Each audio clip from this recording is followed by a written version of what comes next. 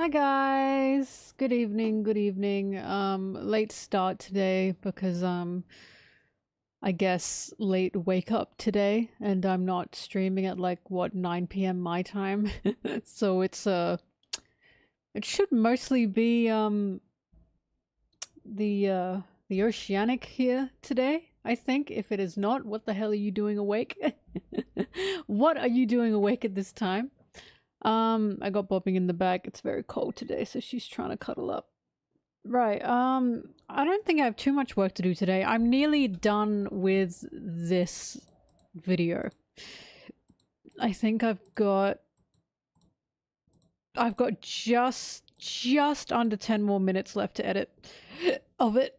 I might be able to get that done today. It depends because I got to get up early tomorrow, so we'll see where I end up. The good news is the second this video is done and the second it's rendered, I can upload it. I don't have to wait for any sponsors to approve me because I've already gotten a sponsor approval. So now I'm just working to upload. So here we go. US East Coast Post Bar. What time is it? 10 p.m. Okay. Okay. I guess I don't know how time zones work. Anyway, I'll put on music and I'll work. I'll put on music and I'll work, and you guys can work with me. Also, are finals done for you guys? When you say finals, do you mean like university? Or college? Whatever Americans call it. 2 a.m. in the US East Coast. Go to bed! Go to bed! It is Friday. Thursday night for you guys. For you. Are you nearly done, guy with three eyes? Editing. Like, have you finished your finals?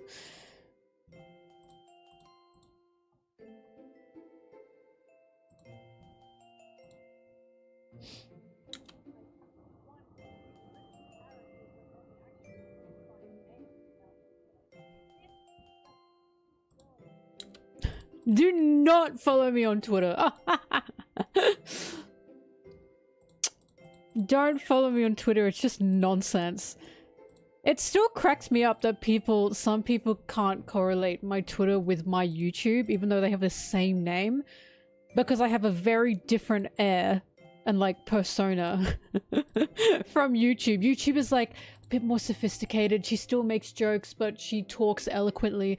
Twitter is, wow, Sanji sure serving pussy. Like, there's such a difference between the two.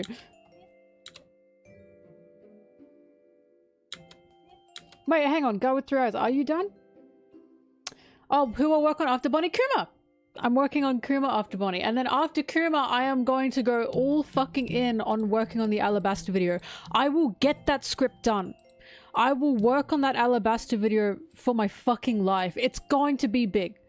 It's going to be big, and that's why I'm scared of working on it, because I'm still on Drum Island in that script, and it's like, fuck, how many pages? It's like 30 pages. I'm scared. It's more than that, actually. Fuck, I think it's on 40 pages. It's gonna be probably over 2 hours. I can sense it. It's it's gonna be a really big fat one.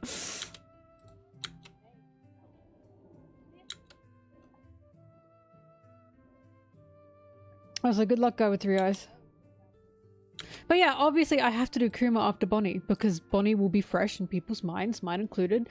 And then I have to talk about her dad and what his story means, because Kuma's story is so heartbreaking and yet so heartwarming at the same time. Probably one of the most bittersweet stories ever created, in my opinion, within One Piece. I'm doing ARC videos like full on, right? So this is going to be a project that's going to last a long time for me. A long time for me. There's a lot of One Piece arcs.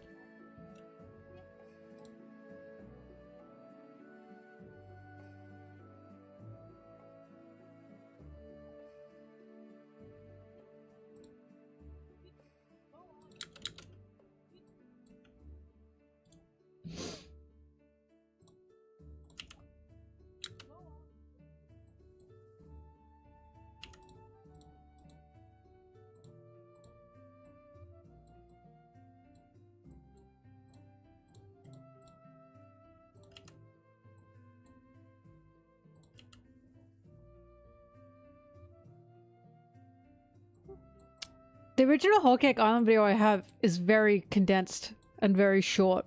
I even say in that Whole Cake Island video, I'm skipping a lot because I want to get to like one of the themes of Whole Cake Island, which is of course like blood family. But there's more than just that to Whole Cake Island. I couldn't really get into katakuri, I couldn't really get into pudding, I couldn't really get into like brulee, I couldn't really get into Sanji and his family to a like that big of an extent. These arc videos aren't just going into like the arc itself. I'm also talking about what each character faces per arc, right? That's why they're so long, because it's not just, oh, let's talk about the arc and themes. It's also, and how is this character within the arc? How do they grow within the arc? What do they do within the arc? What does this arc mean to them, and how do they connect to the arc thematically? And just for character purposes. Like, it's a lot more than just a quick talk about an arc overview. Do you know what I mean?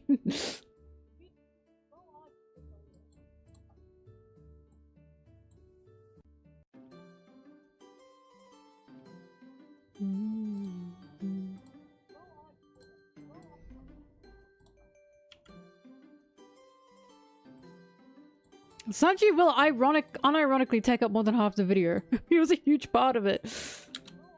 Like, Vivi is going to take up a huge part of the Alabasta video.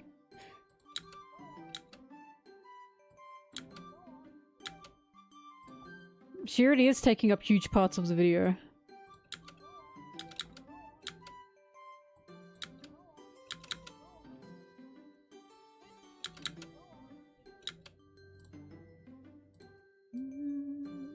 And then I also have to talk about Smoker and Toshigi and the role they play in it.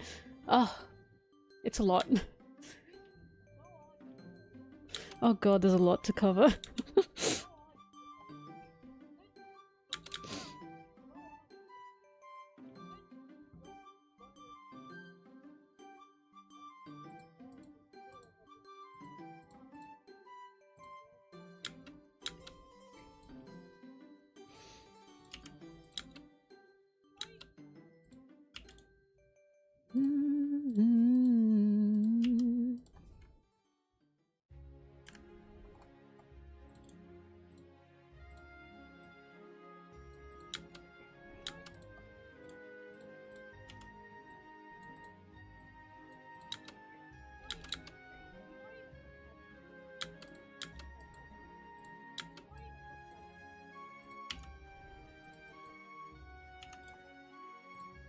Get out.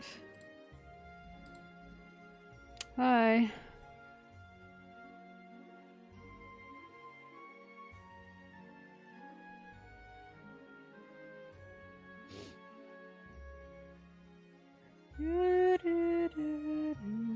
But yeah, the reason I wanted to make the arc videos is because I love every arc to such an extent, right? And I feel to make an arc video not only going over the arc, but going over the themes that Oda covers through the arc, how he writes these themes, how he has the character embody these themes, and just how magnificently he ties everyone and everything together is something people need. Like, I think a full-on deep dive per arc that isn't just here's the biggest parts of the arc and here's what I think of the arc is, I think we need more than that, you know what I mean? But full video essays per One Piece arc actually discussing writing thematics and writing in general per arc, I just think is important, which is why I'm doing my best to do that, but fuck, it's so much.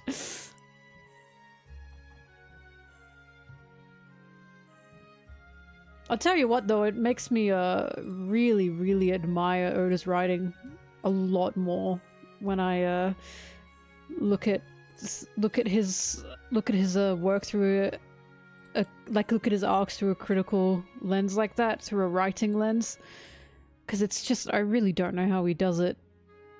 You can tell that when he starts an arc, or when he's like writing an arc, he has his themes ready, and he knows what he's gonna do, but then at the same time he also has to keep the cause of One Piece, and those cores are liberty, dreams, and fuck, what's the last one? Me when I'm stupid. It's freedom, dreams, and will. Those are the 3 cores of One Piece, and they always will be. Also, love's the secret 4th one, but don't tell anyone that. So he has to create an arc that encompasses one theme, and then he also has to keep the cores of One Piece intact, and that's why each arc will always feel like One Piece. Always, because he knows what One Piece is.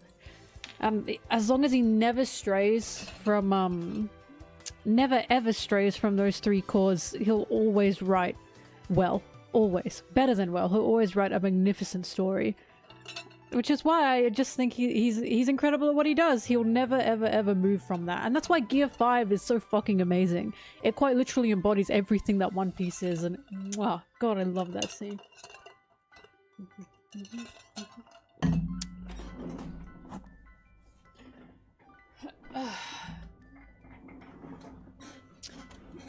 Mugi did not show up. Mr. Goofy did not show up, and the Drorks, both of them did not show up.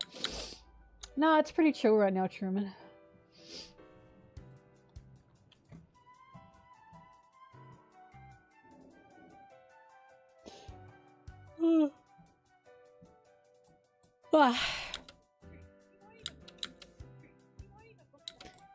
Maybe in the future I should do a video comparing Lupin the Third to One Piece. Because I haven't read all of Lupin the Third, but it's just so One Piece. It's such an inspiration, and I feel like I want more people to know that. Actually, that's a good idea in my mind. Hang on, I'm gonna write that down.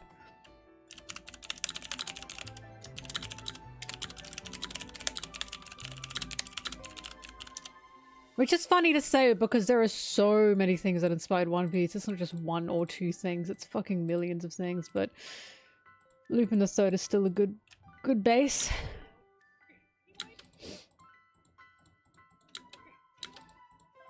Also, one of the reasons I know Oda is very good at what he does is because he reads shoujo. Shoujo manga. He reads and enjoys shoujo manga. That's my fucking One Piece author.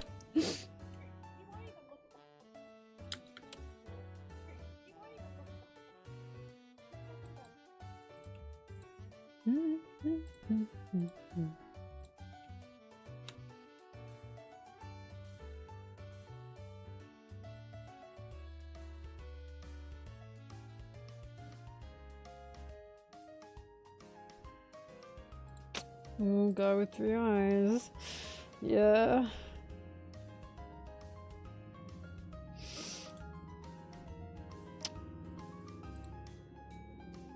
I don't know, but all I know is Oda's doing a very good job at creating a monster with Imu.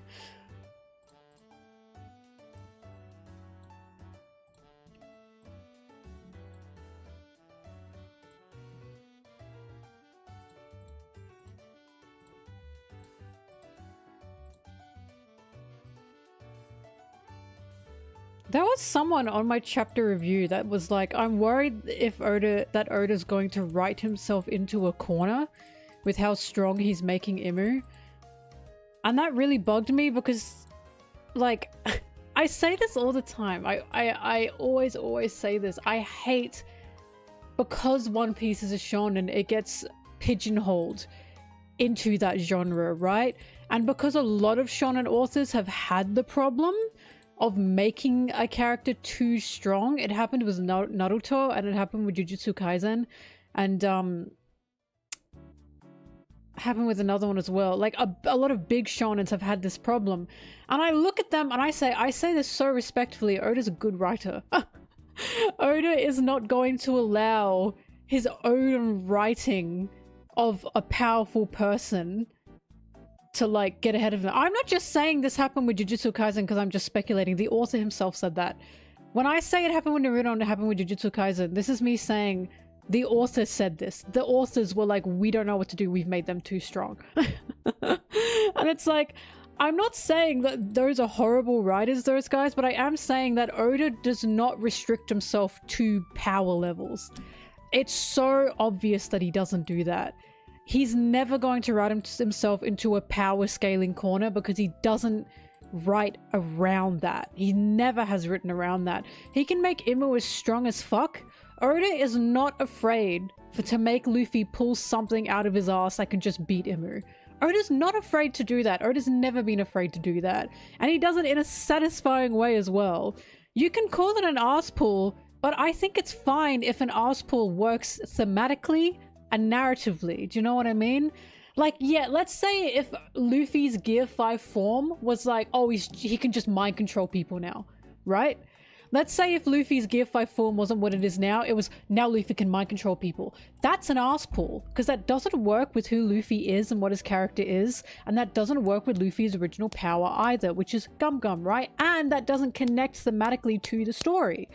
But because Gear 5 is what it is, and it's super silly, stupid, supercalifragilisticexpialidocious power that just makes him boing boing boing everywhere, turn people into rubber, and the whole thing is laughter, music, liberation, you can call it an ass pull all you want, but it makes sense narratively and thematically to Luffy's character. Oda will never ever ever ever write himself into a power corner because he's not writing One Piece like that. And so when people say stuff like, oh my god, what if he's like, what if he's making Imu too strong? I don't think Oda thinks like that.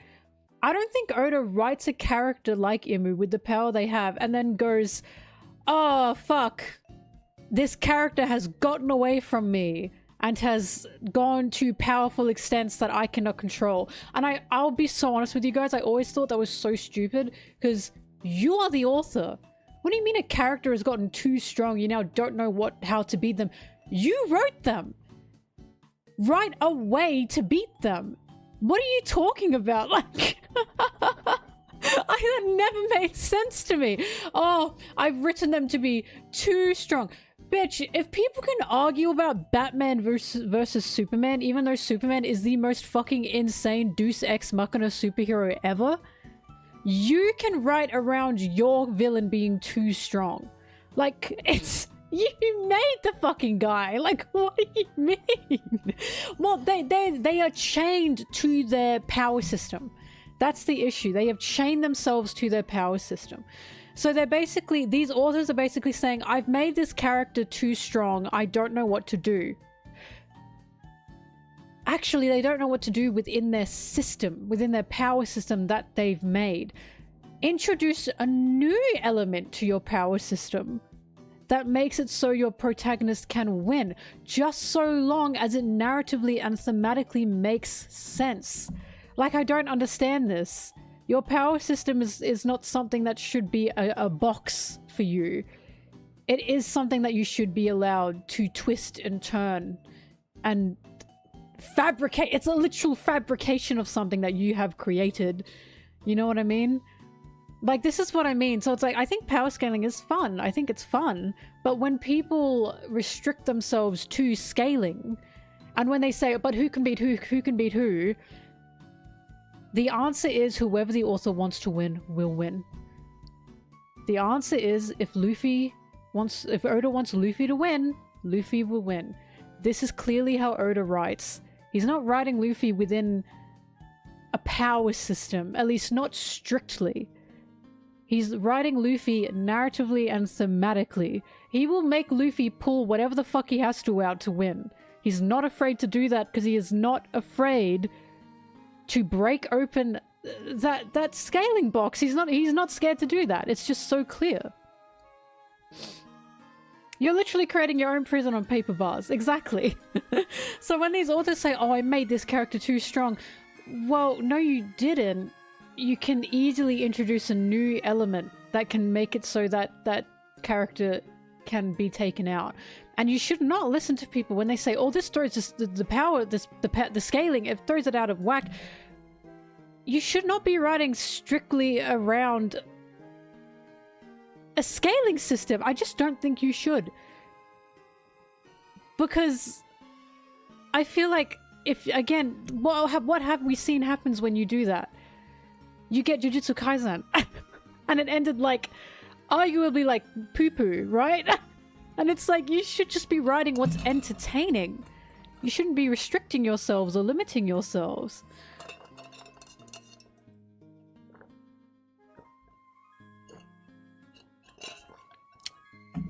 Well, here's the funniest thing. Oda made Kaido the most powerful fucking, like, person in existence. Like, like, in One Piece's narrative, it's like, Kaido is the man who is just so powerful and insanely powerful. And here's another reason why I know Oda's never going to write himself into a box. Because when Luffy beat Kaido, I was thinking, is this it?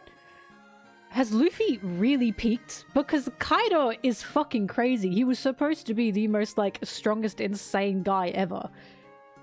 Which is awesome because Big Mom is equals with him, by the way. But, Luffy beat Kaido and I was like, what's after this? I was genuinely like, what's after this if Kaido is supposed to be, like, just the biggest beast to ever beast? Oh! The Celestial Elders have appeared. He's never going to write himself into a system, a power system box. It's never going to happen. It's just not going to happen. The fact that he made Kaido get destroyed by Luffy and Luffy still has opponents to fight, he's never going to write himself into a box in that way. It's not going to happen. I think, if anything, that's the thing I'm least ever worried about with One Piece, because I know Oda doesn't give a fuck about that. I know he doesn't care. I know he's not making a character thinking, oh god, I made them too strong. I just don't think he cares. Crocodile theory. Does YouTube use he, him pronouns for me? It's because I speak so confidently like a man. That's awesome.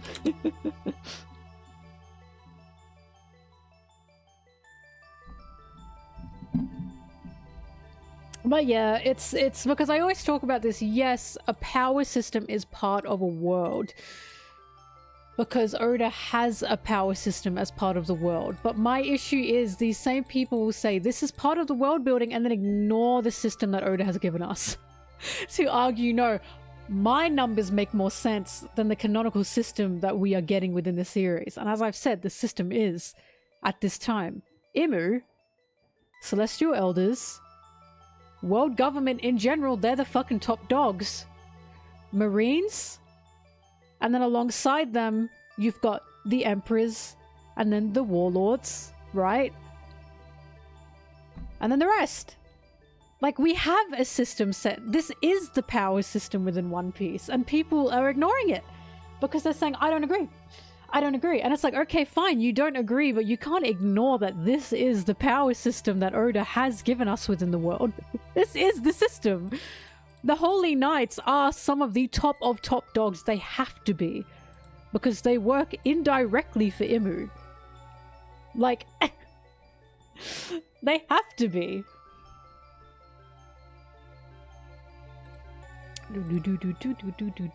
Like, Imu's the top dog. At this point in time, Imu is the top dog, because that has to be the case. It has to be the case.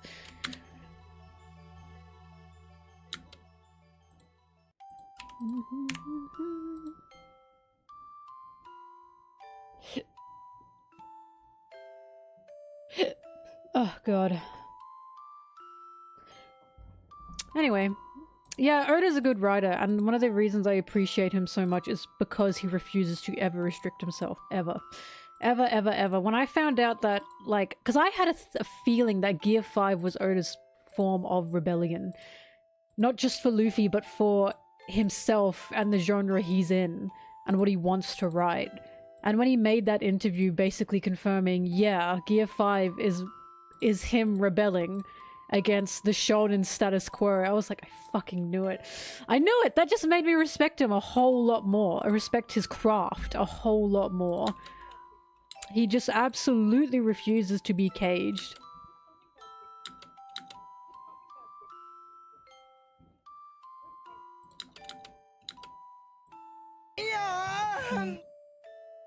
Marissa! Take my sub, you beautiful big brain pink lady. Thank you! If Sanji just hit women, then maybe he'd be as strong as Zoro. Sanji, use your hands. Who gives a hell? Who gives a flying hell about your morals?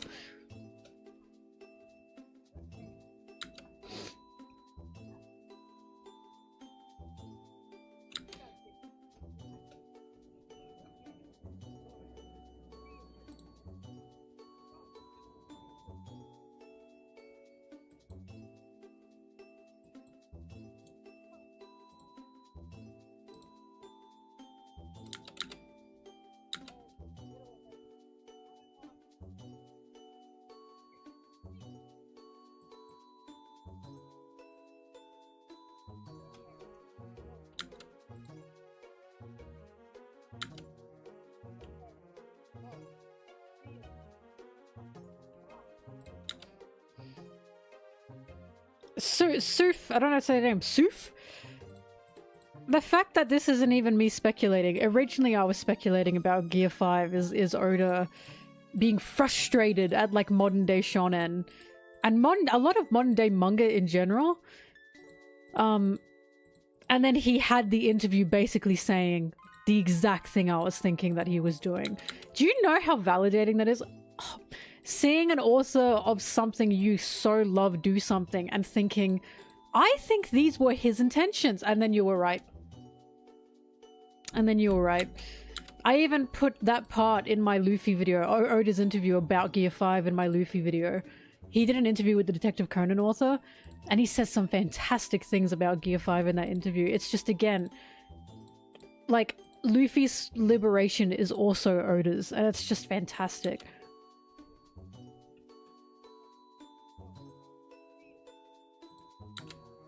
Nah, we're never gonna get an edgy Gear death form. Oda said he refuses.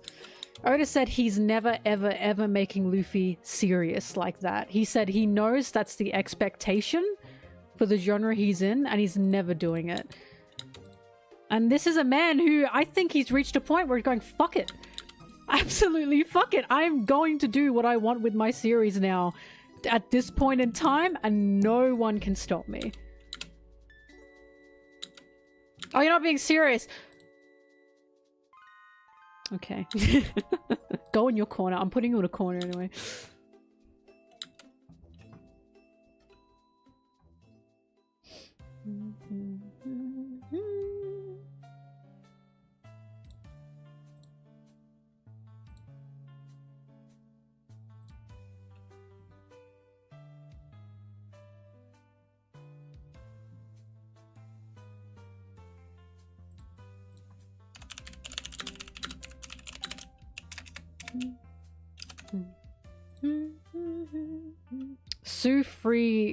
Soufriere?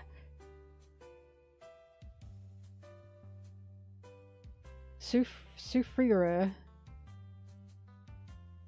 I did my best, I'm sorry.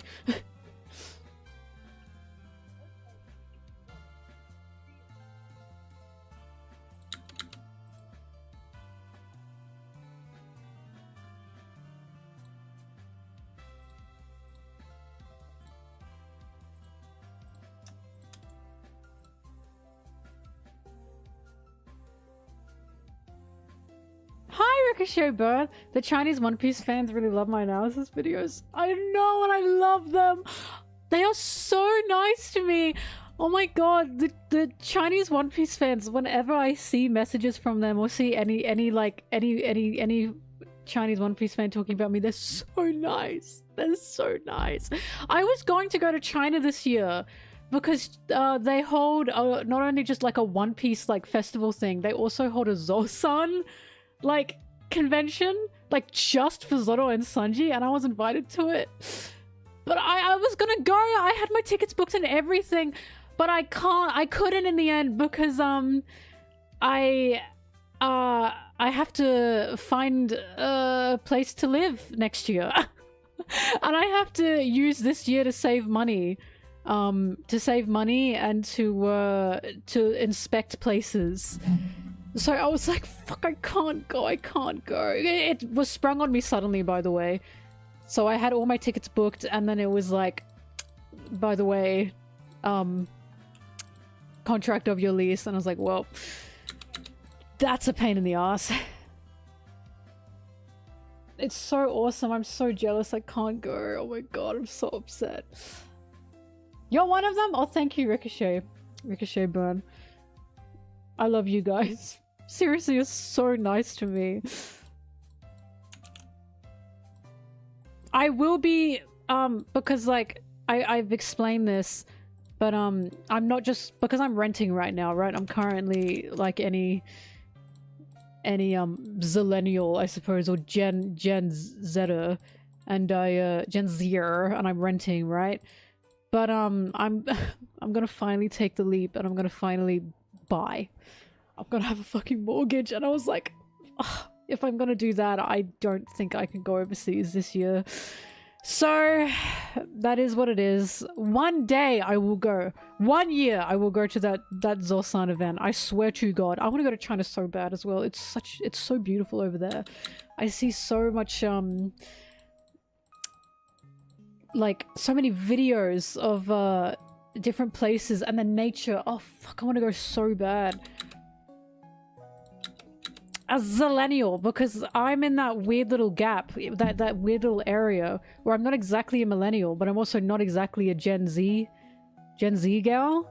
I believe it's, I think 95 kids to 2001 kids are like a super niche in between, because we grew up on millennial content and yet we also integrated into Gen Z content. So it's like a super bizarre little niche of generations of like babies.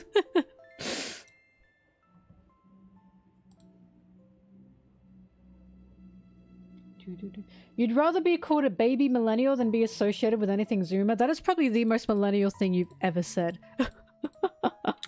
That is the most millennial thing you've ever said. Zoomers hate millennials and millennials hate Zoomers, and I'm like, why is there this hate of generations going on? But yeah, it's gonna be ugh.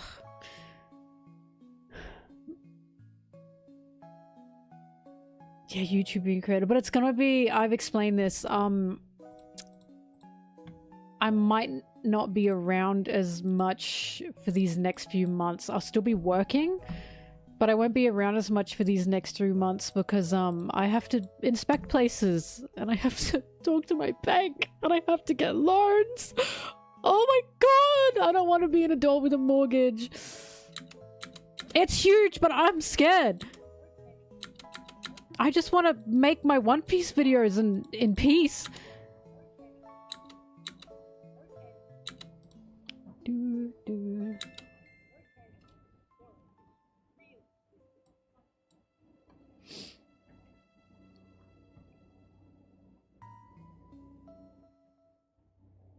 Doop derp. Oh. Oh, thank you for the sub. Oh my god, you moved over to Twitch. Hi, Ricochet. Doop derp. Either will trans anyone who is trans. Either will transgender anyone who's trans. We saw that. Either can just smell when someone is trans. And they will trans their gender. It doesn't matter. It doesn't matter the personal connection if Ivor even has one to someone. They will just trans someone's gender.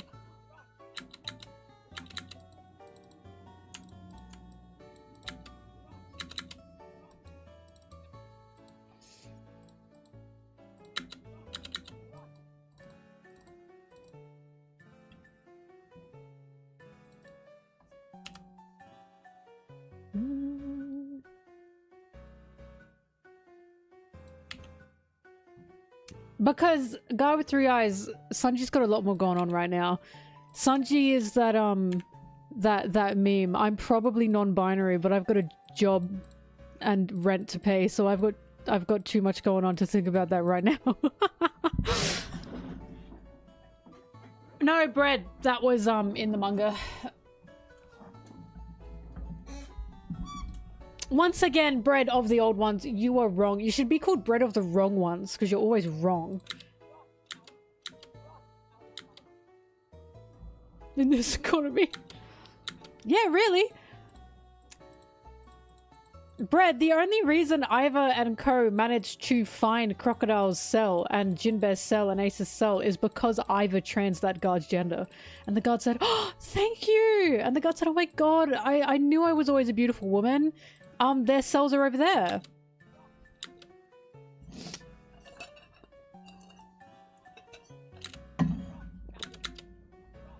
Sanji rot. This is a really good image. I made it.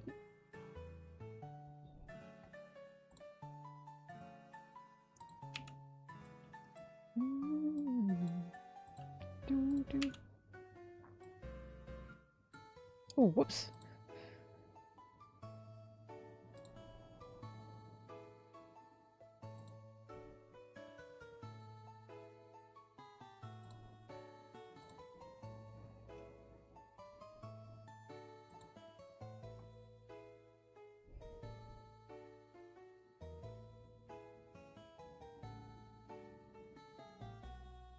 Do I meal prep? No.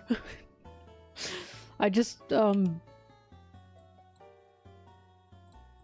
don't live a very healthy lifestyle. I exercise every day, but I'm the person who buys groceries and then every night when I get hungry, I just open the pantry and go, is there something in here for me to eat?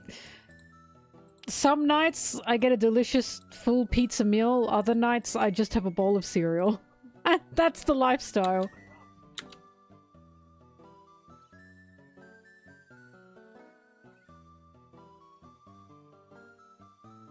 I haven't seen Dawn and Dusk's videos, no. Maybe I should give them a look.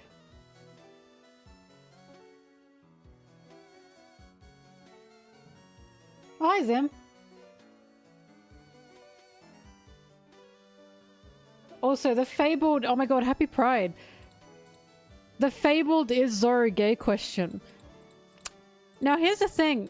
You know how people do this thing? How do I say this? You know how, like, a lot of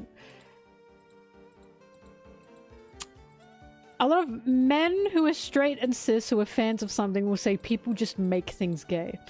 Now, a lot of the time, me and my fellow queer groups do not just make characters gay. It's because we can see something. And when it comes to Zoro, it's simply because he's never ever shown interest in a woman ever. Ever. Ever. It's never happened. And even if people try to say it has happened and they give you like an example, the example is not him being interested in a woman at all. It's usually just him interacting with a woman. And I feel it's a little bit concerning that people can't differentiate someone or a character being written to be interested in someone and a character being written to just interact with someone, right? Like, Zoro and Tashigi, for example, some people say, no, well, or Tashigi. Zoro is not interested in Tashigi in any kind of romantic way, and it's very clear. It's very clear. Tashigi, in fact, scares him. Tashigi not only scares him, but freaks him out. And, Tashigi fucking hates Zoro's guts, right? But the reason he gets given the gay label is because when he fights with men, or when he talks to men, he seems very wanting of male attention, and he seems very odd when he fights with men. He says shit like, my sword is moaning for your blood, and then he like smirks and like licks his sword. This is why he gets this label. This is exactly why he gets this label. And then it was really hammered in for a lot of people when Hiyori was helping him, being nice to him, healing his wounds, bandaging him up, and he paid no fucking attention to her. Just none. And I always say this, I love you, Zoro, but you were kind of a dick to Hiyori. For like no reason. He didn't even thank her. And this is what, like, it wasn't just me. The amount of, even like dude bro Zoro guys who read Wano and saw that scene where he wakes up, ignores Hiyori, doesn't even thank her, and shoots off to fight Sanji, even made them go, huh? Even made them go, what? Because I agree that Zoro doesn't exactly have the most interest in a lot of people, but it feels different between Luffy and Zoro, right? Because Luffy also doesn't have romantic attraction in people, to the point that like Oda's even said that. The reason it feels different for Zoro is because when he's talking to guys when he fights, he sounds like he wants to fuck him. He sounds like he wants to give some nasty backshots when he talks to guys when he fights. That's the difference. When Luffy's fighting with a guy, he doesn't go, oh, it's gonna feel so good to punch you, you big strong man. Luffy doesn't fucking talk like that. When Zoro fights a man, he goes, oh, you're so big. You're gonna feel so good to cut. What the fuck are you talking about? Like, there's a huge difference between the way those two function and talk when they are fighting someone of the same gender. Because for Zoro, it's very apparent that for some reason he's got some weird energy. He's got some absolute weird energy when he's fighting with men.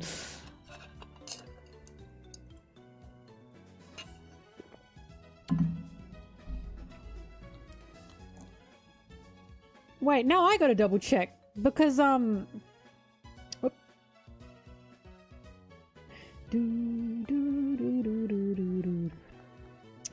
Are you gonna redeem yourself, Bread of the Wrong Ones, or are you on the wrong page? Let's find out.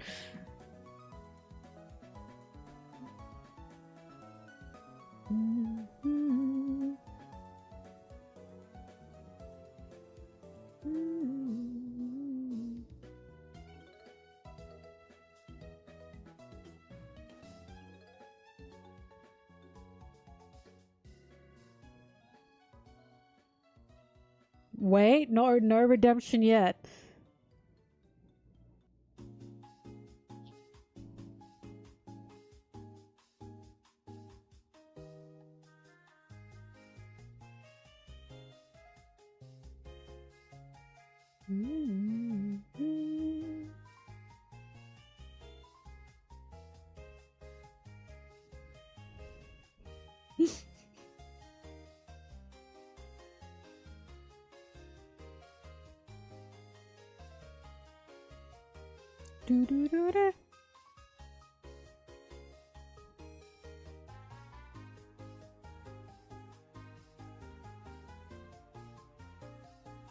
Because maybe I was wrong and it was in the wrong spot.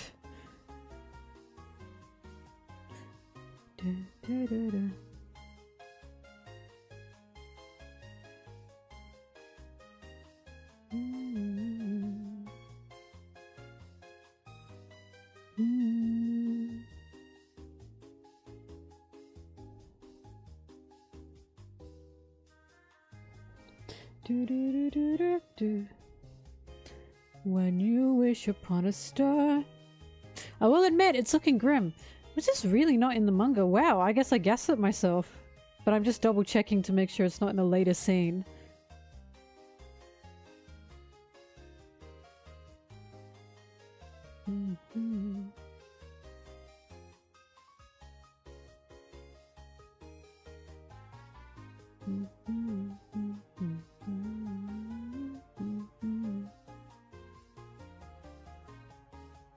That would be a rare Toa win, because that's such a bizarre thing to add.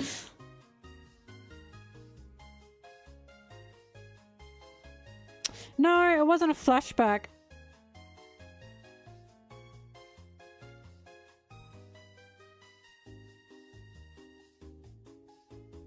Nah, I didn't get the Switch 2. I'm just making sure that it wasn't later on. Either way, what we were talking about with Ivankov was, I don't think it matters. I think if Iva senses someone is trans and wants to trans their gender, they'll do it. I don't think Iva cares about the personal relationship they have with someone.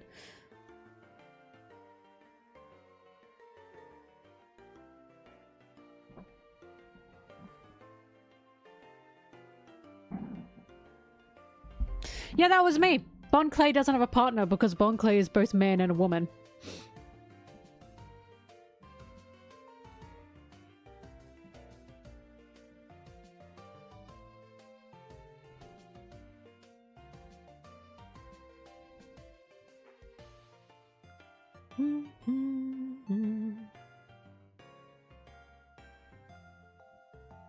Poly doesn't make sense. Poly's not a gender identity. Poly is a sexual identity, I believe.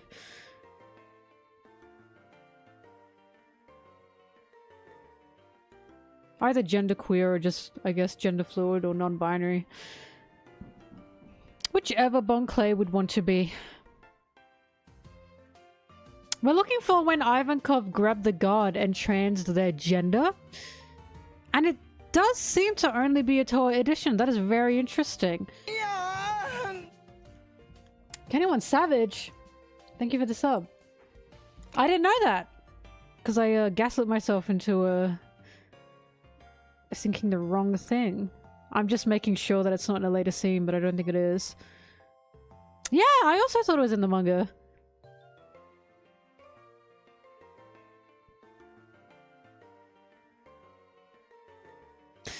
Either way, Iva still says, like, there's still fucking plenty that is prideful.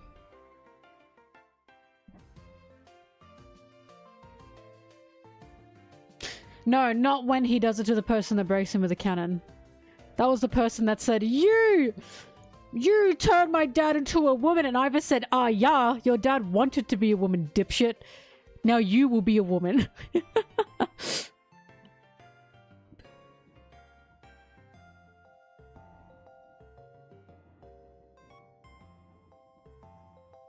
Yep, there is in fact no god transing of gender. I wonder why Toei added that scene then. Oh well, Toei's Toei. Alright, bread of the old ones. For once, you are right. You get one correct thing. Even a broken clock is right twice a day.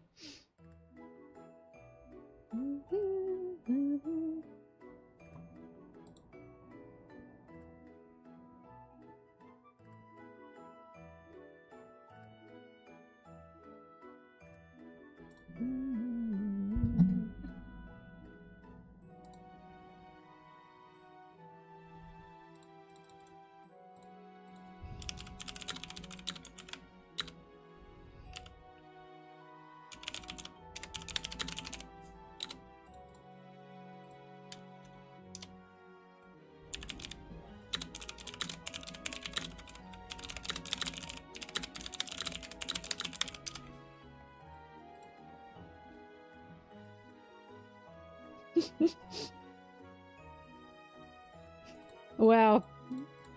Speech, speech, speech.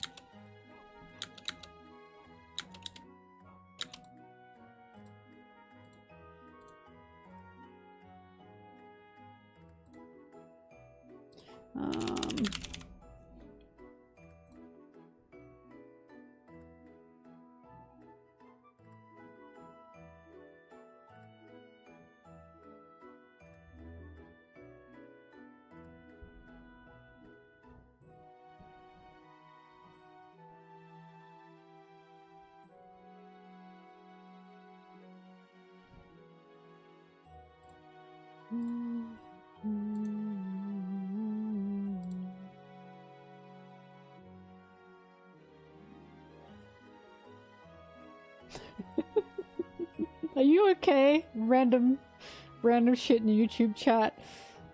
Are you just thinking about your life? Whoop.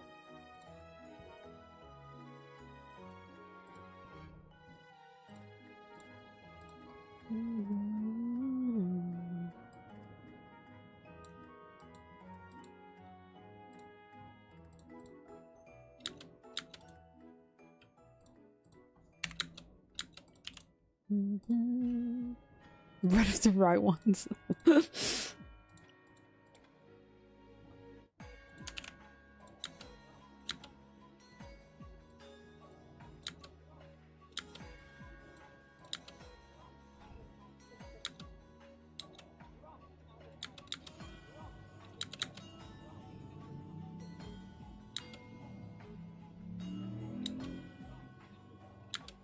I'm like Cynthia for real. People hate me for my whale theory because it makes sense, I'm telling you. People hate me for my whale theory because I was the one that said, okay, the whales may have scars on them, but why do only some whales have scars and some don't? Why are only some whales ramming against the red line while others just aren't? Like, make it make sense. Because it makes more sense that they are traveling through that specific current that the pirates also take to go through Fishman Island. And they have to fight fucking sea beasts and sea leviathans. And they're gonna get scratched up. People hate that take because it makes sense. It makes sense, damn it. They can't disprove it. The only way they can disprove it is by saying whales can't dive that deep. Yeah, real ones. Real life whales. Real life whales are also not fucking ramming huge stone walls in the wild, are they?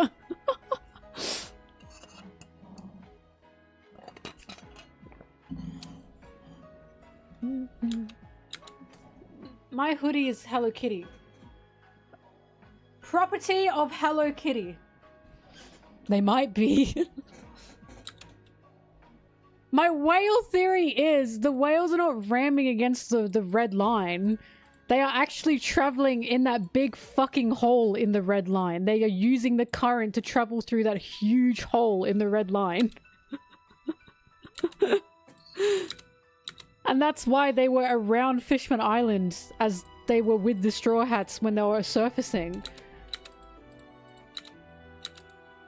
I think the whales are smart enough to go through the hole.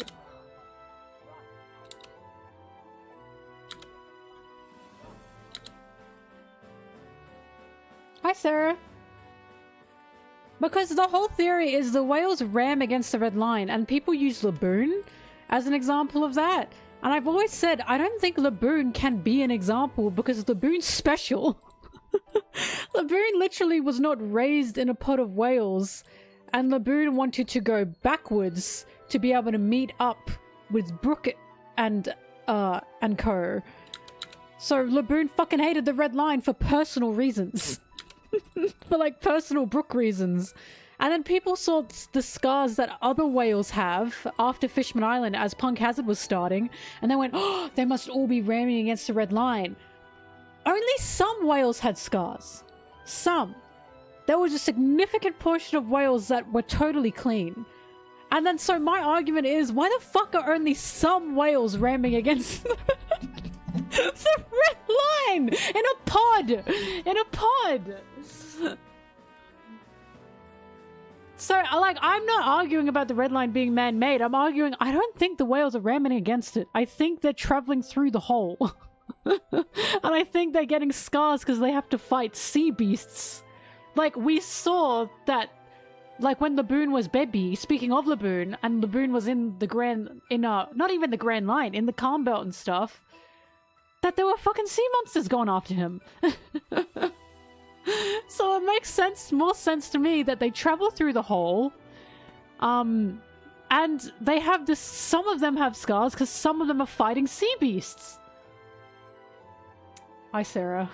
And that made people mad! That made people mad! They said I hate whales. I think the whales are just smarter than people think they are. I simply think the whales are smart enough to travel through a hole in the red line. I'm a whale supporter. I am a supporter of whale intelligence.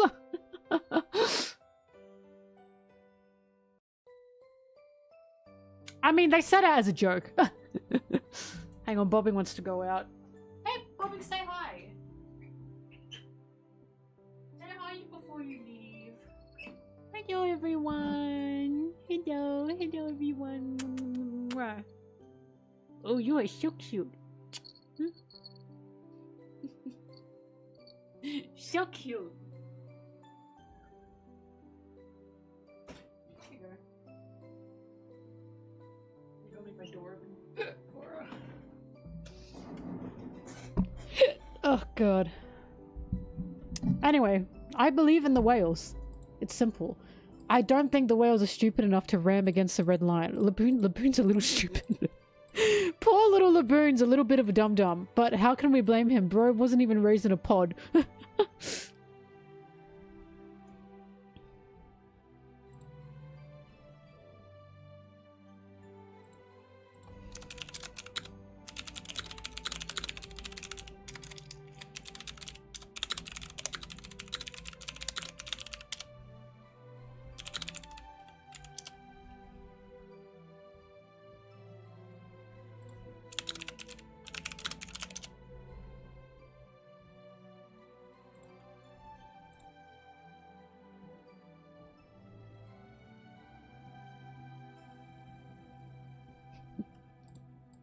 I just remember when I asked Arthur, right, Arthur, Library of O'Hara, I asked him, why wouldn't the whales just travel through the hole? And Arthur said, for moral reasons. And I went, well, I can't argue with that.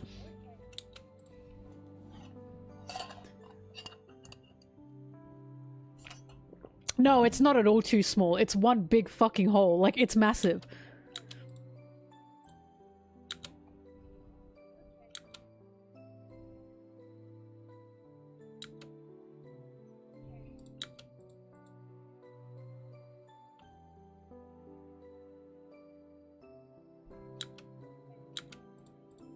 It was bigger than, that big squid that Luffy liked. And that squid was massive. It was bigger than whales, that's for sure. Big hole theory.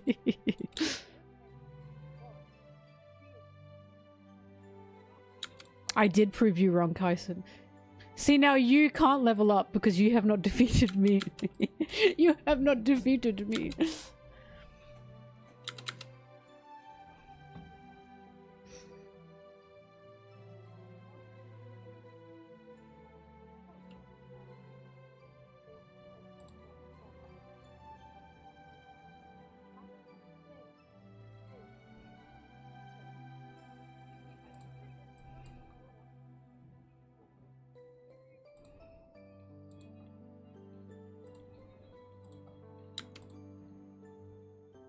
What? Let whales go through the hole. Let the whales go through the hole. The whales deserve to go through the hole. Whale hole travel rights is what I'm standing for. I'm literally in favor of whale travel.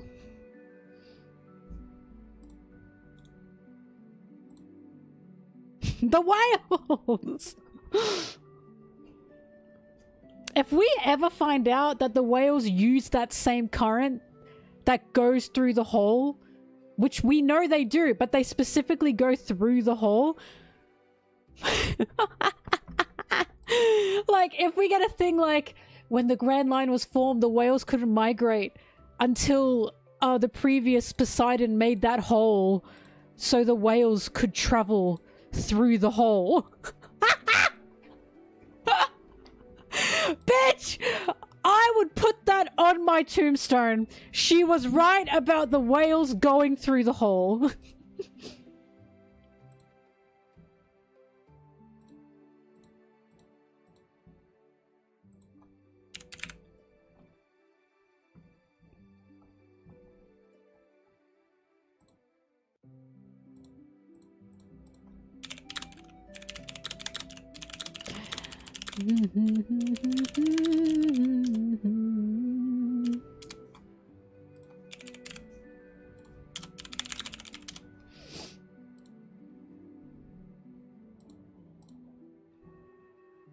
Oh yeah, I'm putting Gaban. She was right about Gaban on my tombstone. Fuck, that felt good. That felt so good. I was on such a high for like weeks. Weeks! Me? Here are all my reasons for why I think this is probably Gaban. Some people, it's Shiki! It's Shiki! Obviously! Look, those are the Strong World monsters! It's Shiki! Shut up! It was Gaban. Shut up, Ricochet!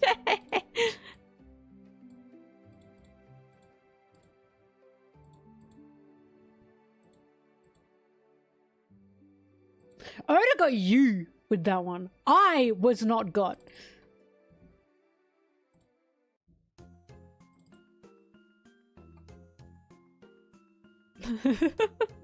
Sarah, you don't tune in much. This is like a very normal stream.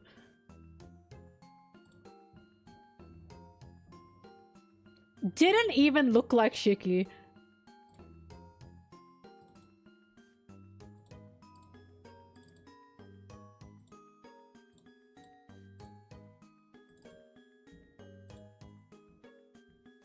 Exactly, Ricochet. It never made sense for it to be Shiki.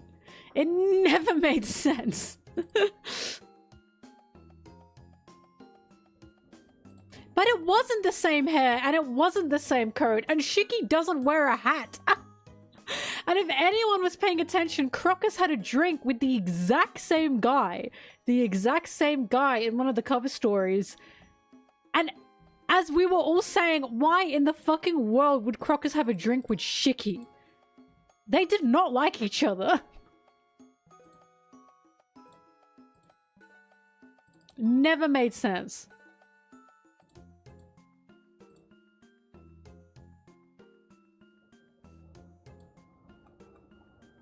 Shiki has a wheel on his head!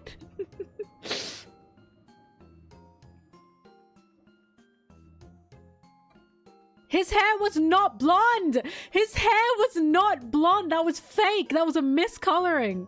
Do you see what I mean? That was Gaban, guys! His hair wasn't blonde, it was always white. That was always Gaban.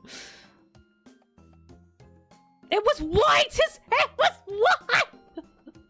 That was Gaban! On that cover art of Crocus having a drink with that guy, that was Gaban. That was Gaban, I swear to God. How am I still arguing this when I'm right? Like, it's Gaban, how is this an argument?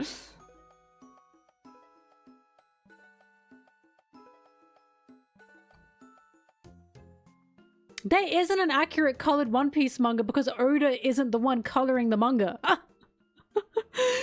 It's like saying, where can I find an accurate anime of One Piece? There isn't one. There just isn't one.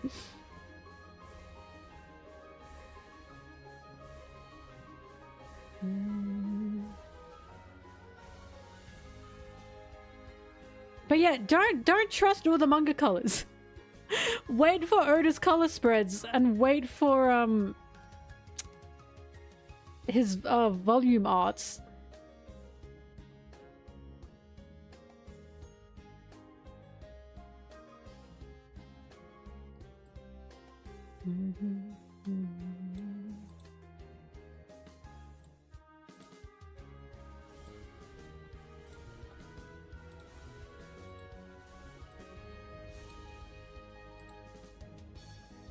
But also, no, it didn't look like Shiki's hair. Because Shiki's hair is so much longer. Shiki's hair goes down to his frickin' ankles. Gaban's hair does not go that far. It never looked like Shiki, and I stand by this. People gaslit themselves into believing it was Shiki because the strong world monsters. What? It's not Shiki. It never was. I love the color walk books.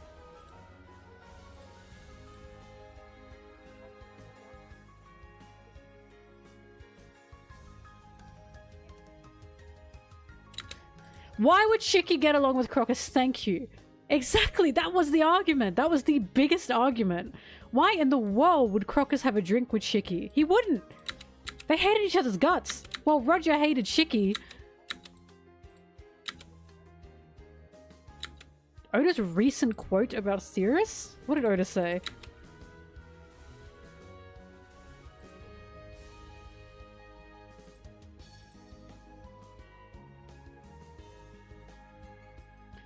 He hates them?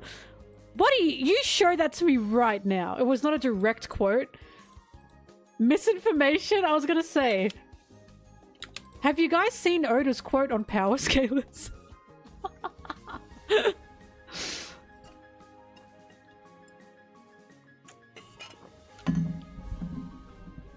Tell me why. My whale theory. He said, I hate the whale hole theory, specifically.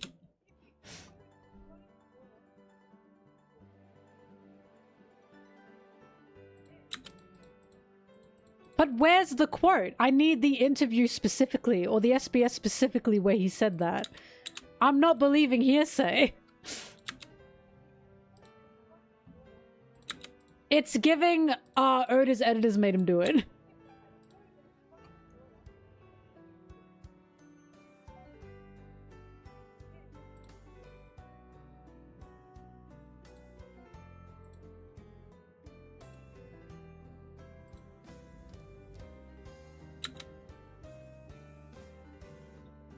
It came from a friend.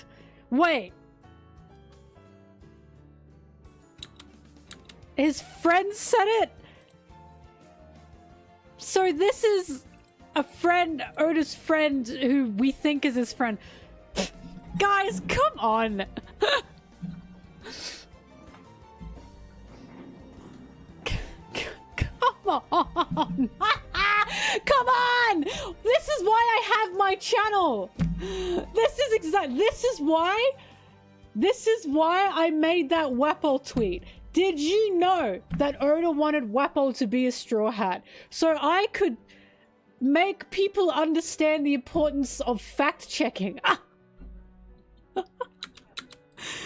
So I could make people understand this is why you need to find the direct quotes from the authors themselves.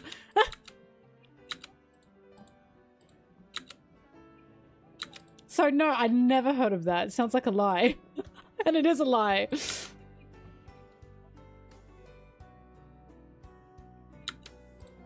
That is so funny. Oh my god. Guys, Wapol was supposed to be a Straw Hat.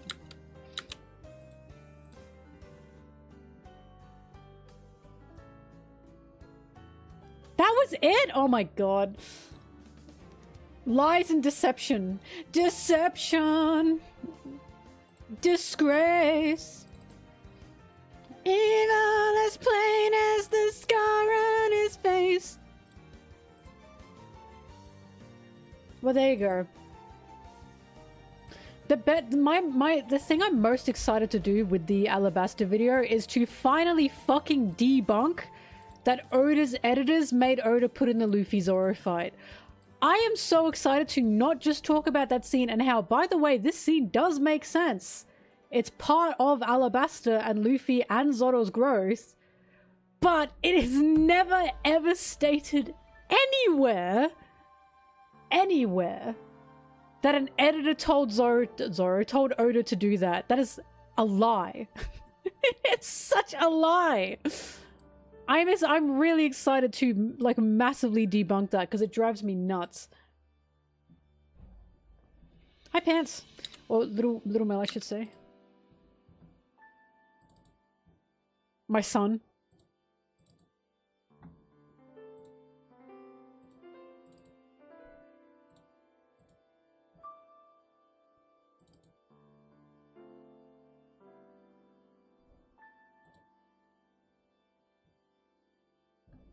Yes. Yes, we know it hasn't been retconned. Specific that you did you like just check or something? Was that information that you're always thinking about? Is that why?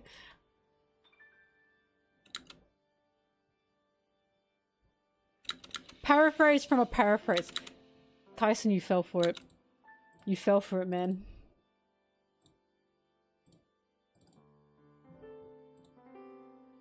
I should make a video about like 10 facts that Oda has stated about One Piece. 5 of them will be true, 5 of them will be false. Just to once again see which ones spread and who does their fact checking.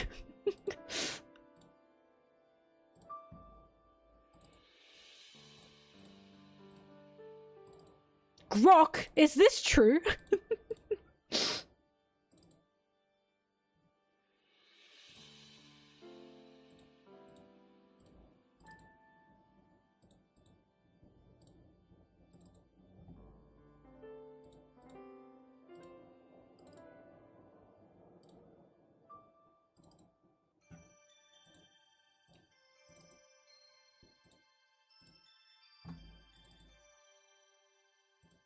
I don't think I can ever come up with anything as good as Wapol was meant to be a Straw Hat. I really don't think I can ever come up with anything as good as that.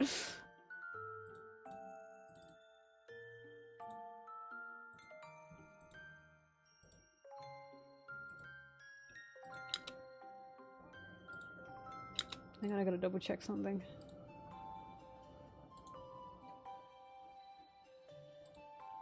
Hi.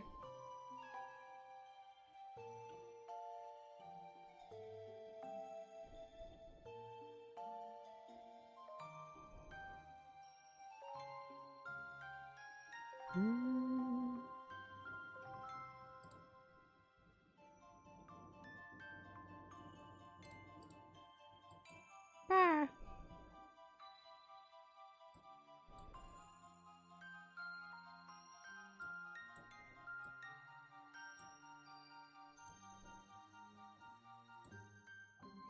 Look, the video will explain specifically why it happened. You're just gonna have to wait. It's gonna be a while though, but you're gonna have to wait. Because yes, it does make sense. And yes, it is within the themes of throughout the entirety of Alabasta. It's right there, in fact. And I'm excited to talk about it. But we gotta get to it first.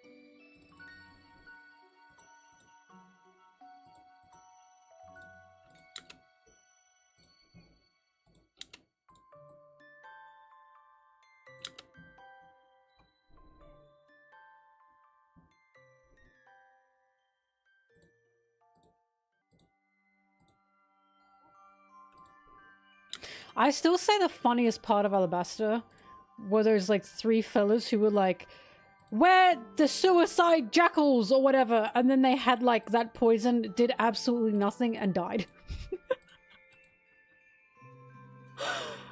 There are some things that Oda includes in his story. This is what I mean, where it's like, not every arc is perfect. That's one of them. I think those 3 were a lot worse than Pell surviving, personally. Because it was like, what the fuck was that? Like, yeah, hang on, wait, where is it?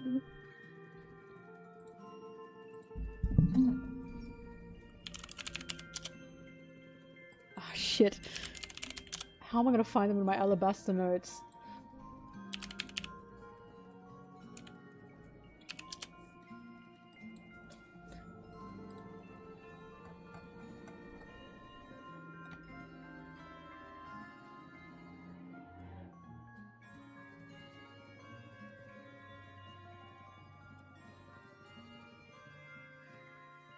What the fuck is it? It's in my notes because I remember laughing so much.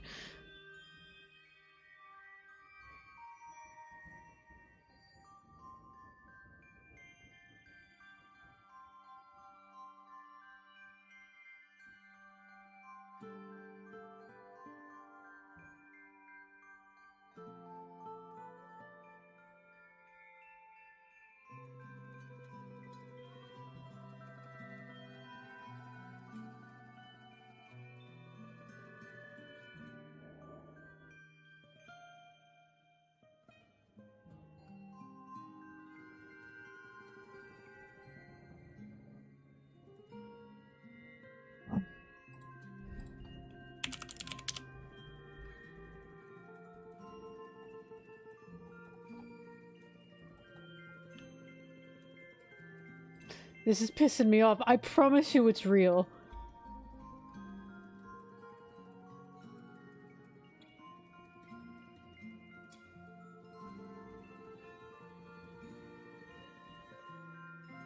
Because I don't remember what they were called. Like, I can't even remember what they were called.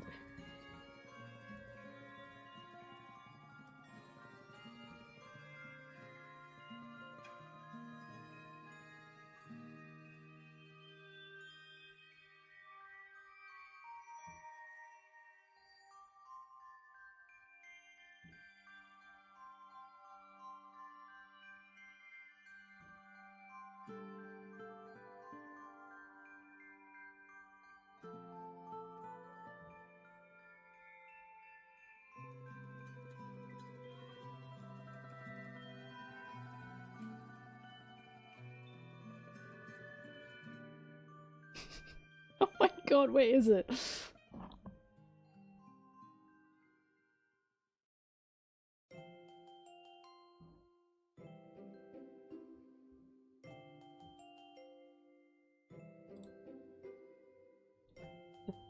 It's chapter 19:6. I gotta double check it is in my notes, but it definitely is. The kicking claw force! In my notes, I wrote the kicking claw force show up and die lol question mark. Like, that was a very bizarre addition. Let me show it to you. The kicking claw force.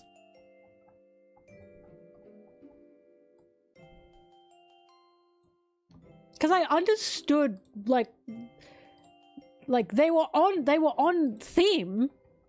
They made sense with the theme, but they were just kind of ridiculous. Like, they showed up, drank a super potion, and died, and it's like, what the fuck? Oh, there were 4 of them.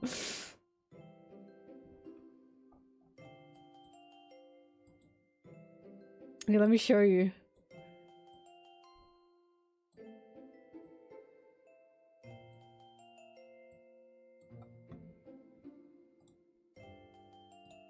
Oops, I closed it by accident, sorry.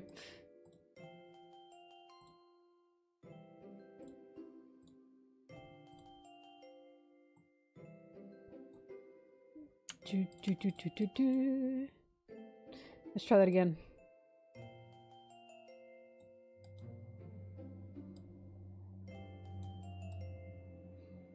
All right. King Cobra, it is our duty to protect you. We have no choice but to draw our swords. If that man is one of the 7 warlords of the sea, we will use any means to defeat him. We 4, the kicking, claw-forced elite royal guards of Alabasta, will deal with him personally. You seem to be quite popular, but I'll let you off. Go home. That's not possible. If you are the mastermind behind this rebellion, then we must destroy you. Those marks! They jump forward, they're like juiced up on this steroid drink. In order to achieve temporary superpowers, those 4 drank a lethal potion. They drank the fatal fuel. They only have a few minutes to live. They can't be saved. I suspected as much. You sacrificed your lives to challenge me. Lord Chaka, please forgive us, blah blah blah. And then they... and then they just die. They just die! And we never hear about them ever again. Like... I understood, because they say some beautiful things. Like... I get... They are in line with the theme. They are. But this was like so ridiculous that it was funny. Like, because it was like, what just happened? It was just, what the fuck just happened? Who the hell was that? It was literally that Wendy meme, the Wendy Williams meme, where she's like, what was that? Like, that's what these guys were. It was just bizarre. I didn't remember them on my first read through, and then when I was reading through Alabasta to take my notes for the ARC video, is when I really noticed them, and I was like, wait, who the hell was that? Thanks for that, bread. Like, it makes a good, like, again, it's part of the theme, it makes sense. But this was not the way to do it. Oda, you were on theme. You had the spirit. You had the spirit. I just don't think you executed that part very well. Yeah, took the drugs, became furries, and died. And this is what I mean. Not every arc is perfect at all. Because, it can't be. Nothing's perfect. Oh, thank you for the sub.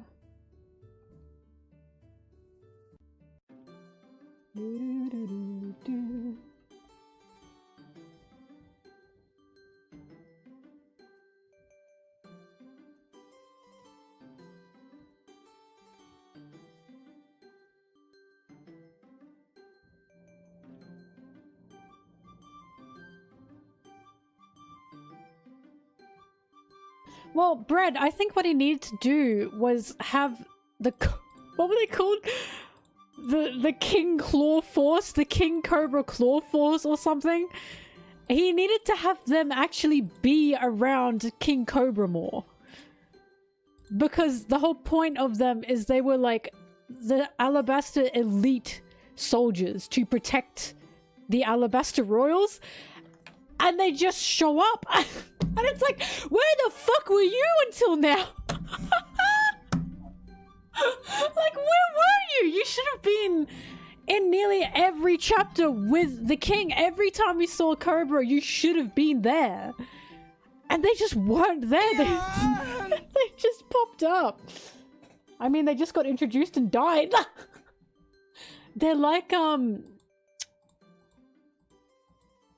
trying to think what creature like lives for like a second and dies. Like they're like a bug of some kind. What do they even do?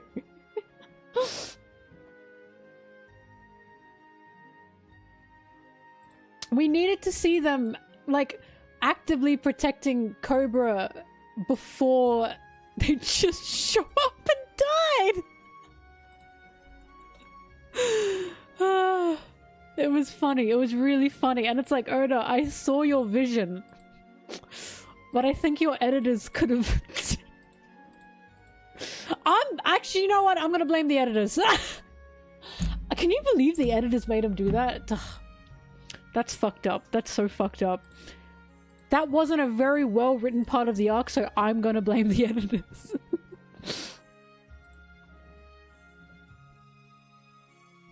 The moths who can't eat, that's exactly what they did. They showed up, they barely served cunt, and they died.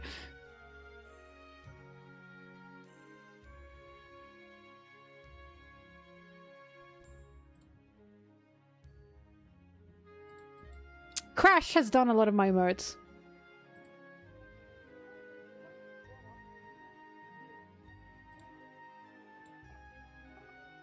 Anyways, I'm really excited to talk about them. Because I think that was one of, like... I think they are a lot more offensive than Pell. I think Pell surviving, like... Yes, it's a bit ridiculous, because that bomb was fucking huge. The bomb just shouldn't have been that big.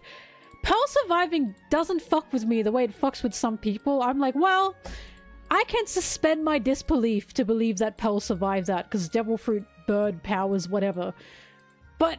those guys, I think, are a lot more offensive than Pell surviving. I think they are a lot more an example of the not best part of writing of Alabasta.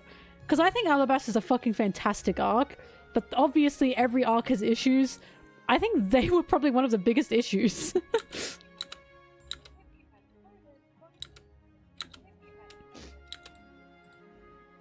I like the implication with Pell that Pell just got blown to fucking whoop whoop, like... like, I like the implication with Pell that his body just woo! And it went flying out of Alabasta's capital. And, somewhere... like, to get picked up by someone to look after him. Like, that bomb sent him off!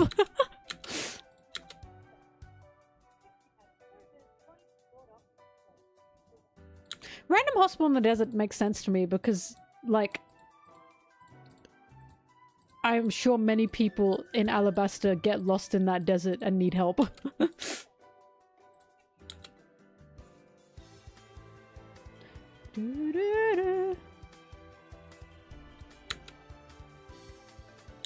But yeah, I personally am not, like, angry at Pell surviving like some people are. I think that's really bizarre that some people are like, he should be dead. And it's like, yeah, the bomb was big, but Pell surviving does not ruin anything for me, and it never did. But those fucking guys... It's just it was so lacking of anything that it was like, death is such a big thing to Oda that why did these guys' deaths feel like fucking nothing? Nothing happened. For them, nothing happened.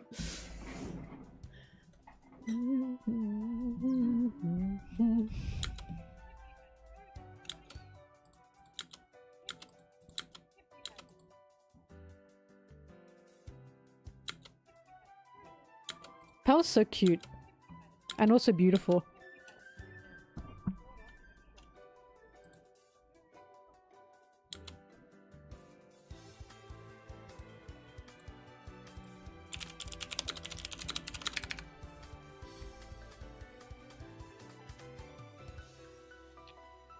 Pel in my heart was as important as a character of Vivi.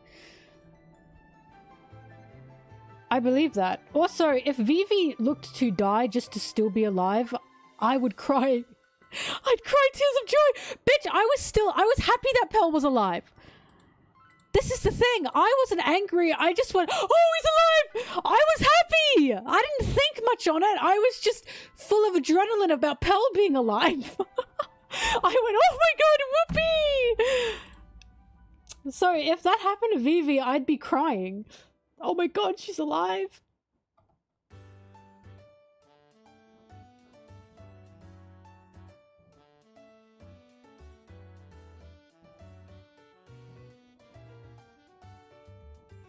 Do, do, do, do, do, do.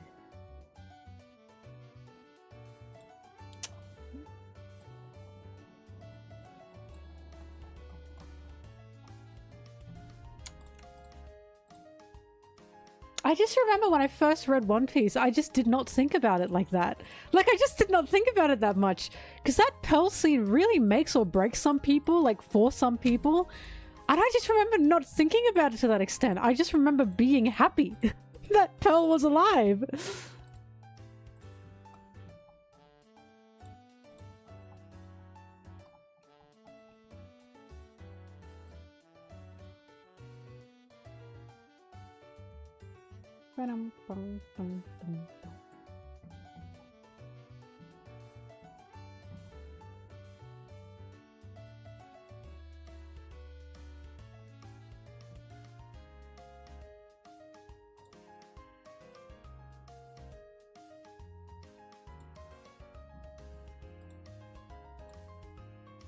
Izzo died. I remember Izzo's death well. That one made me sad. The slow but sure, like, killing of Whitebeard's crew is fucking sad. It's pretty sad, especially worse when poor Marco is the only one that keeps surviving in these situations.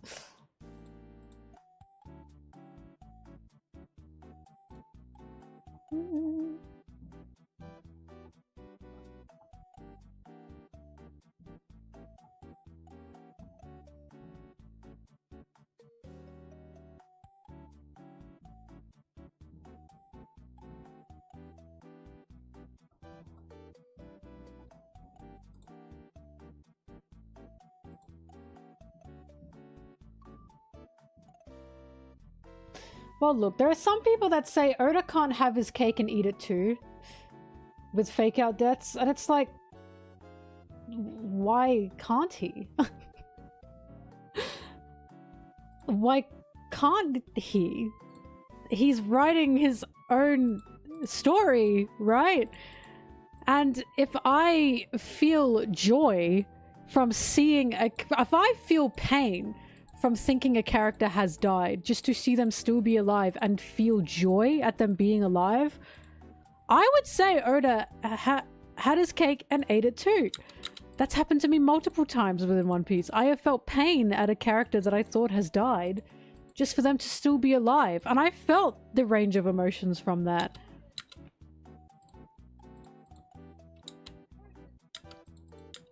Because there's this misconception that, oh, Oda doesn't kill people. He does. He has killed people. There are some people that when someone, like, the character dies, they question, are they really dead? Are they really dead? And when, for me, I don't have that question because Oda does have a healthy mix. He isn't fake out deathing everyone. That's false. That's totally false. You know, I heard bobbing, but you didn't walk in.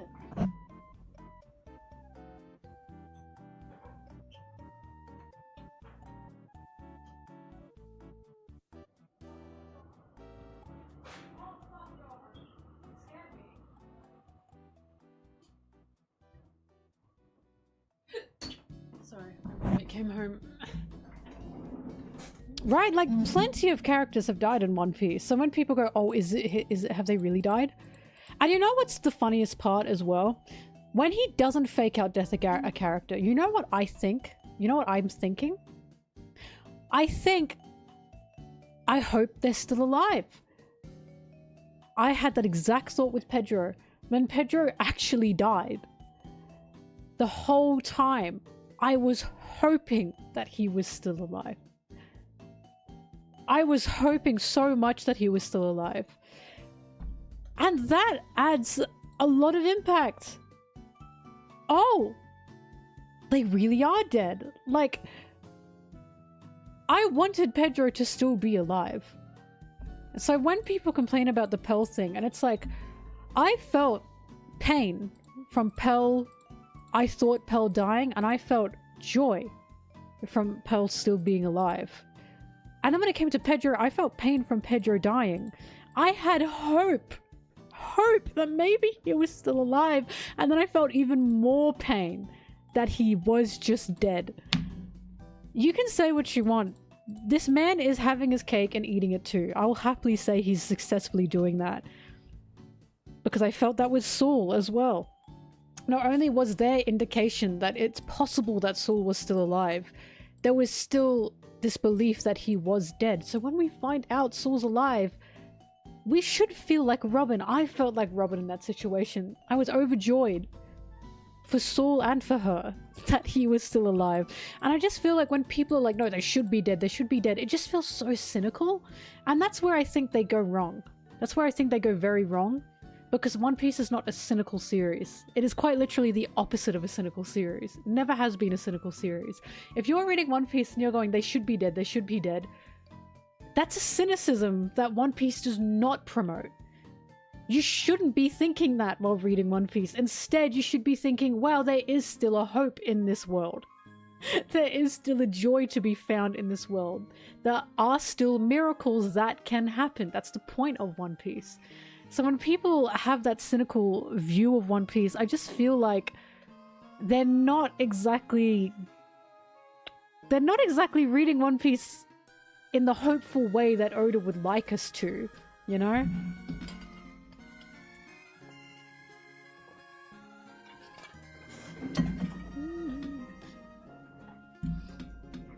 I think there's a real issue with people who are cynical that read One Piece, because it's like, you can be cynical and read something, don't get me wrong, you can be a pessimist and read something, but One Piece is made for us to feel optimistic. Oda wants us to feel optimistic. That was the whole point of the ending for Kuma, when they got Kuma out of Egghead. That was a hope, that was miracle. I was so happy that Kuma got out of there.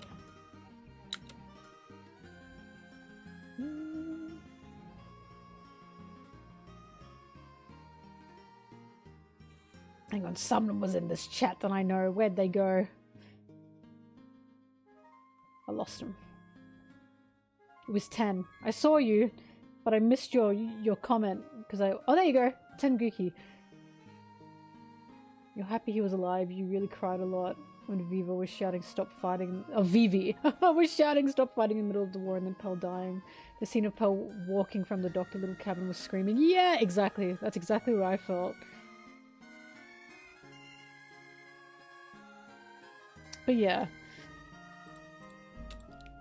So it's like, I don't know, when people are super cynical about when they read One Piece and they want more death, it's like, I feel like you're in the wrong story.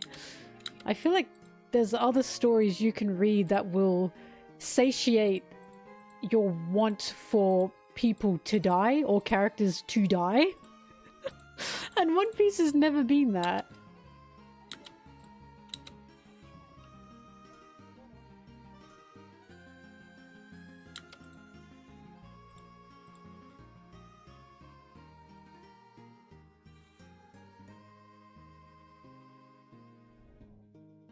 That's the ironic part. There are some people that say the fake out death like pearls ruins real deaths in One Piece, makes you question a real death in One Piece. You know when someone is dead in One Piece. No one questioned if Ace is actually dead. Pearl surviving that bomb did not ruin Ace's death. At all. So when people say these things, it's like, I just don't think you're right. I think Oda makes it pretty explicitly fucking clear to a T when someone is dead.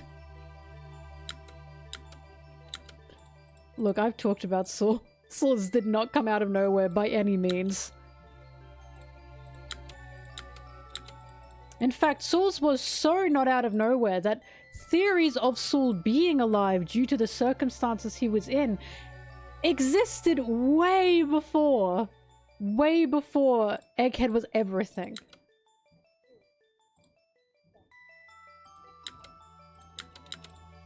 Literally, the second that Saul's back, or Robin's backstory happened, there were tons of theories of wait.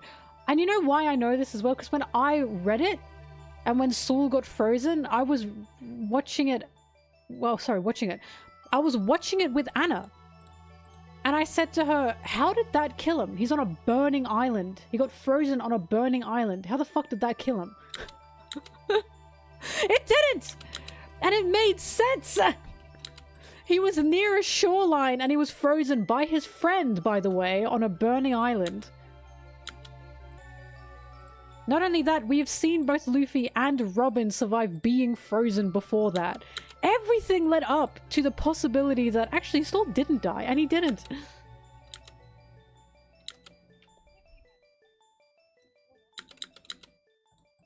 Yeah, he still nearly died, but he didn't. I just remember thinking, he's on a burning island. Why would being frozen kill him?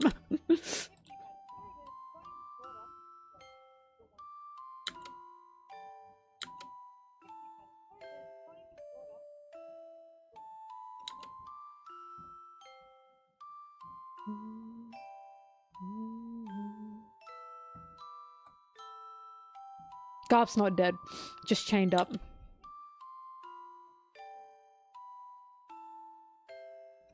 He lost his leg, got burn marks on his body, and had to go into hiding for 20 years. Like, come on.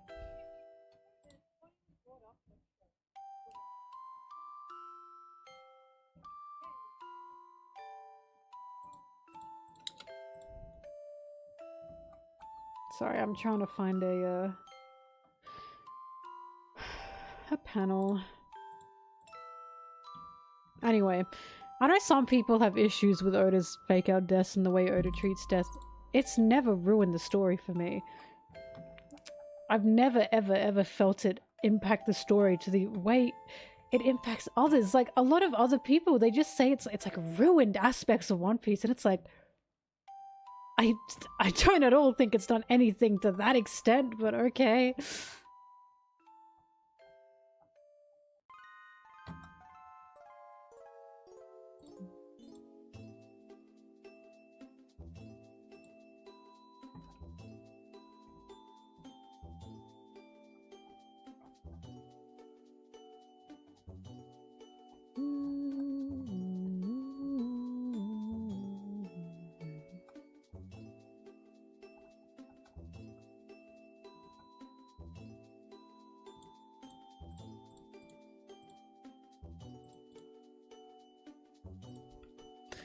Bonney manga page.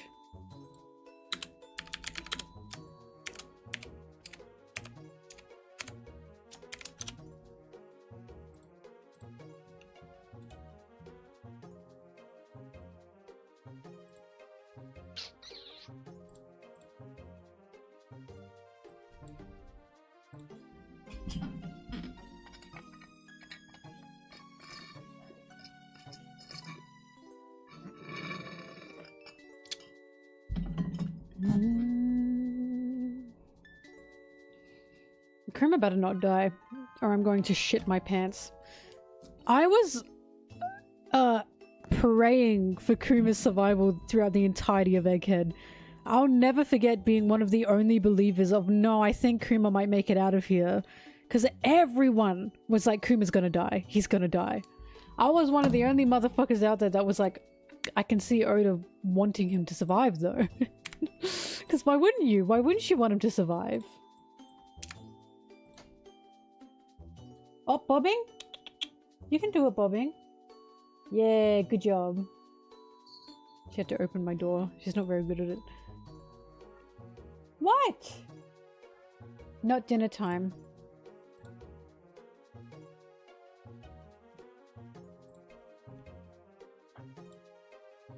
Not dinner time, bobbing. I'm sorry.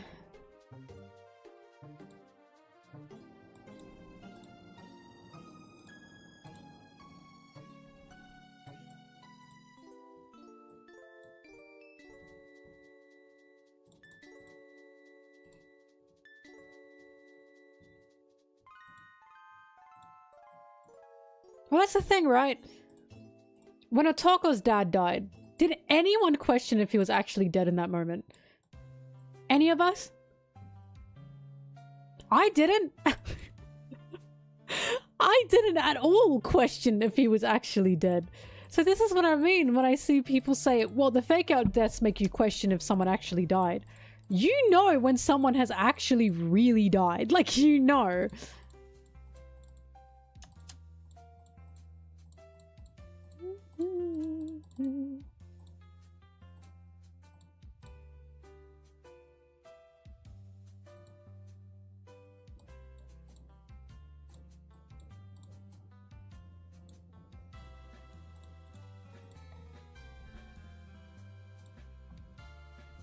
Do, do, do, do.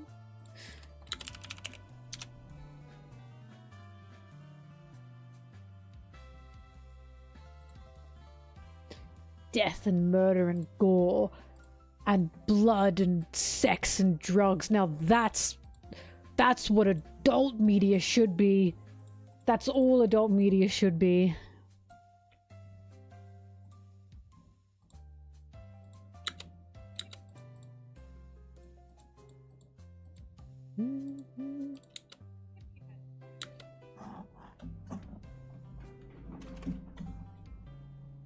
Where is Blueberry? Oh, she's out there. Oh my god. She gets mischievous around this time, so I need to make sure she's not doing shit.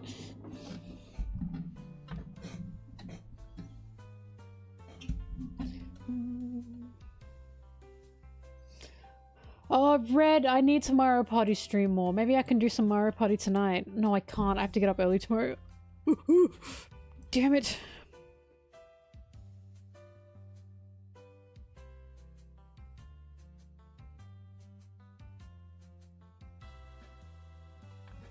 If I didn't have stuff to do tomorrow, I'd Mario Party stream. For the weekend, I have to do an anime stream for the One Piece anime because I haven't caught up and everyone wants me to catch up. So, I should prioritize trying to sort that out. Sort that out and make a date for that and make sure people can be prepared for that. And then I have to make my chapter review as well. We'll see, we'll see.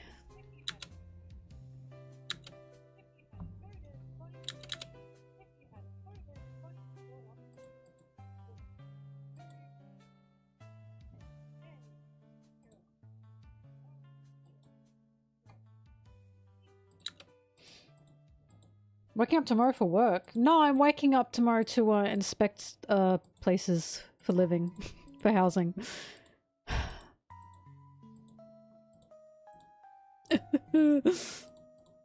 No, when it comes to me working, because of course this is my job, I just get up whenever I get up and I work.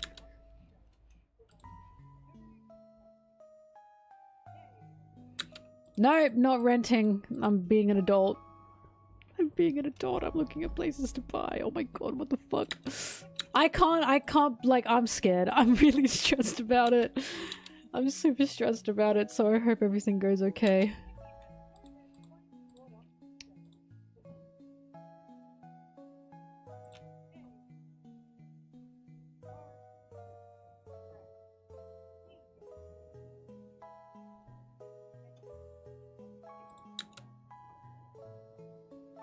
I want to see. I want to keep playing Stardew.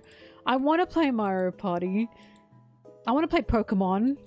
It's just the time. I have to manage my time. I have to always prioritize this. This is my job. I must always prioritize this.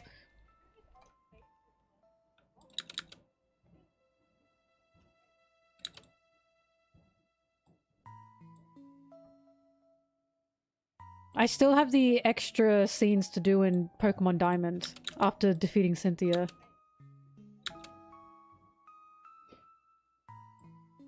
I don't want to play Expedition 33 simply because I'm not a gamer. I don't think you understand. I only like one button baby games. I am not gamer. I can't do it. I'm just not a gamer.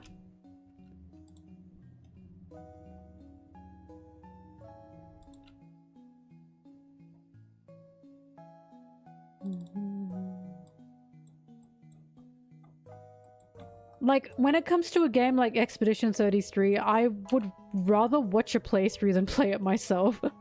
I did that with Mouthwash. I know for a fact if I played Mouthwash, I'd get so fucking frustrated.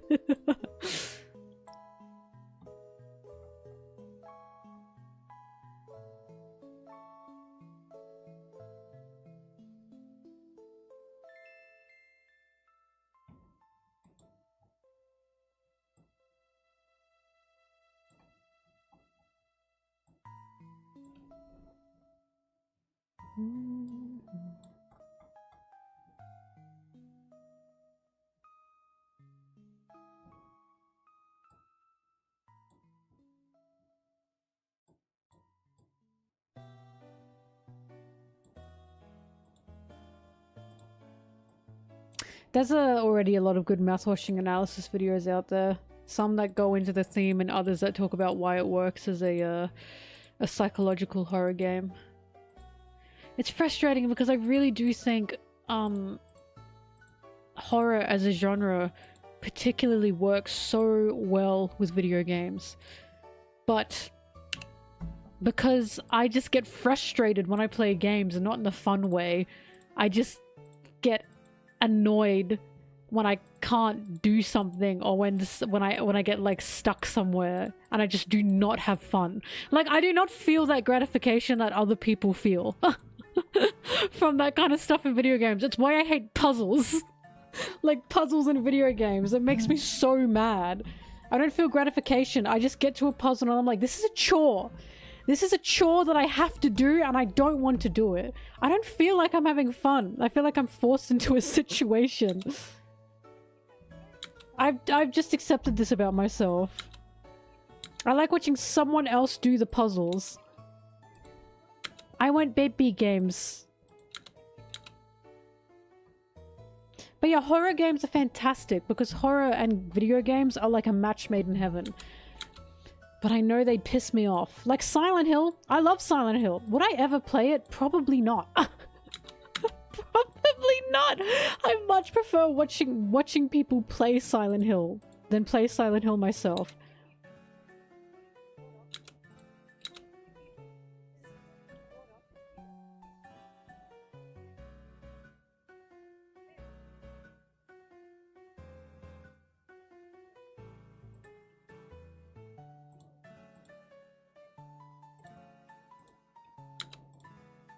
Wah.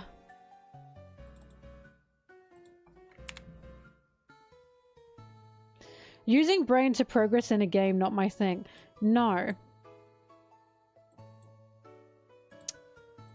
No, and I think the reason for that is because when I'm not working, because I don't know if you guys know this, this job that I have, this uses a lot of brain power, and I enjoy it. I fucking love that this is my job. I think it's crazy that it's my job, but this is currently my job. And it uses a lot of brain power. So when I want to actually do something outside of work, I don't want to use my brain like that. I don't want to have to think to that extent because I'm tired. I'm tired. It's the same thing with like people say you gotta watch this, you gotta watch that, you gotta read this, you gotta read that. And I don't know how to explain to them, I need to physically and mentally not be drained at the end of the day after working to have to start something new. Because when I consume something, like when I watch or read something new, I don't know how to explain this to you guys. The neurons are fucking firing. I'm not relaxed when I watch something new. I'm not relaxed when I read something new. I am like it doesn't turn off, basically. It's like, it feels like a huge commitment when I have to watch or read something new.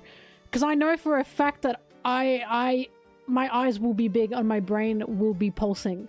I know for a fact it happens every time.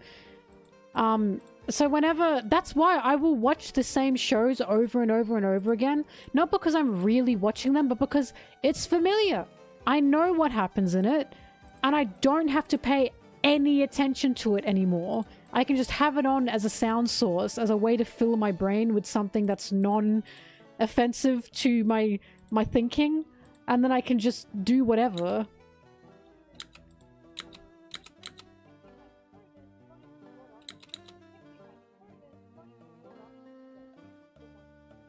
One Piece was a huge commitment. A huge commitment. This is why if I'm watching something and I cannot, like, I don't like it. Like, if I'm like 20 episodes through something and I don't like it, it's like fucking grueling. It is such a fucking slog. Like, not even so bad it's good. When it's like good in a okay way, but it's simply not good enough to like keep me interested, I feel fucking insane. It's like nails on a chalkboard to me. It's like, I can't keep watching this because I just, it's making me angry. Good potential, but bad right now. It's not even that it's bad. It's just, to me, it is not stimulating. Because guys, I'm going to be honest. This is what happened to me with Hunter x Hunter. I watched 20 episodes of it and it made me want to tear my hair out simply because it was not stimulating to me. And I know I gave it a fair shot because when I watched 20 episodes of One Piece, I was fucking in. Yes, the 2011 version. I was in. I was committed. By 20 episodes of One Piece, I was stuck to the screen and I was like, holy fuck, this is awesome. By 20 episodes of Hunter x Hunter, I was like, this is making me... I want to fucking tear off my skin. I just couldn't. It was not stimulating enough for me. And it's like, this is not badly written. I'm just not interested. Like... It was just frustrating. As I always say, it's simply nothing to do with like if the writing is even good or bad a lot of the time. Because something can be so bad that it's good, but Hunter x Hunter's not bad. It's above mediocre as well. It's good. It's good. I just can't. I'm not interested.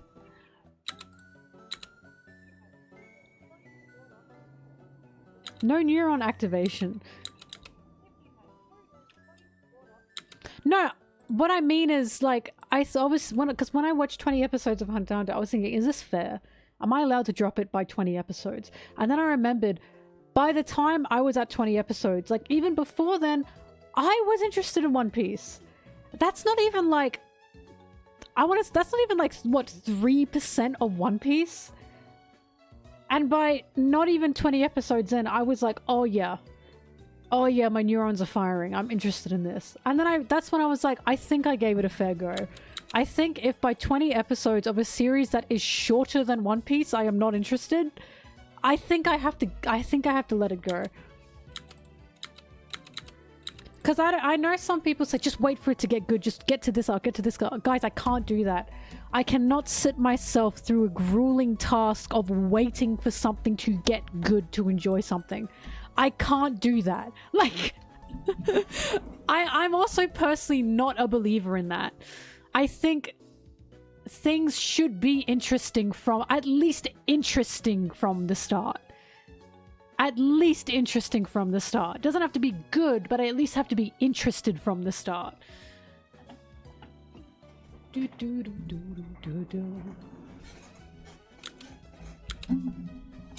Even if the thing flips a story on its head, why would I care about the story getting flipped on its head if I didn't care about the story beforehand? Do you understand what I mean?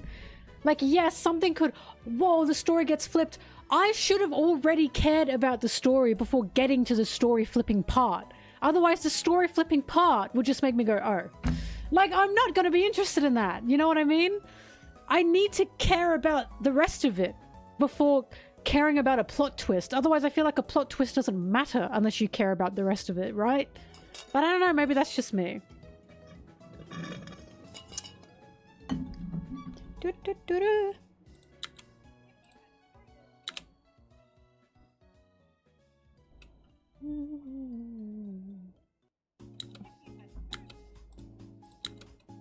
Again, it's not even that it's bad media.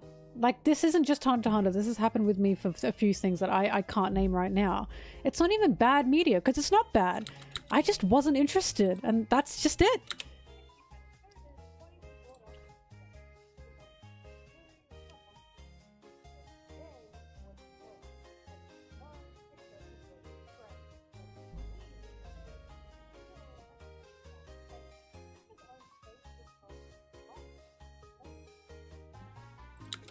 Look, you guys see how I am when I like something?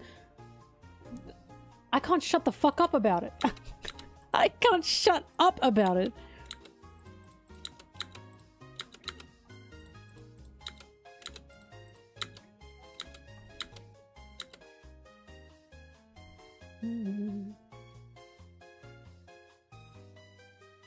GF memes, watch Kids on the Slope.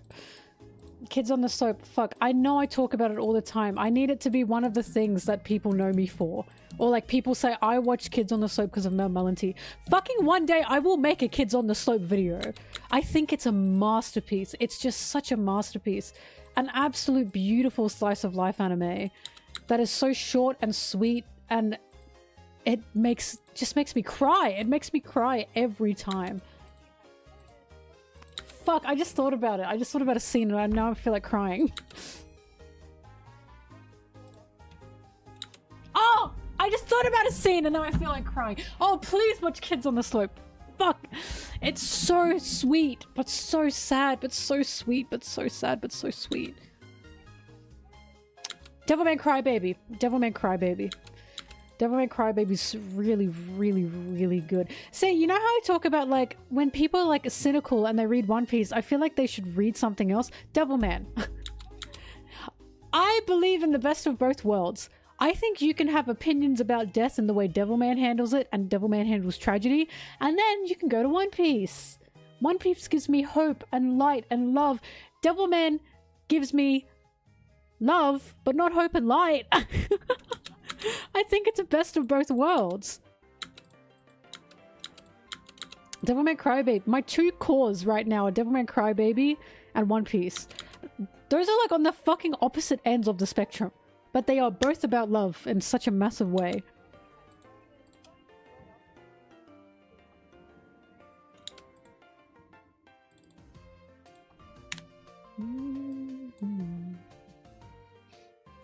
The Netflix adaptation is really good.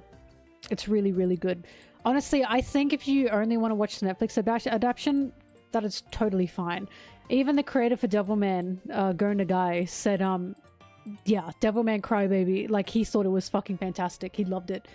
He really loved it.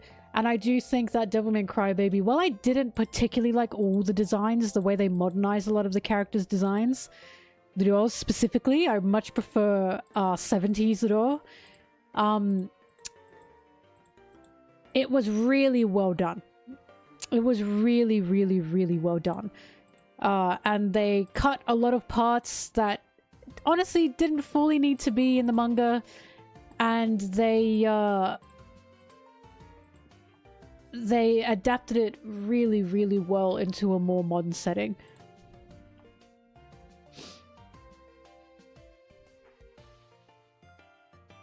Have I had a sudden anime, don't like it, try the manga and then love it, or vice versa? No, I can't say that's ever happened to me.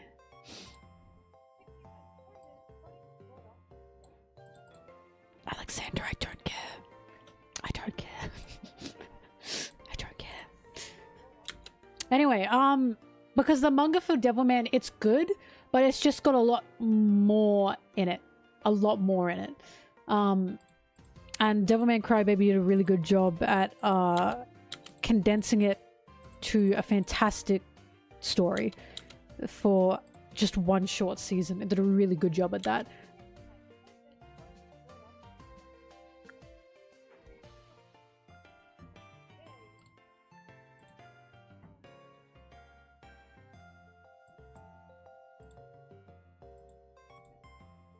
Maybe one day I need to do a whole video on like all the different Devilmans, because there's Devilman, and then there's Devilman, there's Neo Devilman, then there's Devil Lady.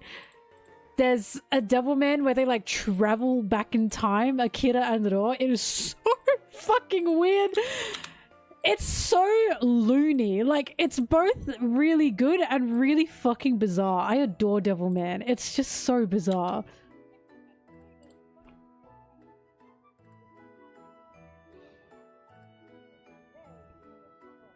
What, the new Devilman? Sorry, the Devilman. Are they reboots or the same storyline? How do I explain this? It's got Akira in it. I wouldn't call them reboots, but I also wouldn't call it the same storyline. I really don't know how to explain it.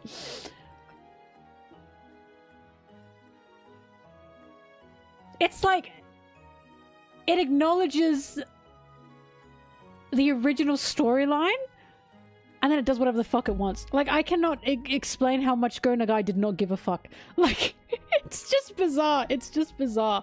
Hang on, I need to find when, because I need to explain this. So, Devilman was really, really big, right? It was so big, like, it was originally like a, oh, we gotta feed the cats. Hang on, I'll be back. Hold that thought! Girls, it's dinner time. Dinner time.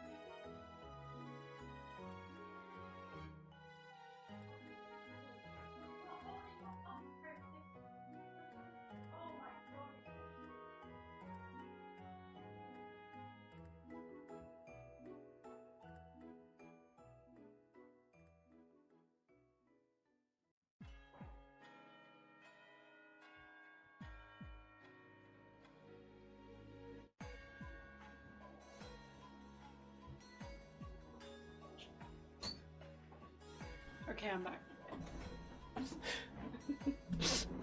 I'm back. Okay, so let me explain something. So Devilman was so popular, right? And it was originally a young adult to, well, mostly an adult series. But, sorry, this is very funny to me. This is like my favorite fact. It was so popular, in fact, that, they made a children's series out of it. And that's got the Devilman song from it. And it's like super bizarre because the original Devilman is not a children's show at all. But they made Devilman this weird like Power Rangers type of hero in like the, I think it was the 80s cartoon. It was like an 80s children cartoon. It's honestly very odd. It's got such an odd history. And I think Go Nagai's publishing company, Devilman is from the 1970s. 1973, I believe it was made. When was Astro Boy? Was Astro Boy 1960s or 1970s? I don't remember. Astro Boy year release. 1960s. Alright, so yeah. Astro Boy's 10 years older than Devilman. Anyway, so Go Nagai's the man who makes Devilman, of course. He's also made tons more work. He's insanely influential, but I think his publishing company wanted him to make more Devilman content. But Devilman originally, his original Devilman manga got hit with a lot of censorship at the time. He wanted to make Ro and Akira gay. Gay as all fucking hell. He wanted them to be gay. But things at the time like wouldn't allow that. Oh my god, we can't publish that in this kind of like magazine, right? The two main characters, what? So Zoro was made, is this the correct term? Intersex, I believe. Due to being spoilers. Well, spoilers due to being something, but I don't want to spoil it for people who haven't seen it. But yeah, Go and a guy wanted to make them gay, like gay. But it didn't. They didn't allow it. So basically, what happened was he was like, "Okay, I'll make more Devilman content, but you need to let me do what I want to do." And so we get fantastic Devilman content from the spin-off, the direct spin-off after the manga. Which, again, it's bizarre. I can't explain what's going on. They've traveled back in time, and we get incredible scenes like this. Absolute incredible scenes like this. Zoro and Akira are in the water. They've jumped in the water wearing Roman armor. Akira says, "Are you alright?" Zoro says, "The armor's too heavy. Help me take it off."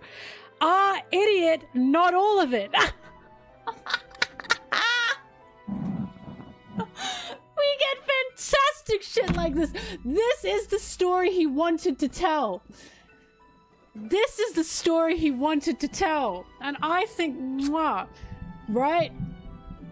It's beautiful. It is beautiful. And, what? There's more as well. There's like some beautiful scenes. There's a scene where this one girl likes Zoro. And Akira is like, "Oh my god, Zoro, I think she likes you." And Zoro goes, "What? I don't care about that." And he's like, "What? Why?" And then Akira's off to do something, and Zoro's like, "Because I love someone else." And he's looking at Akira. Zoro's saying, "I love someone else." He's looking at Akira. And it's like, it's so much more obvious between them. It's so much more obvious between them in the spin-offs. And it's just a bunch of time-traveling fucking nonsense. And some of it, I'm gonna be honest with you, has not aged well. Not the gay stuff, the other stuff. Because the way Devilman works is demons, or a lot of demons, are born out of like spite and hatred and malice. Or demons are the ones that are like creating malice and spite. So, they travel back in time to World War II. And I'm sure you guys can guess how this can go wrong. It is not aged well. It is not aged well. Now listen, it's not that it's like super bad. It was basically the demons got into, you know, the demons got into Adolf's brain and made him evil. Like, the demons are the reason that he wanted to kill people. Zoro's so fucking homophobic, look at that. And it's like, at the time, I understand the intentions, but it has not aged well. It is not aged well at all. It is not aged well. But yeah, that when I read it, it cracked me up so bad. I could not stop laughing at it. Because I was like, this, I bet back in the day when he released this, people would have been like, "Whoa, my god, that's so deep." But reading it now, it's like, that's a little bit distasteful. Like, it wasn't at all, like, pro-Germany at all. It was not pro-Germany. They were literally trying to stop it from happening. The classic World War II, let's stop it story. And they failed because they didn't get rid of the demon.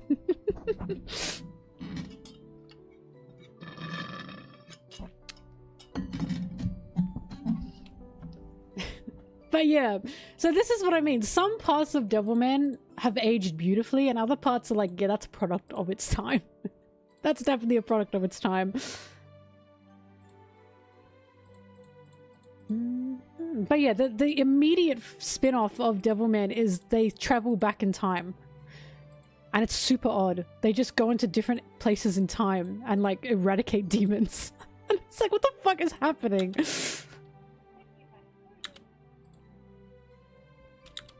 I need you to know the original Devilman, absolutely no time traveling.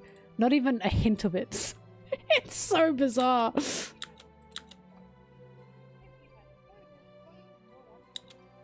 And that's exactly why we needed Crybaby, yeah.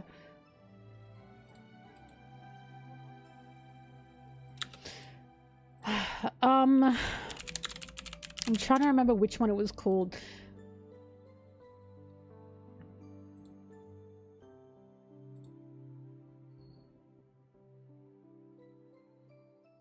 I remember Neo Devilman being pretty good. Neo Devilman was also really fucking gay. Super duper gay. This was a Neo Devilman. Once again, the art's not by Go Nagai, but I think the art was by his nephew or something. So once again, it was looked over by Go Nagai, and gay. This is what he wanted! This is what he wanted!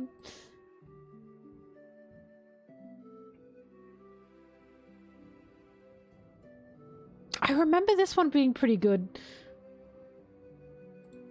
Fuck, there's one I'm trying to remember. I don't remember what it was called. I'm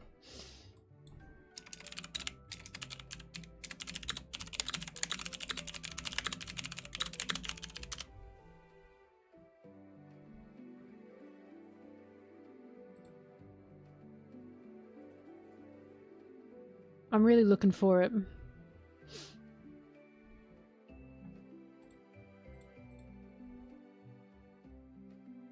Yeah, these are the same guys. My good friend Rio.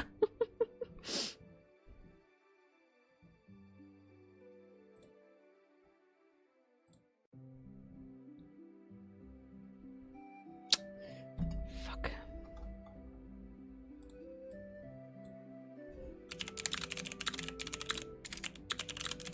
I think this was from Devil Lady. I liked Devil Lady, but again, there were some parts of Devil Lady that did not age well.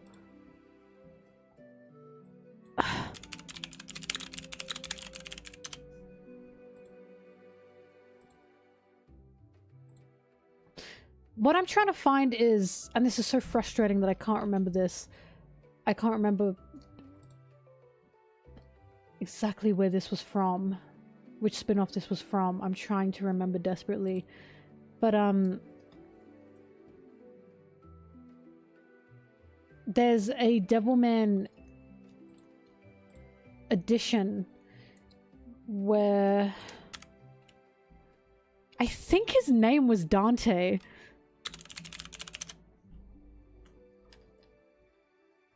I think there's a Devilman edition where I think a character called Dante traveled through the 7 layers of hell. I think his name was Dante. Demon Lord Dante? Is that what it was?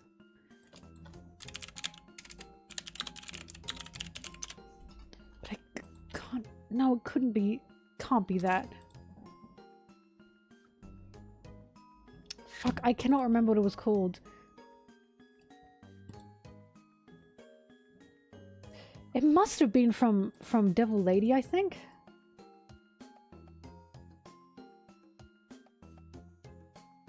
Anyway, it was one of my absolute favorite editions. As some guy is just going through Devilman's 7 layers of hell. And it was really, really, really good. I really enjoyed it.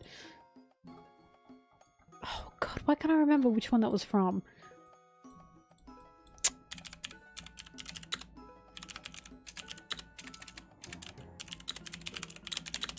I think it was Devil Lady.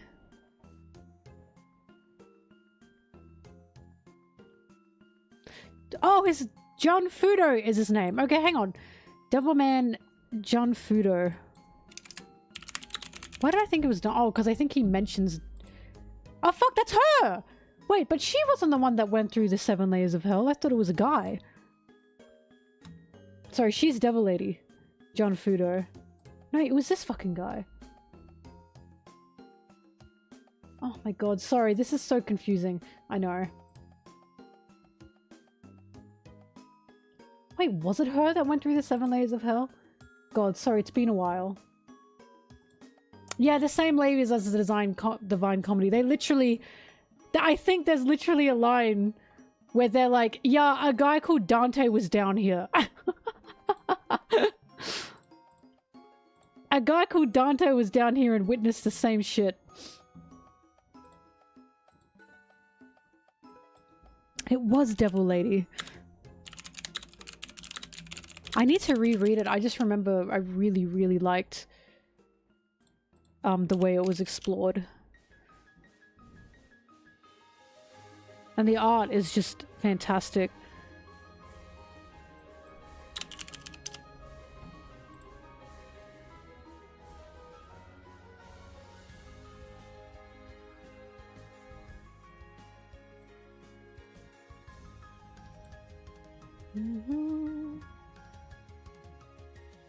Anyway.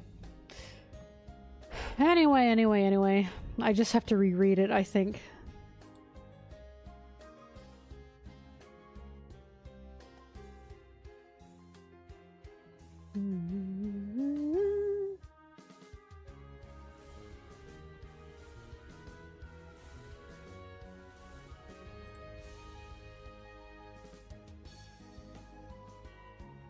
Yeah, I recommend Neo Devilman and Devil Lady, but Devil Lady, like I said, some parts have not aged very well, so you just be prepared for that. Read it with a grain of salt and just remember, this was made in like the 80s.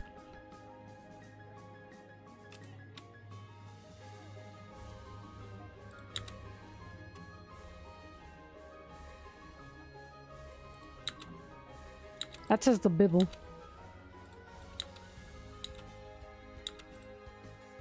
Hang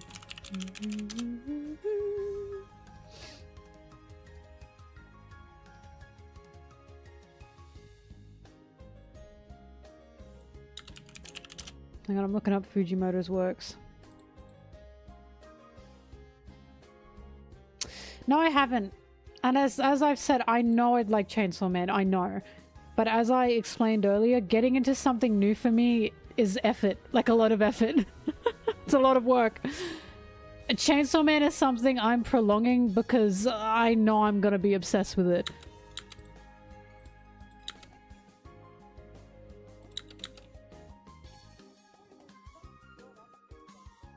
Going to Guy's Divine Comedy? Is that what I'm thinking of?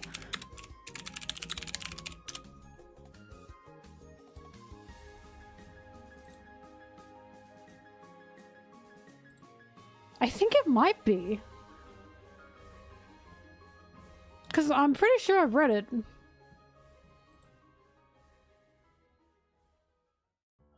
I'll reread that tonight, because I'm pretty sure I have read it.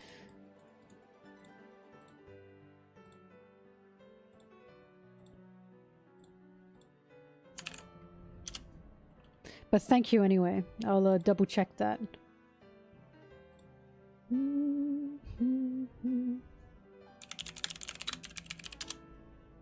Actually, there's a movie I have been wanting to rewatch so badly. It's called Infinity Pool. And it's by, do you guys know Cronenberg? Infinity Pool 2023. Wait, that's a different Infinity... No, this is the same Infinity Pool.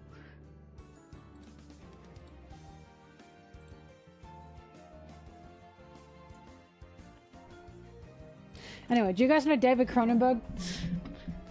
I love Cronenberg. But, yeah, his son. He's got a family of freaks. His son, Brandon Cronenberg, made a movie, Infinity Pool. When I first watched it, I was like, interesting. Yeah, like The Fly. That's David Cronenberg. When I watched Infinity Pool for the first time, I was like, that's interesting. And then it stuck to me. I haven't seen that movie since it came out in 2023, and yet I'm now still thinking about it. Because it was fucky as hell. But I have to watch it again. Because it's a lot. It's basically about morality and empathy of like humans, and like self-destruction to a very physical extent. I don't want to say much because it's good, but it's really fucky. But I need to watch it again because I keep thinking about it. Anyway, I love the Cronenbergs. They're a bunch of freaks. No, not like Frankenstein. Well, it doesn't do what Frankenstein does, but it's got the same themes? Question mark? I'm question marking it. You have to watch it.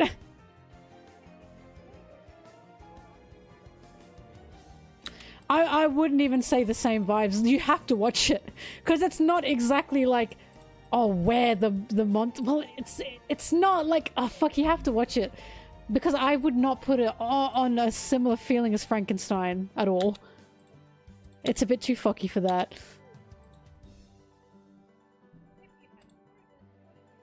I've been yapping so long. I haven't done enough work here. The Shrouds. I've watched a lot of Cronenberg. Let's see if I've seen that.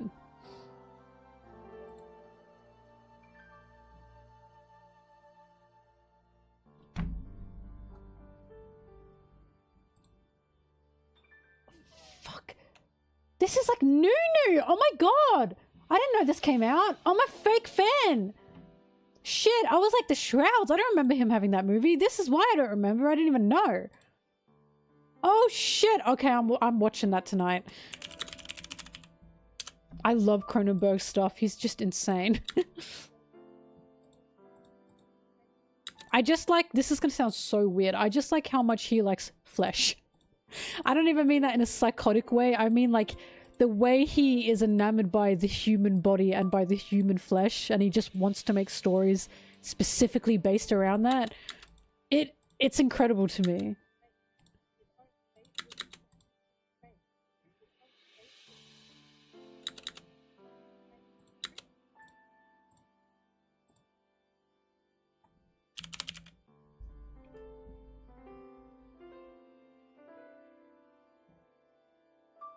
Cronenberg is famous for body horror. Like, he coined that. Cronenberg coined body horror. That was his niche. But, his body horror isn't just, like, body horror for the sake of body horror, right? It's the way he uses it to show a spiraling of, like, person. It's the mental and the physical, right? It's not just the physical, and I feel like that's the issue that a lot of people have when they try and replicate or try and create body horror. They get too stuck on the physical, and it's a lot more than that. Like, The Substance was body horror, and The Substance was fucking fantastic because it understood what body horror is meant to be. Body horror can't just be scary because, ooh, body look yucky. You need the mental with the physical.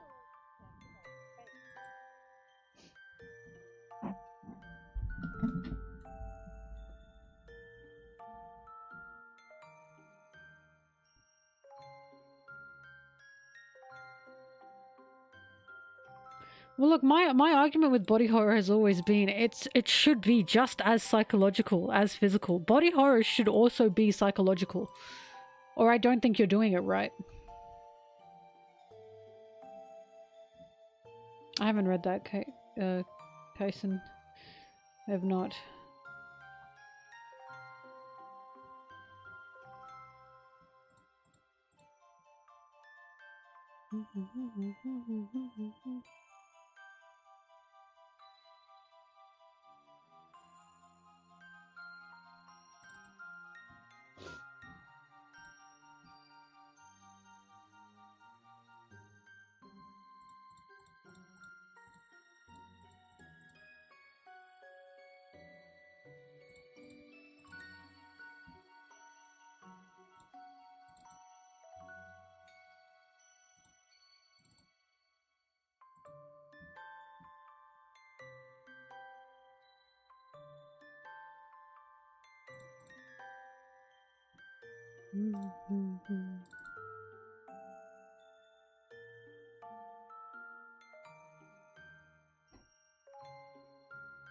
Someone's at my door.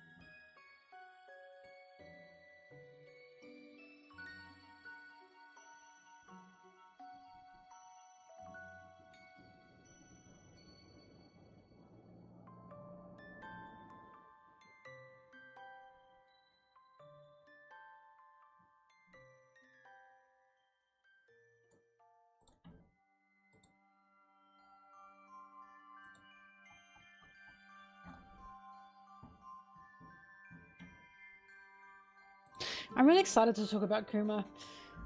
Because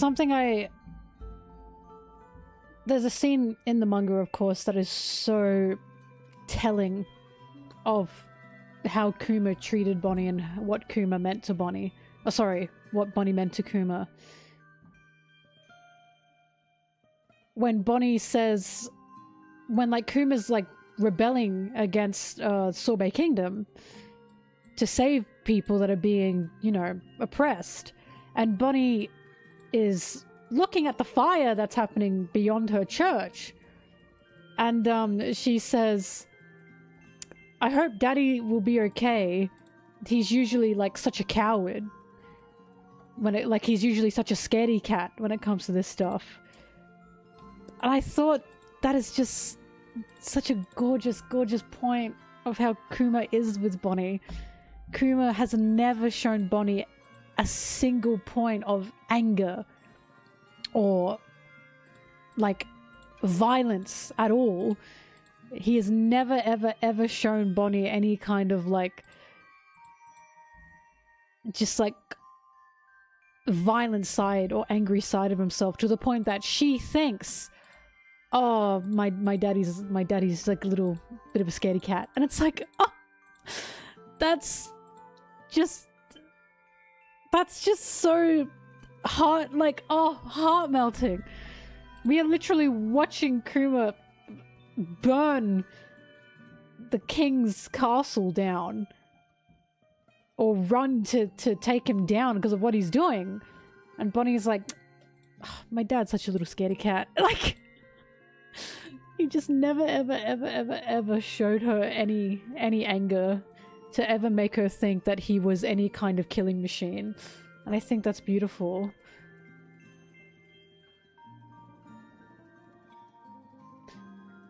It's not Kuma being mad. It's the fact that Bonney thinks he doesn't have confrontation at all. Like, at all. Like, it's not just, oh yeah, like, my dad's gonna punch you. She doesn't even think that. She doesn't see a single violent, angry, like, forward, like, aggressive bone in his body. She just thinks he is one big softie, because that is what Kuma wants Bonney to see from him. He never wants Bonney to see, like, a violent man, I suppose, in him at all. And the only time he ever punches anyone in front of Bonney is a fucking Celestial Elder that's trying to kill her. Yep, that's also why Pacifist has traumatized her so much.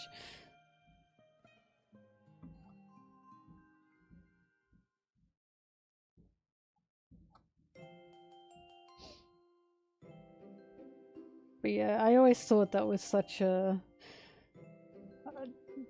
a cute detail of how Kuma is with Bonney.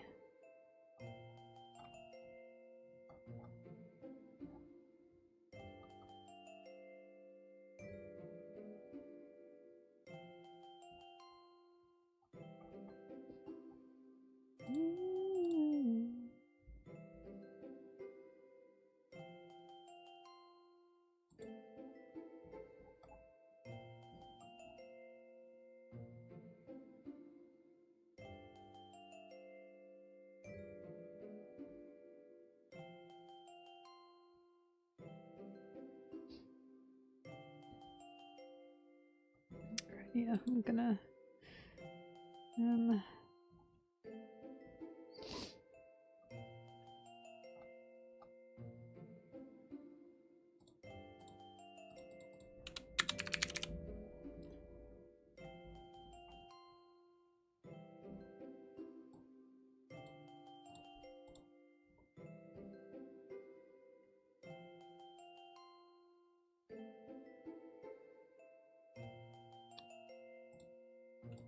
I think it's just so beautiful that Oda's made a character like Kuma, and I really can't wait to talk about this.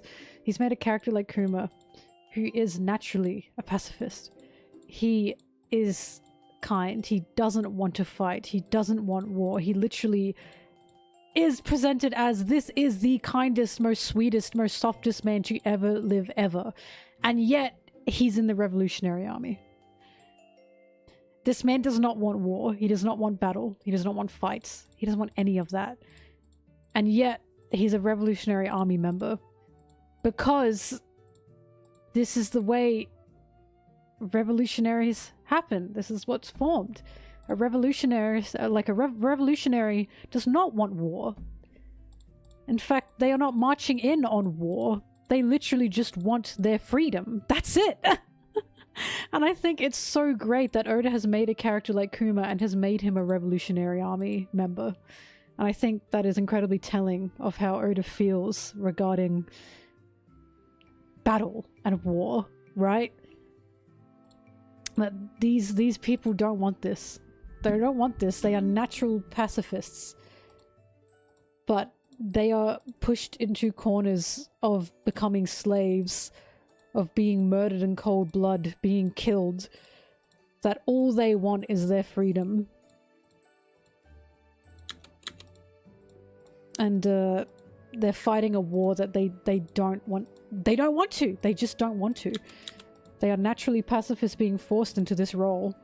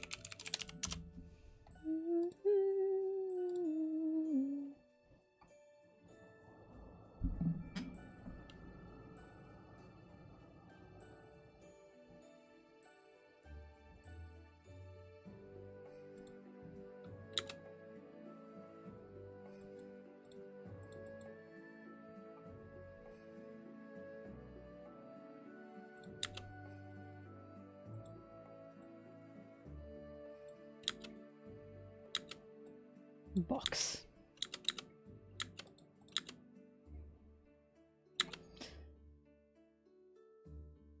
Kuma being an unrealistic character, it's like Luffy.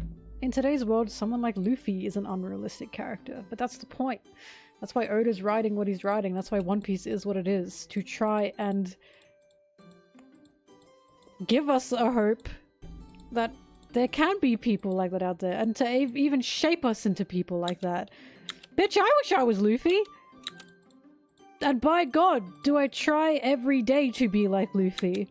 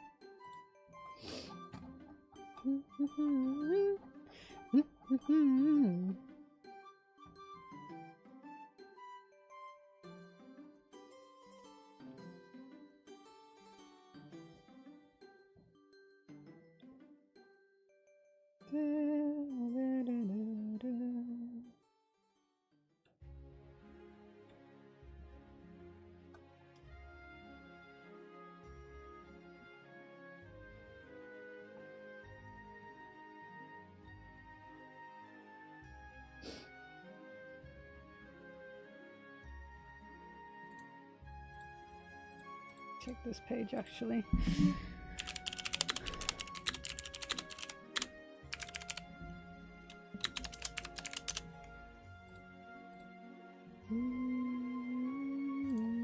I'm trying to find a page I want to use, that's why I've been sitting here.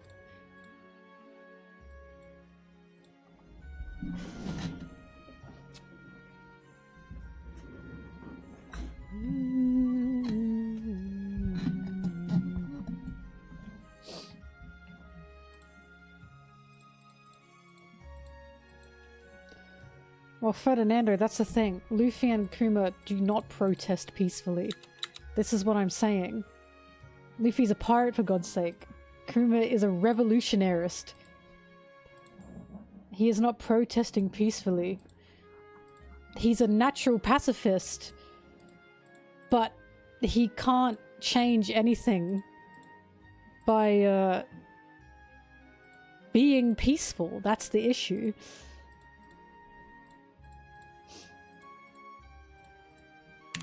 Again, it's a story of these pacifists, these people of peace are forced into these types of aggressive and violent means of action because they just want their rights. They just want liberation.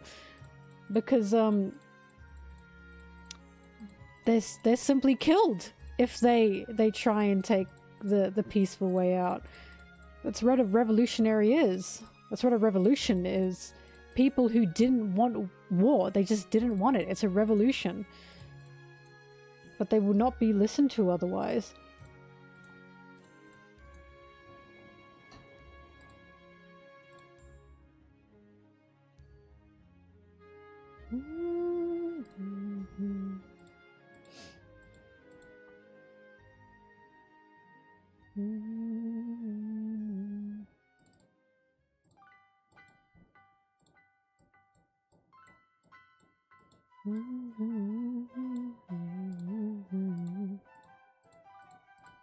I mean, this is why there's that saying that sure struck a chord with me, which was, you don't make a difference by holding hands with your oppressors. And I never, like, that shit, yeah. Because only the oppressors benefit when you do that.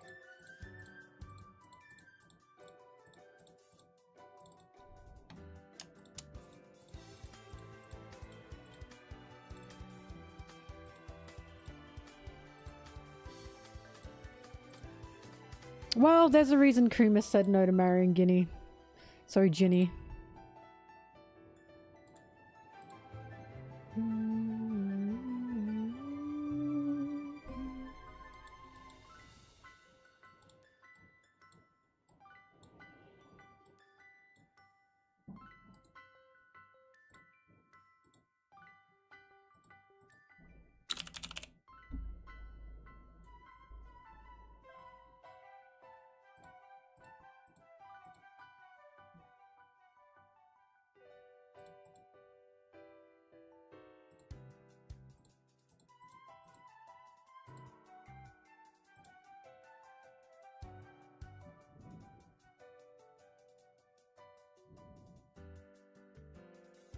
Not a Star Wars fan, but I understand the message. But I'm afraid I'm not a fan of it. Star Wars is one of those things that I can't watch. It just does not interest me. I can't do it. I'm sorry.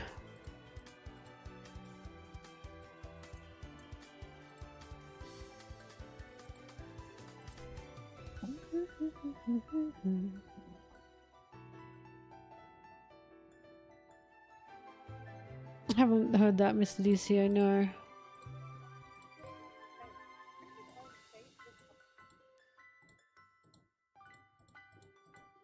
Well, this is one of the reasons that we like One Piece, right? Or one of the reasons I like One Piece.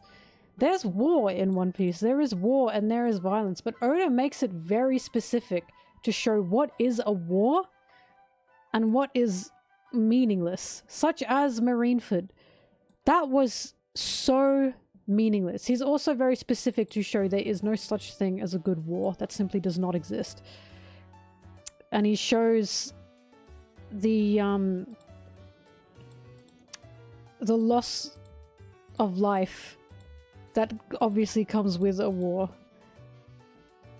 None of it should ever be wanted nor encouraged for anything. And like, even with Marineford, it's shown again and again and again and again. This is for nothing. This is just for nothing. This is just a waste of life. What are we even doing here? And Alabasta, that's something I think of Alabasta as well. How in Alabasta, the war that was happening, the civil war that was happening, was a total manipulation. A total manipulation for power. They were using the land, well, Crocodile was using the land that people loved as a way to get them to fight so he could take power.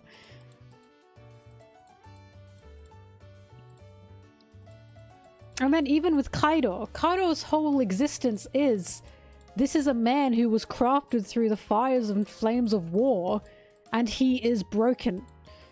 He is totally broken. This is a man that believes things are determined by war. Things are fated by war. And he's totally, totally broken. Like, I love Kaido for that reason. I think Kaido was a fucking fantastically written character, and I never understood why people didn't like him. Revolution is not war, no. I was talking to Sarah about this, Drew, by the way. You're American, aren't you? Because that is a very American thing to think. Because, how do I explain? I feel the way you're taught historically is not given the correct definition of revolution. Revolution is not war, it's revolution.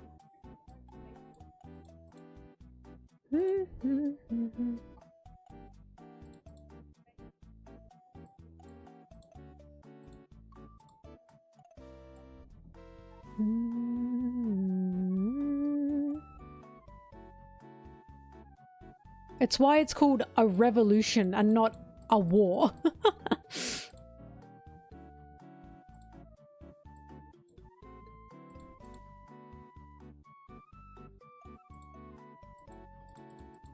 Onigashima was literally to revolt against Kaido and Kaido and fucking the Hydra man. How have I blanked on his name just now? It was a raid and also a revolution.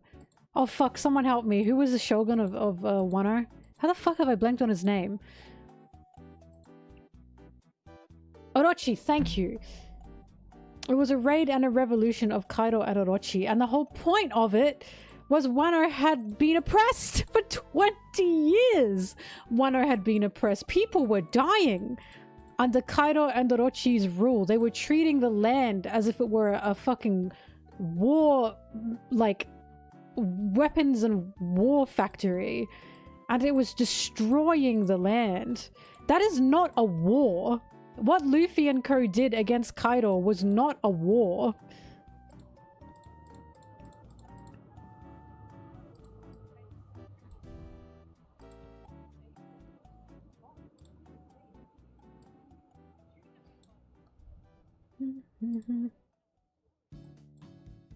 Once again, we are shown specifically the means of which this is happening with Wano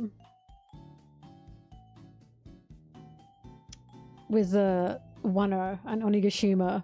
Exactly why this is happening and exactly why this is not a war.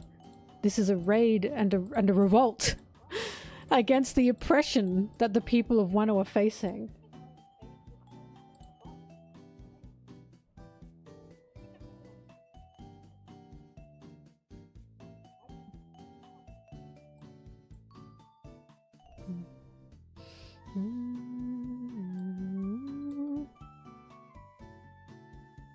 If a revolution is not a revolt, then it's not a revolution. Then by definition, it is not a revolution. Like, not just revolts, then that's not a revolution.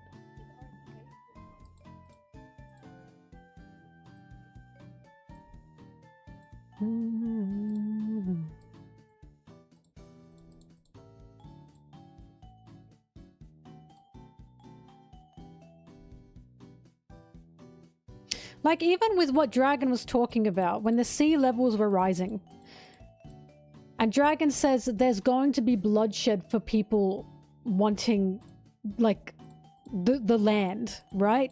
That's war. That is not a revolution. Because what are they revolting for, exactly?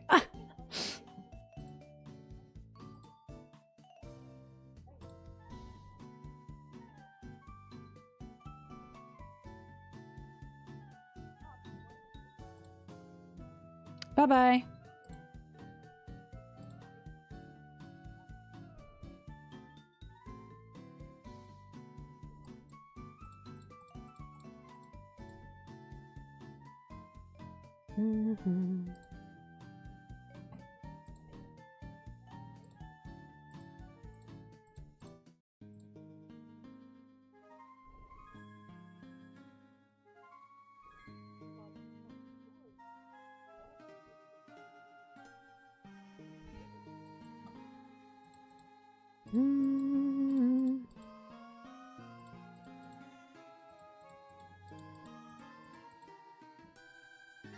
Look, either way, there's a reason Oda's calling them the Revolutionary Army and not, like, the fucking World Government War Brigade.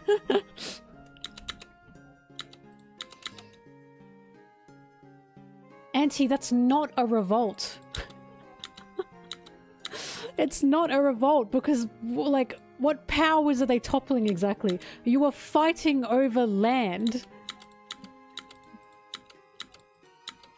You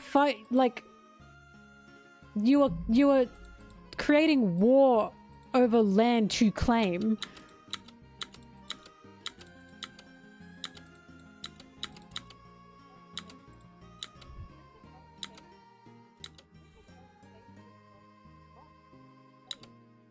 Alabasta was a war. It was a civil war. It was even stated as such. It was a civil war and it was meaningless. All of it was meaningless.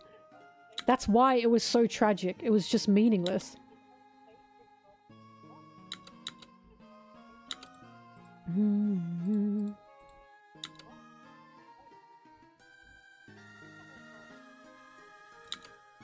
It's like, the Shandia tribe on Skypiea, and this is why I love Skypiea so much. All they wanted was the land that was taken from them. That's all they wanted. No, if Crocodile won, it wouldn't have been a revolution, because once again, what exactly is he revolting for? What is the revolt there? That was a war for power. Oops. What have I done here?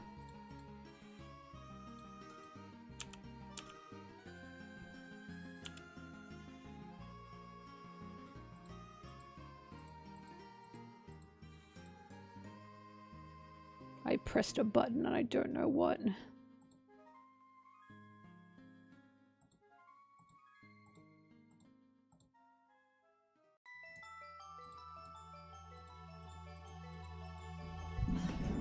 What?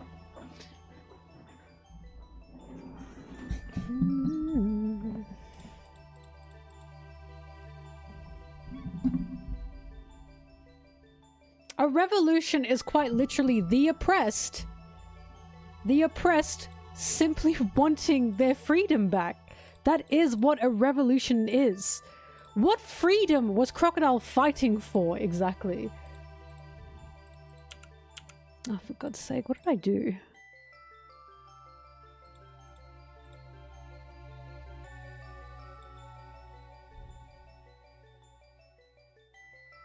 After the new chapter's out.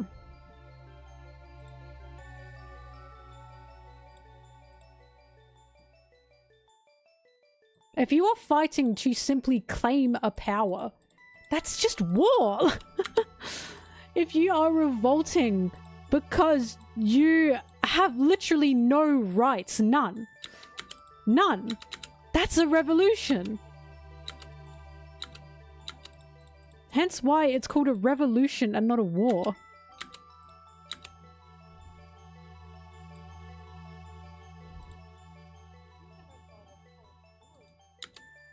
My hair. Girl, this is a wig.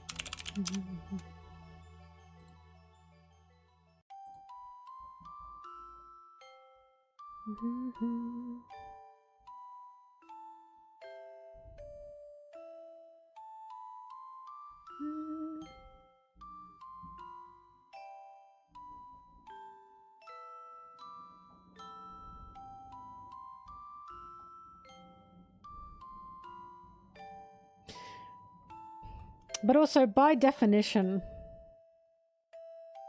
revolution is literally just a term of government being overthrown by the people. Well, here's the thing. This is why I was talking with Sarah about that's a very American take. Because, hang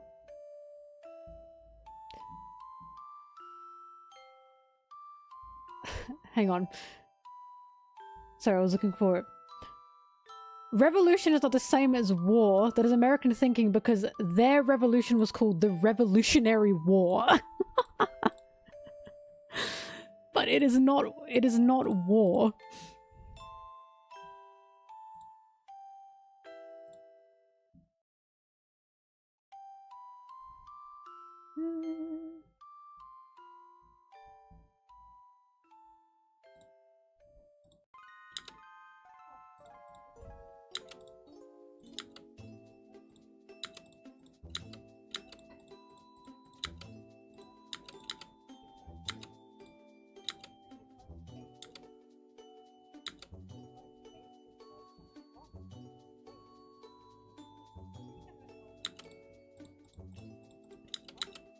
Yes, if they're constantly overthrowing their government, they are constantly having revolutions. Yes. How is that difficult to understand?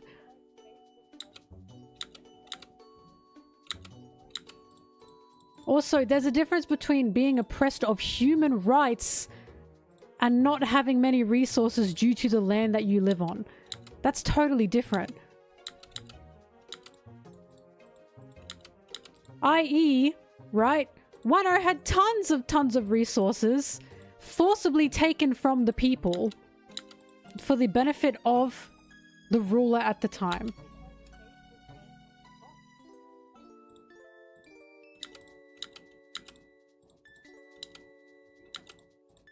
But it depends. Does the people have little resources because it's being taken from them?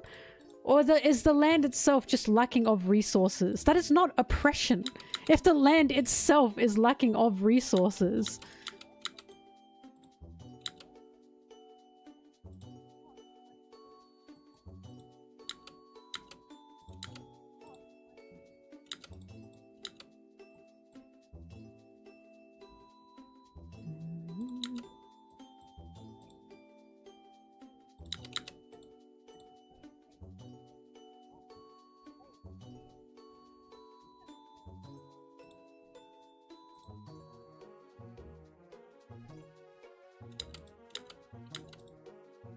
By the way, the point I'm trying to make here is Oda has clearly shown within his own series there is no such fucking thing as a good war. That simply does not exist. No matter what, it is a waste. A horrible waste of life and a horrible waste of bloodshed. And the revolutionaries that he is showing in his story are people who don't want this. They don't act on this because they believe, yeah, this is a good thing. This is a good thing we're doing. The loss of life that is happening is a good thing here. This is for the better of the future. Like, yay. It's something they are reluctant to do, but they have been put in a position that they are forced to do.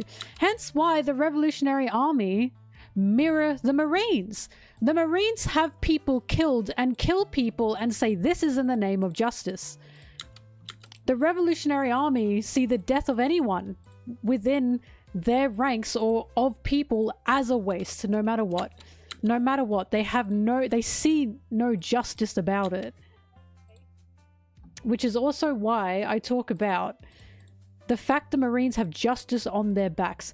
Until they get rid of that, I don't trust them. If you're walking around with justice on your back, thinking the actions you like fill out, the actions you are doing are all justice or for a justice reason,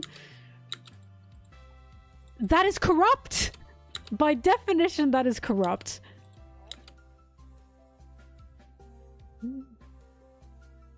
Oh, Wilbon, I think about that all the time. When Gunful said, are we the bad guys? And Sunny Usopp said, yes, you are the bad guys. Skypiea was shocking for the story that it was.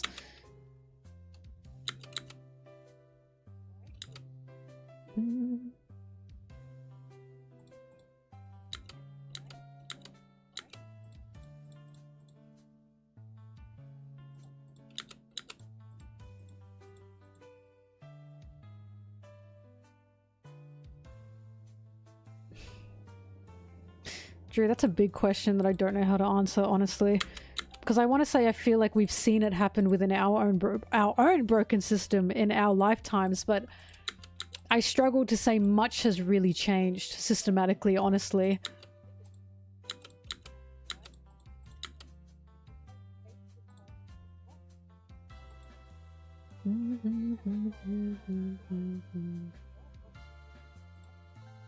Oh, that's okay.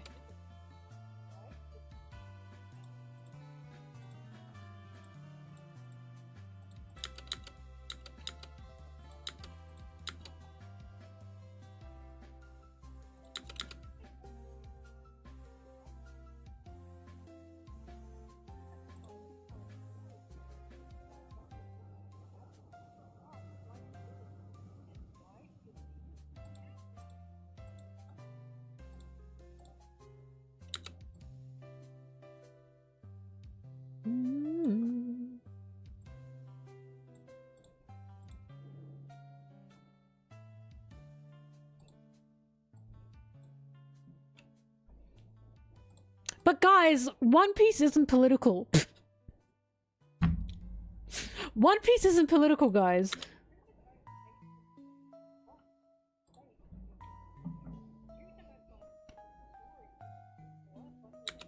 It's just crazy that Oda is showing the honest-to-God psychopaths go to the Marines. And the ones who have quite literally been forced into a life of oppression go to the Revolutionary Army. Forced into it. The people of Lulusia have joined the Revolutionary Army. Some of them have. Because they lost their fucking home. It is literally flow and effect of what the world government / Marines, because they work together, are doing to the world that is then creating the product of the Revolutionary Army. Oda is very specific in showing us that. I want to join the Marines because I want to help people. I want to join the Revolutionary Army because I literally don't have a home or a family anymore. I literally don't have rights. The fucking difference in that is astronomical. Just astronomical. And I think it's obvious. It's just very obvious. Like, it's great that you want to help people, buddy. But the system you have joined to help people is creating an oppressed peoples. Koby is in an incredibly odd position. And I do think that we will see a lot more of Koby and his way of thinking. And I do honestly think Koby's going to be like, I think this is fucked. The fact that we've even got a Marine as Vegapunk speaks his message. We even have a Marine in Vegapunk's message, like through Vegapunk's message, say, does this mean the world's gonna see us as the bad guys? How much more fucking obvious can you make it? Right? I think Koby is blinded, and I think that's on purpose.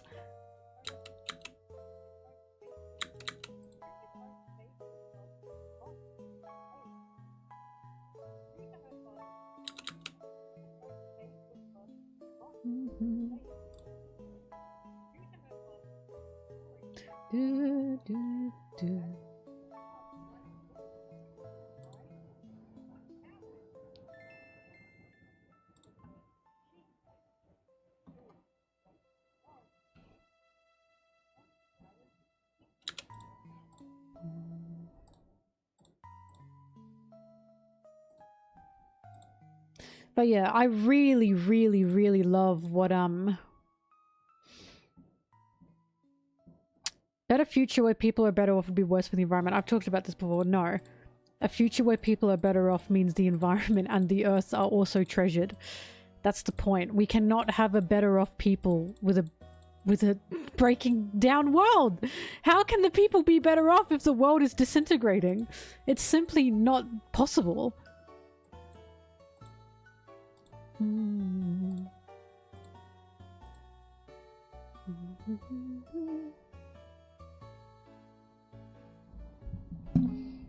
They've done like 2 book burnings, but I love in One Piece. But I love Leloucia and how that was presented, because I'm just obsessed with like how Oda is showing who is joining the Revolutionary Army, where they are coming from, why they are in the Revolutionary Army, and the people of Leloucia losing their home and then going, we want to join the Revolutionary Army. It's, again, it's literally a direct flow and effect of what is happening and how the people of Leloucia, like how the Revolutionary Army is even getting to where it is, why it even exists. They have created the Revolutionary Army, the world government, and the Marines by inflicting acts of what they believe are justice. It's just crazy.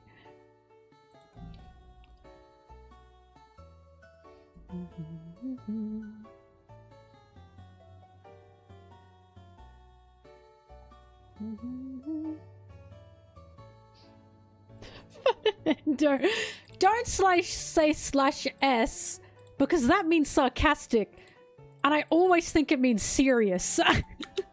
And I go, what?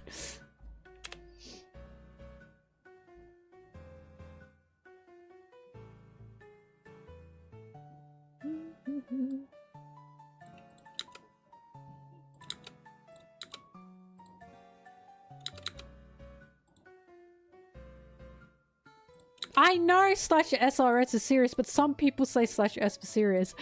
I know they do, because I'm not the only one that was confused about this.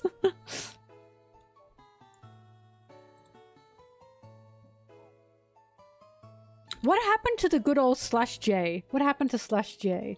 I miss /J.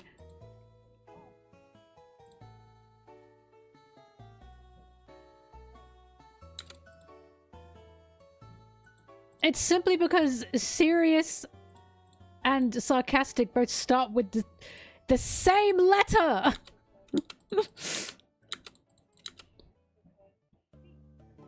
Serious could also be sarcastic. That's also true. I believe in /J. I love /J.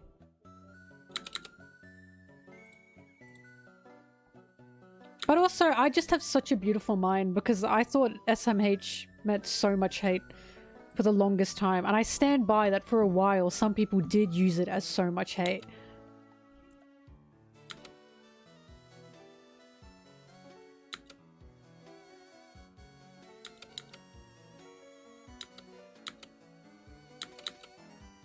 I still read it as so much hate.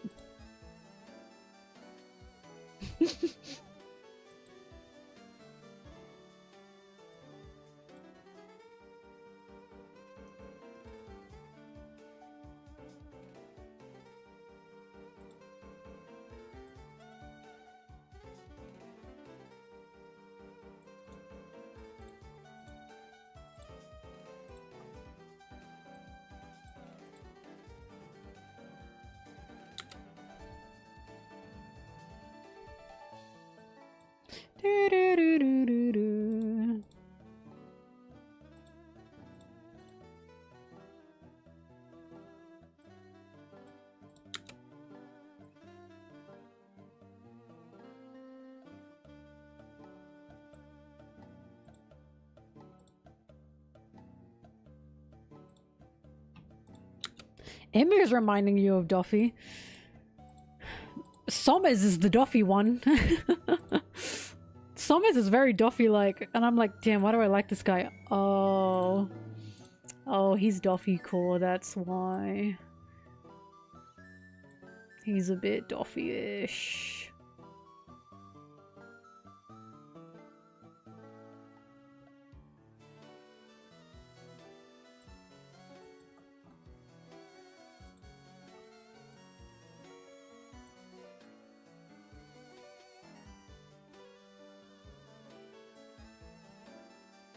He probably is related to Sommers. They're all celestial dragons and they're definitely all related to each other.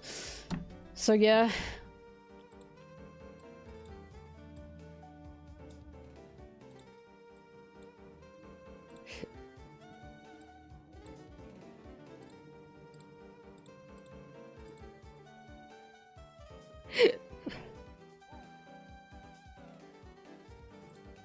Well, they are all inbred.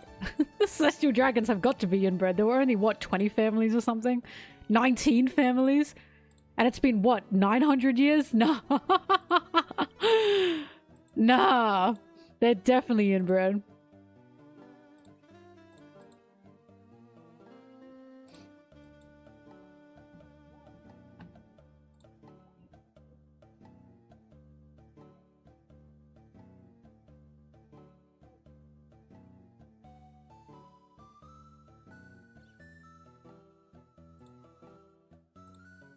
Literally historically accurate ruling class. That's the most fucked up part.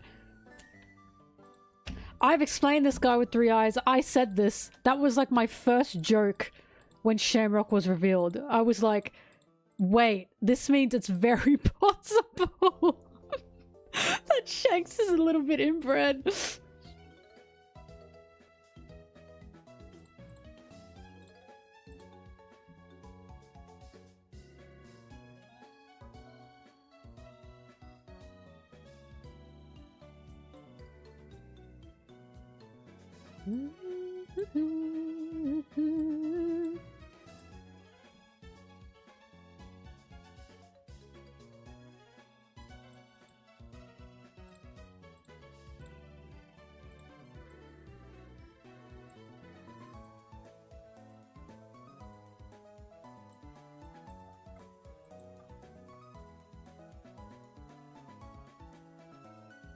Shaking Shanks.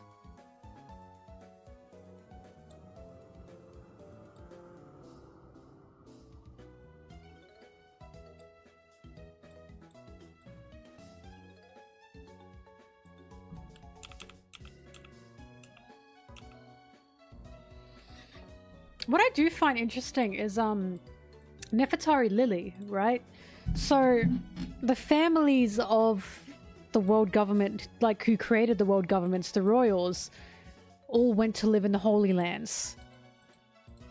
So essentially abandoned their kingdoms and went to live in the Holy Lands and could rule from there, I suppose. But Lily had a brother who was still running Alabasta. So I'm trying to understand the line of history here. Like, is it that they were offered to live in the Holy Lands with their families and Lily declined? Because at that point, it wouldn't make sense for Lily to be with her family in the Holy Lands because her brother was back in Alabasta.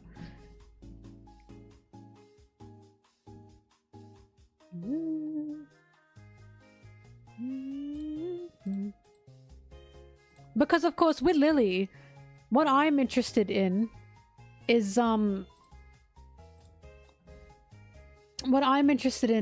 what was the straw that broke the camel's back with her.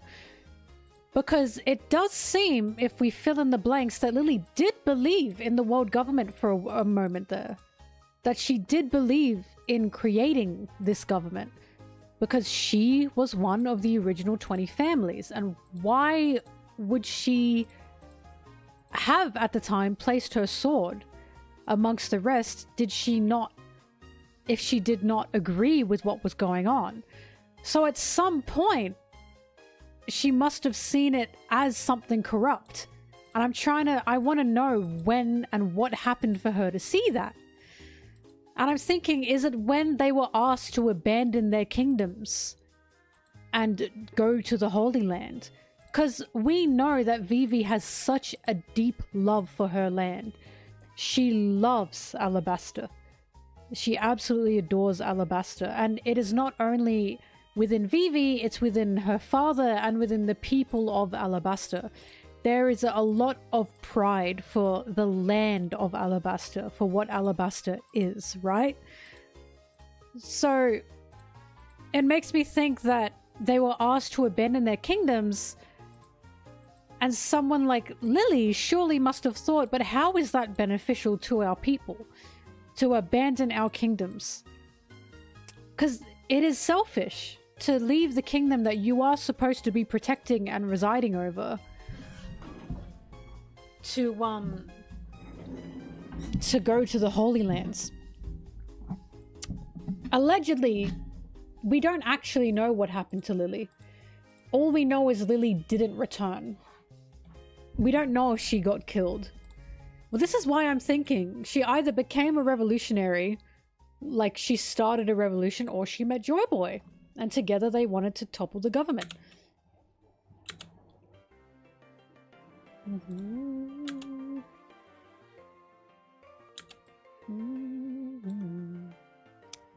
Bye-bye. Duty versus greed? I think so. Because, Vivi's treasure is Alabasta. And it stands to reason that Lily's would have been too. Lily would have loved Alabasta.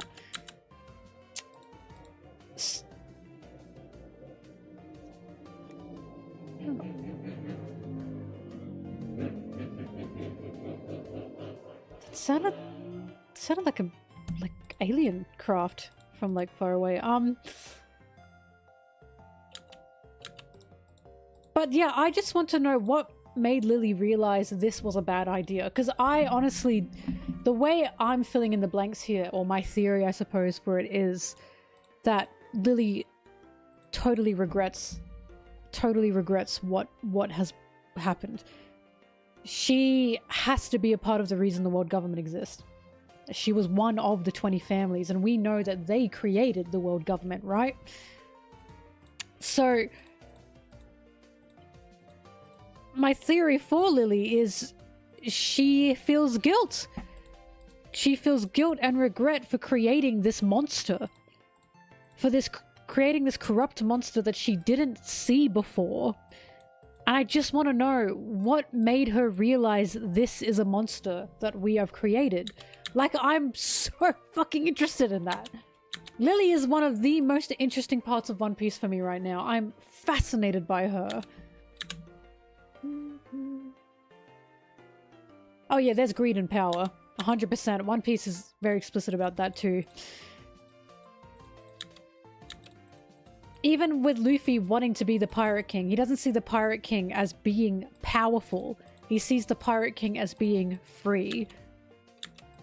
Showing us that there's absolutely no greed in Luffy's wants to be the Pirate King. He just wants liberation.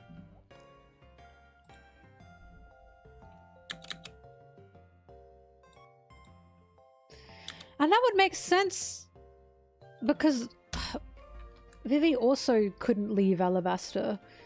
But this is why I'm saying I think she's been given a world or a wall where she cannot currently return to Alabasta, which is why I'm like, I don't know where else she could go but be with the Straw Hats at this point in time. Because fuck, like Morgan is definitely, she is not safe with Morgan, at least not to a big extent, that's for sure. And Vivi is also not one to sit around. She is not one to sit around and just wait. She's not someone who will hide. She is someone who will fight.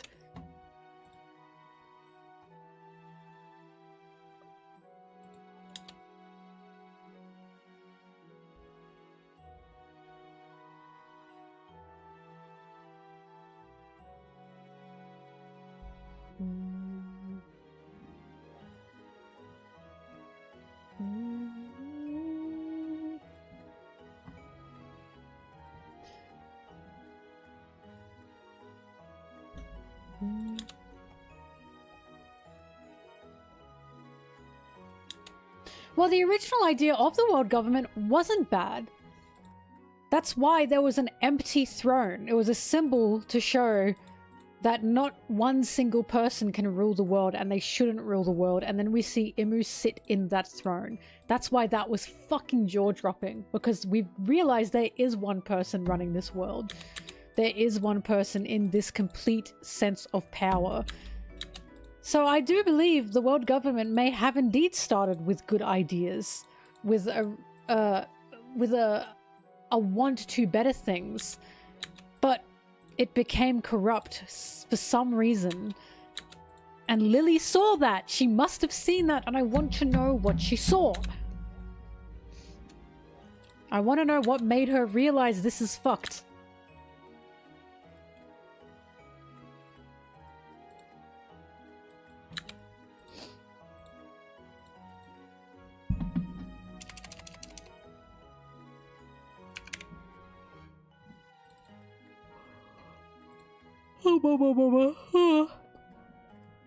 Imu being on the throne ruins the democracy. I mean, there's not even a democracy.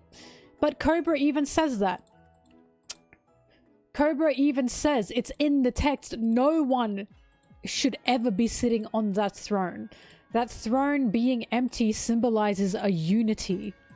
A unity of countries and peoples. Not one person should ever be ruling this world.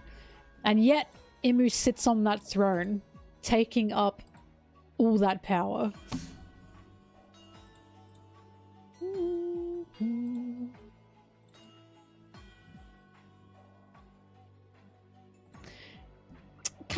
Kason, it's not confirmed by like actual text at this point. The only thing that we have is the mural, where we can clearly see Joy Boy in his Nika form, and a woman on a boat with the flag of Alabasta.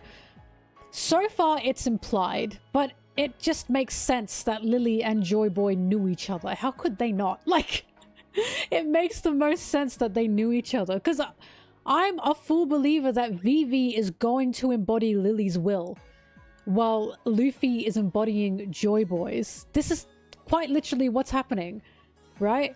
Luffy was embodying Roger's will, and Roger was embodying Joy Boy's will. So, Luffy's also embodying Joy Boy's will. Because I always thought Vivi definitely should be a Straw Hat, and I think she does belong with the crew, but she doesn't have a will to inherit. She's got a treasure, which is her home, but she doesn't have a will to inherit. Lily is fucking perfect for this. Also, they're both D-Clan members. Well, we don't actually know if Joy Boy's a D-Clan member. We have no idea. He wasn't called Joy D-Boy. Did they say that Joy Boy was a D-Clan member, or is this something that's been made up? We know Lily was a D-Clan member.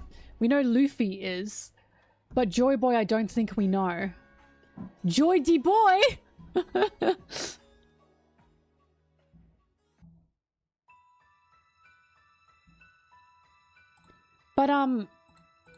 But yeah, I think whatever Lily was trying to do, whatever she wanted to do, she failed the same way Joy Boy did, I think. And I think that's a will that Vivi will inherit. I believe Vivi's goal at this point, or should be at this point, to figure out what happened to Lily. Because that's what Cobra wanted to know. Right? And I think it makes perfect sense for Vivi to want to discover what happened to Lily, and for her to inherit Lily's will. It makes the most sense to me.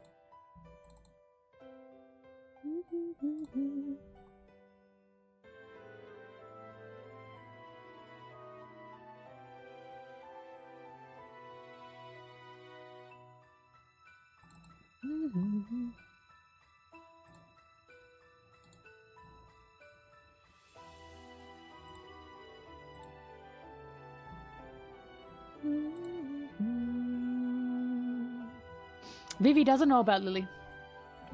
Lily was a total secret in the records of Alabasta, I believe. what Cobra had, the information on Lily, was like super top secret information that could not ever be shown.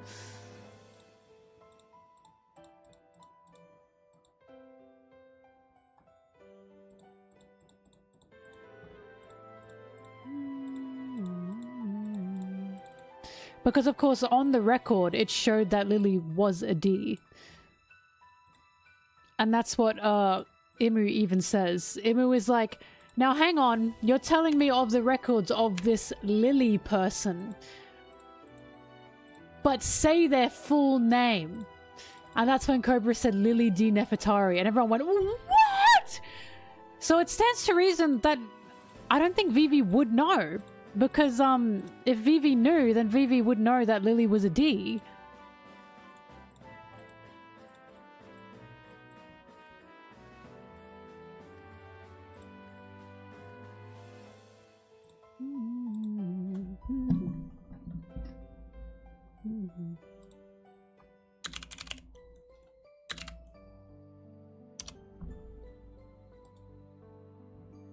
Sorry, what are you yelling about?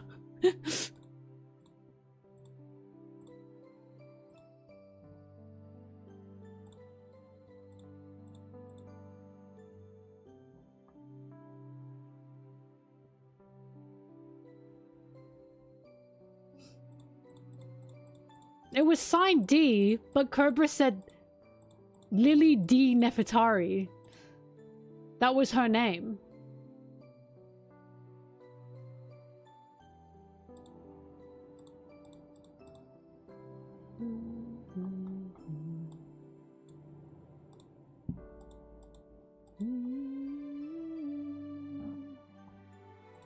Lily dearest.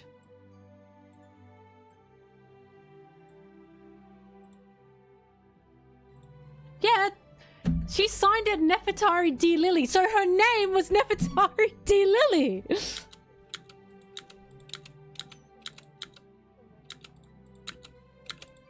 Umu was basically, give me the full name, bitch. And he said, sign Nefeltari D. Lily. That was her full government name. That's what I'm saying. What semantics are you trying to catch me on here? Yeah, what's the confusion here? That's basically what I said. I think Imu did know that, is the thing. Some people take that as Imu saying, oh, Imu didn't know. No, I think Imu knew, and I think Imu was saying, go on, Cobra. Tell me. I'm pretty sure Imu knew, and Imu was just saying, telling Cobra to fucking spit it out. Yep.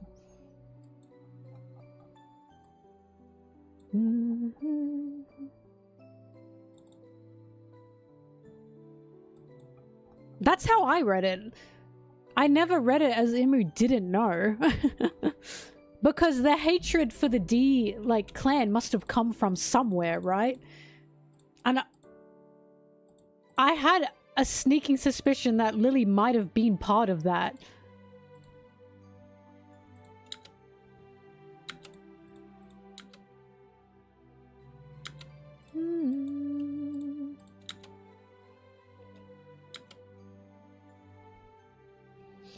Yeah, I read it as Imu wanted to confirm what Cobra knew. I didn't read it as Imu not knowing. I interpreted it as Imu knew and was trying to get Cobra to cough it up.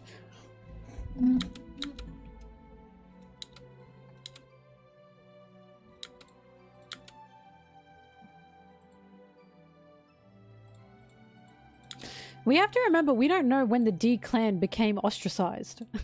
We don't know. For all we know, when Lily was around, the D clan was not ostracized at that point.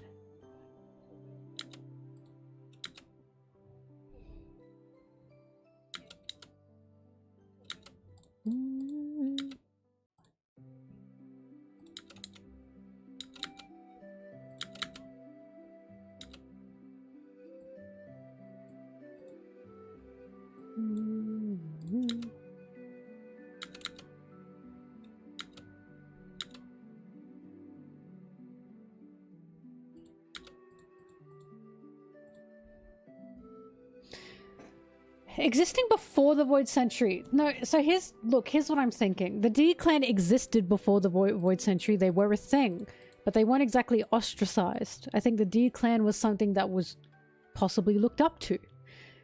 But over time, as the world started to, you know, hit more of a point of turmoil, as things like the world government were created, and as revolutions started happening, the D clan was there. Do you know what I mean?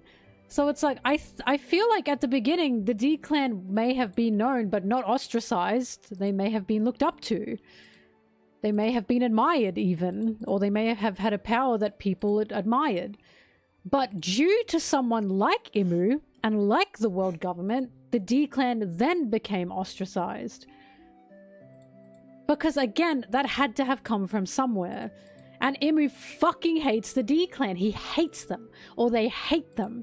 Imu specifically doesn't like them. And Imu is one of the creators of the world government. So it seems to me Imu has personal beef with the D clan and had something happen to them because of the D clan. And wouldn't it be just fucking dandy if Lily was Lily Nefeltari D Lily, and that's what fucking pushed Imu's disgust for them. They had a power that Imu did not foresee.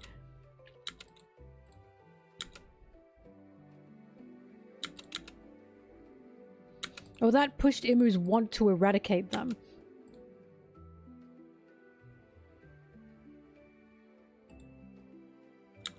He said most people with the D in the current world don't know what it means.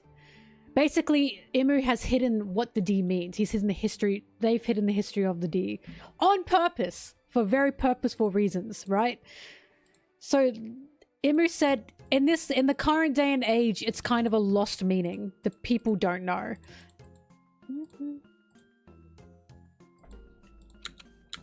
And Imu did that on purpose. Imu doesn't want the people to know what the D means for some reason. And Law's trying to figure that out. This is why I'm saying Law has to come back into the main story. Because I think in the end, Law's gonna have to see Imu and ask, what the fuck does the D mean?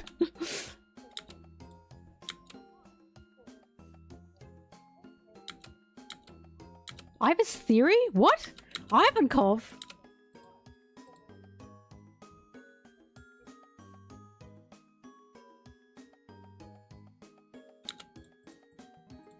I've talked about this. I don't think the water part was anything.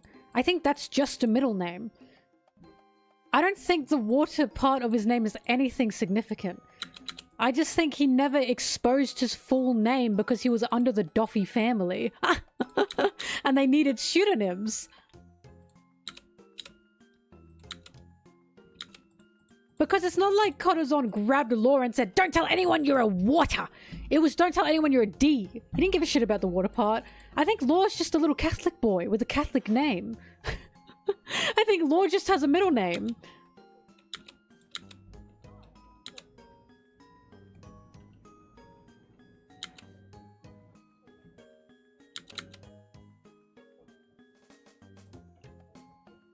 Never speak of water.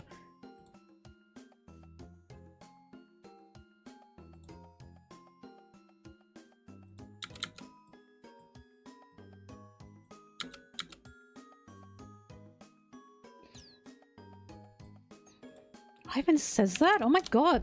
I totally missed that. Hang on.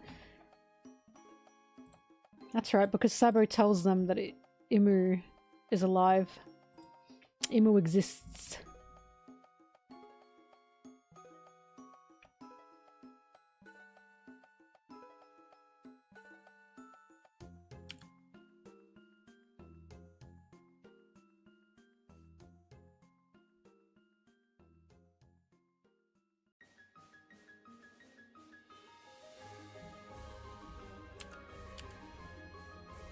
Oh no, that makes sense. Sorry, because I was like, who the fuck is the Nerona dynasty? No, that makes sense. Because basically Ivankov is saying, but this is from the original families. from 800 years ago. The plot twist there is how the fuck can Imu still be alive, basically. And it's more so because it's like, how do I explain this? Yes, obviously Imu was one of the original 20 families. Do you know what I mean? Because Imu must have been part of creating the world government. And Imu had a personal connection in some way to Lily, one of the original 20 families that was part creation of the world government. I don't think that's a crazy thing at all that Ivankov said. I think what we're meant to take from that is from 800 years ago. So we're meant to think, oh, so this fucker's immortal. Like that was indicating that Imu is immortal. And that Imu has been around a lot longer than we could have thought. But yes, Imu being from one of the original families, yes. that's a obvious to me, because I don't know how else Imu could be in that position.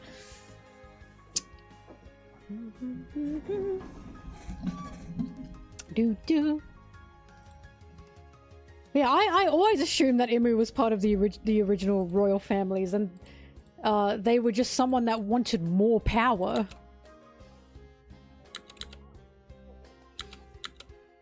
Because for a second I thought we'd met the family or something, and I was like, oh, yeah, no, that makes sense.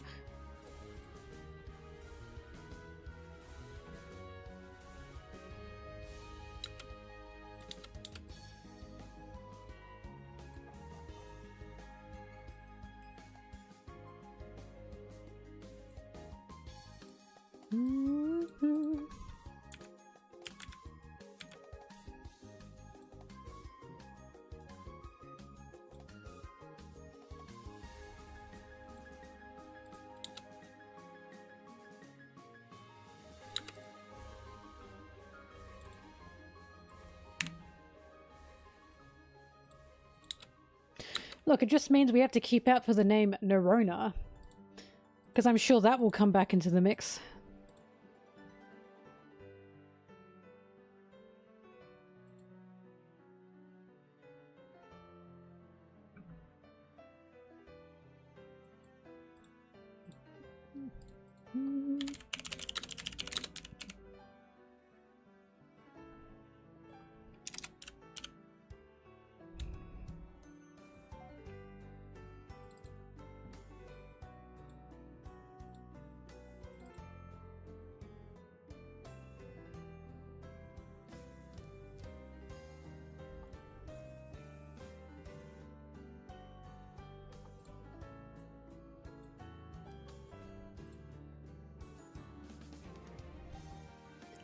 Roger saw cow tools. I've explained this. The One Piece is cow tools.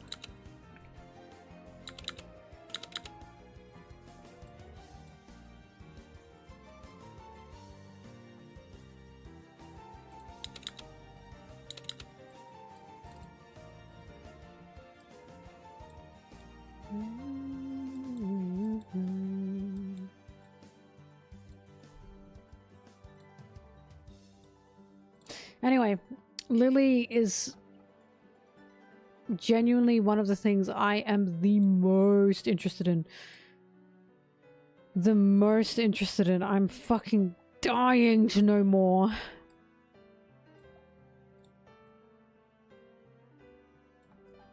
Which is why I fully fight against there's no fucking way it's because Imi liked her. Because Imi liked their little love story. Because that's so fucking lame! That is so lame if that's all Lily's story amounts to. That she had some fucking bum incel after her.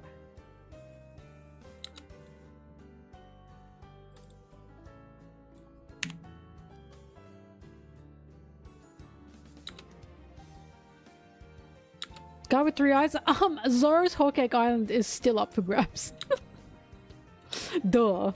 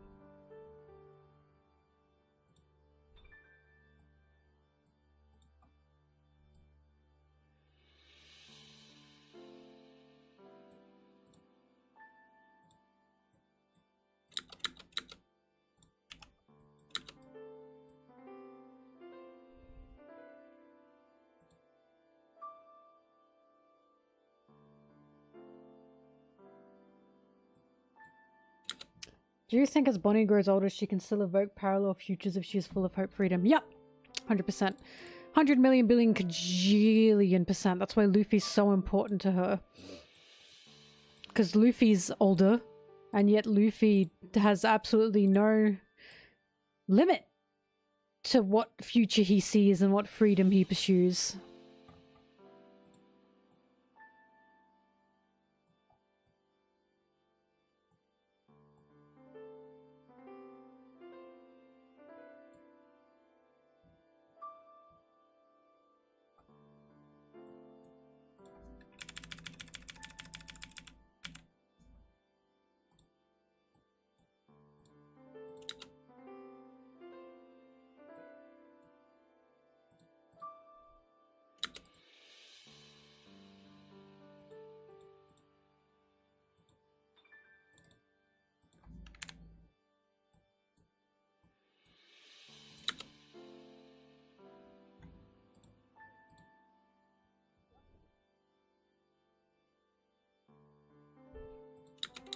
Morning.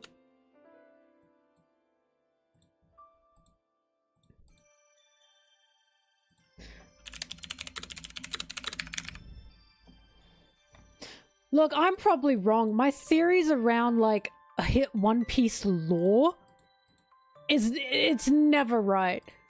But my theories on characters, I'm a bit better at. I'm a little bit better at characters.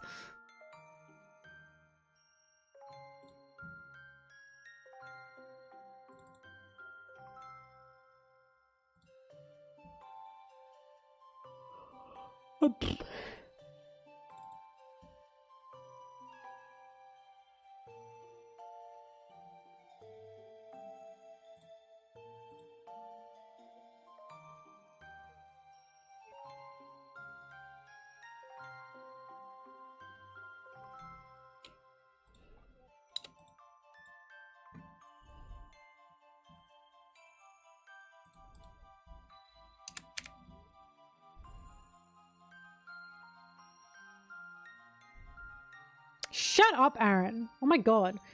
I never rule out absurd possibility.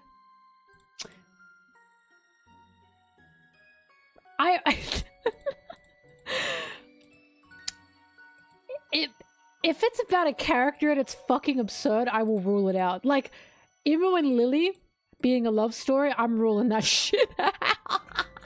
I will fight you with my bare hands over that one.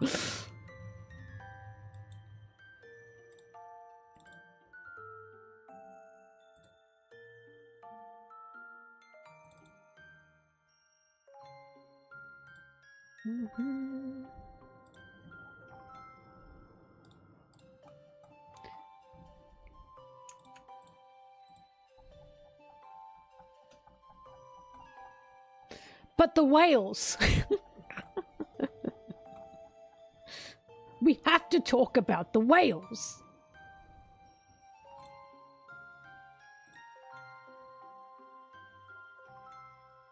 Pepe Sylvia! Pepe Sylvia!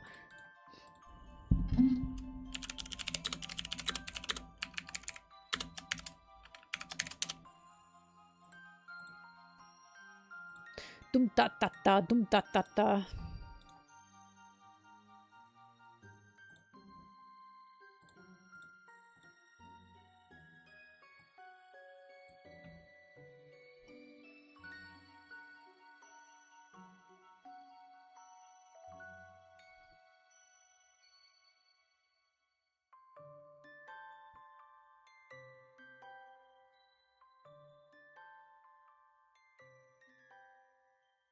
Look, I'm still holding on to my theory that Crocodile is the former Empress of Amazon Lily. That is missing. I still stand by it. That's still my biggest game theory.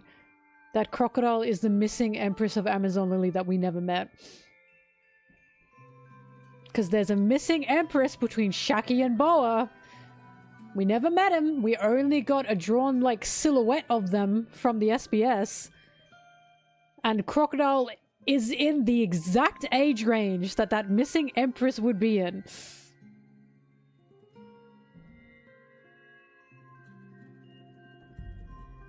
No, I don't think Crocodile is Luffy's mom. No.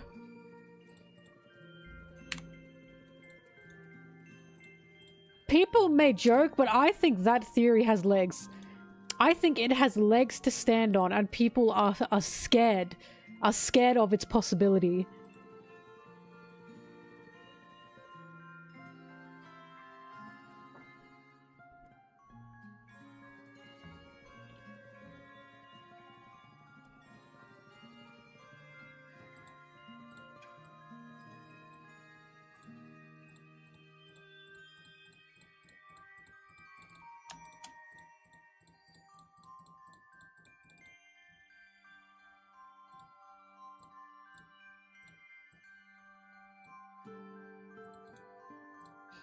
Crocodile's affiliation with animals, specifically reptiles, are just very interesting. It's very interesting. Because I remember thinking, why does Crocodile like animals so much? Like, that's cute. But is there a reason for that? And that's why I'm like, Amazon Lily literally, like, has, like, a symbiotic relationship with animals. Very much so. They have a huge symbiotic relationship with animals.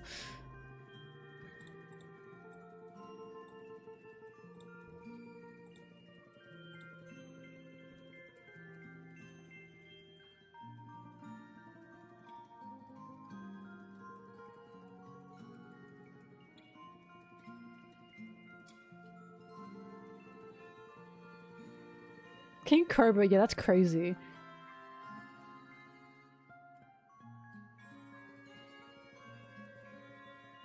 His name is Crocodile! Yeah, Sir Crocodile. You think that's his birth-given name? You think his birth-given name is Sir Crocodile? I think he just really fucking liked crocodiles.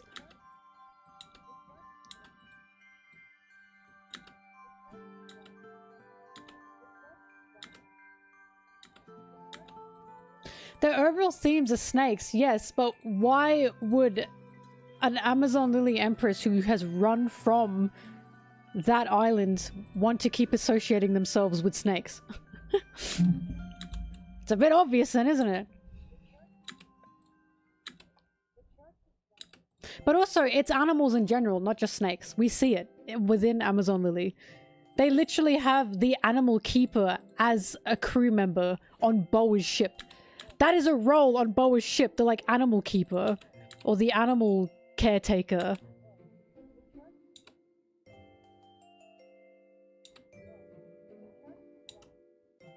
So out of the womb.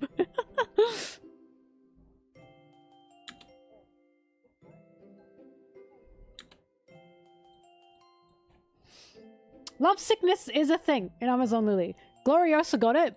Boa got it. Shaki probably got it because she's with Rayleigh. And I'm like thinking the missing Amazon Lily Empress, it's also said that like, wasn't it said that they got it as well? I don't know if I exactly remember that, but I was thinking, what if the love sickness that the missing Amazon Lily Empress got was not exactly for men, but for the outside world and wanting to be a man. Well, they were a man, you know? And then boom, Crocodile and Ivankov.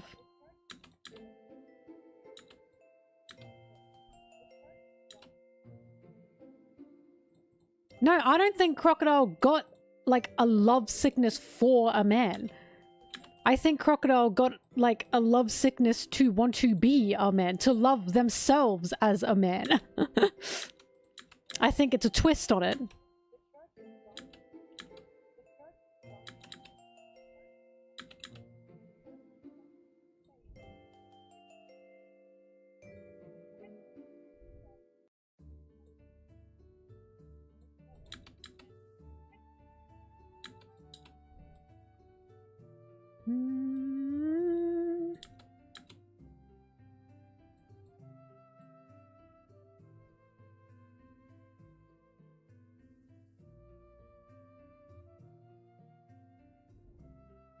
Also, her ship is pulled by 2 animals. It makes sense they have someone to take care of them. You're misinterpreting. The animal caretaker on Boa's ship was not taking care of the animals that pulled Boa's ship. She was taking care of things like puppies, kittens, and baby seals. That's where the kitten came from, when Boa kicked the kitten. Amazon Lily is like full of animals. The people of Amazon Lily have a symbiotic relationship with animals, not just snakes. We see it when we see their island and they're literally coexisting with animals. There was literally like Boa had the food she sent to Luffy pulled by monkeys. Like real monkeys, not fucking Monkey D. Luffy.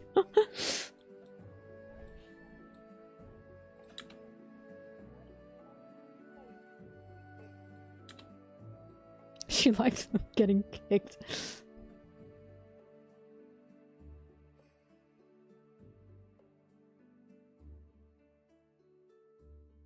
I'm telling you, Crocodile being the missing Amazon Lily Empress has legs. And you know what someone said to me? Someone said, but we already know the name of the missing Amazon Lily Empress. And I was like, dickhead, why the fuck would Crocodile keep his dead name? Ah! Sir Crocodile, why in the world would this guy trans his gender and then go, I'm gonna keep calling myself my dead name from when I was the Amazon Lily Empress? It makes so much sense that he picked his own fucking name and called himself Sir Crocodile. Does that not make sense?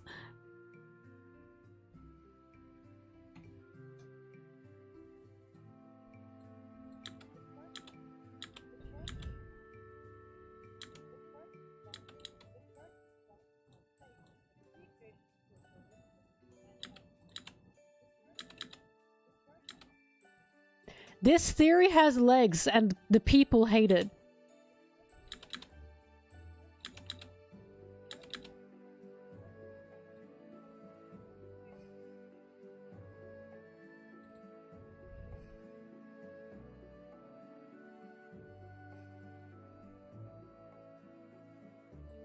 Well, we see the back of Crocodile's head at Roger's execution. We don't actually see them. Bo is still a pirate that goes around, and while she's in charge of Amazon Lily.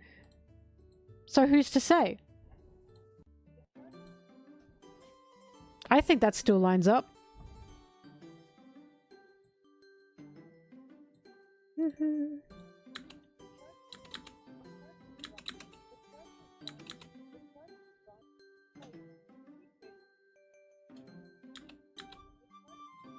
Also, Boa became Empress at a very young age. Ow! That's really scared me. Thank you. Thank you, Ricochet. But, Boa became Empress at a really young age, didn't she? Because she got kidnapped on the boat and when she was little and she was being called Empress then.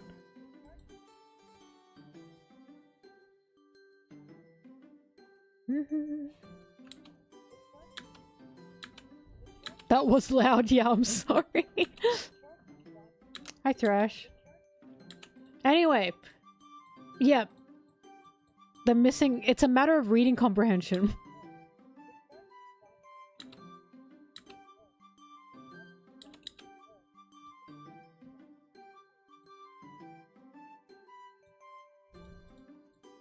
Also, all the Amazon Lily Empresses have dark hair.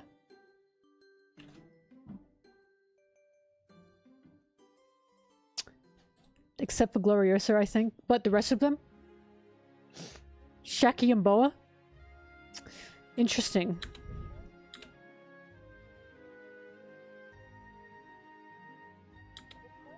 Croc did not get betrayed by women. I think there's just a ban on Amazon Lily.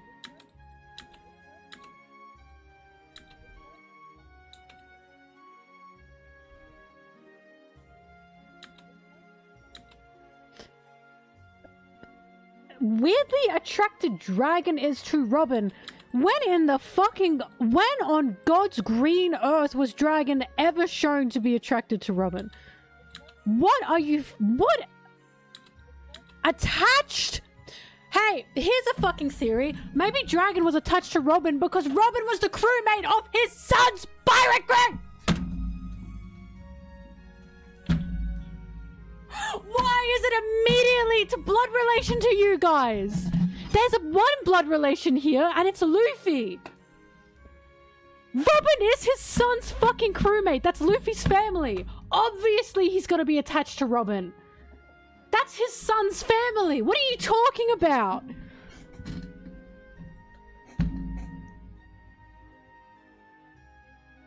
I'm sorry, I refuse. That's another theory I fucking refuse. I'm fighting you with my bare hands. No fucking way is Robin and Luffy related by blood. By blood, because that's ridiculous. In my opinion, that will go against what the Straw Hats are, if any of them are related by blood. I think that's a ass poo-poo theory that totally ignores what One Piece and the Straw Hats are supposed to be. I think that is the poo-pooest of poo-poo theories. Who did that? Die. It didn't actually get me though. The blood, like, these are the theories that absolutely fucking boil my blood because they remove narrative and theme. They remove the theme of One Piece and the theme of the Straw Hats. Why in the fucking world would Oda make this family that comes together? Literally this band of misfits that come together that have absolutely, like, nothing in common apart from lonely people that want to make their dreams come true and find love in each other and then go, by the way, 2 of them are fucking blood related. I'm sorry, that is the most dog poo-poo thing he could ever do. He could ever do. If he actually does that, I will be disappointed. I hate theories like that because they, in my opinion, totally remove the actual themes of the Straw Hats. It feels like they totally remove the themes of the Straw Hats. Like, also, it's not Robin's value as a scholar. Remember that Dragon had a connection to Clover. Dragon was friends with Clover, right? Clover loved Robin. Clover had an attachment to Robin. There is a part of Clover in Robin. How the fuck would Dragon not be attached to Robin? It has nothing to do with blood. The connection is A, Clover, B, that is Luffy's crewmate. Those are the 2 connections. They're not blood related. I hate the Luffy Robin blood related theory so much, because it just feels like it totally removes what the Straw Hats are supposed to be. They are supposed to not be blood related. That's the point. They are a family by choice, not by blood. It is a dumb theory. It's not just yours though, Kaisen. I've seen this around and it really fucking peeves me. Because it's like, I feel like people are not seeing the point of the Straw Hats or the thematics of what the Straw Hats are meant to be when they're like, some of them could be blood related. No, it's not just you. This is a popular theory that's been passed around and I cannot stand it. But when it was shown that Dragon was like, Clover was my friend, I respected and loved Clover, and what happened to Ohara is what made him a revolutionary. Because he loved Clover, he was attached to Clover. That's when this theory should have been laid to fucking rest.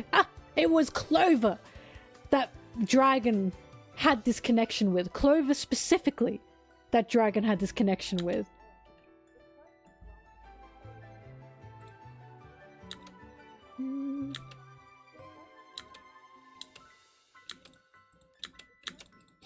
Well, he knows Sabo's okay. He knows Luffy's okay.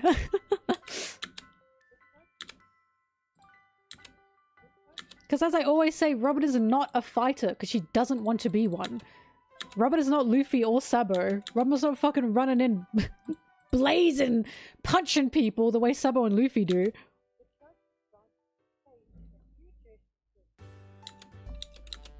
Hara burned 20 years ago, wasn't it?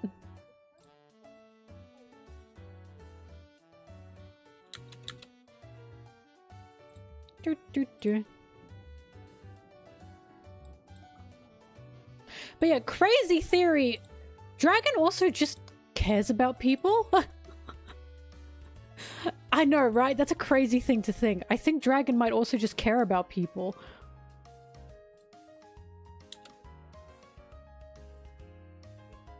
Oh. Hang on, but Robin's 30. So she would have been 10. You sure it wasn't 20 years ago? Robin's only 30 years old.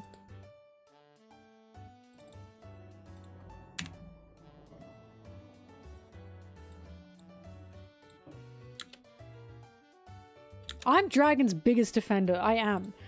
I really am. And I know Oda is too. Because he got that question about, why did Dragon abandon Luffy? And he went, dickhead. He went, dickhead. No fucking way could Dragon bring Luffy with him. Are you reading my story?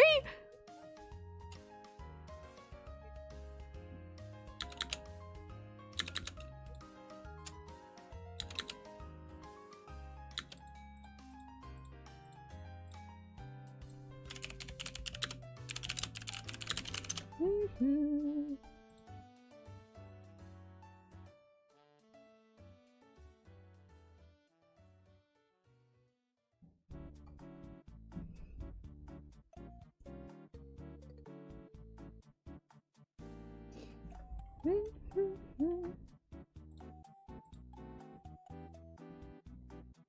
22 years, right. I was like, it can't be that long ago. But Dragon said the Ohara burning is what really pushed him to create the Revolutionary Army. He said that. It's in the text. Ohara burning was his last straw.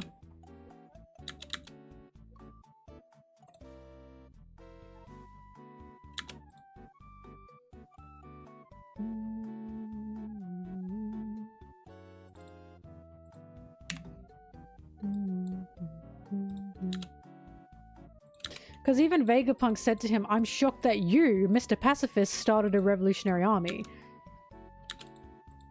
And Dragon said, yeah, Ohara burned and I fucking lost it.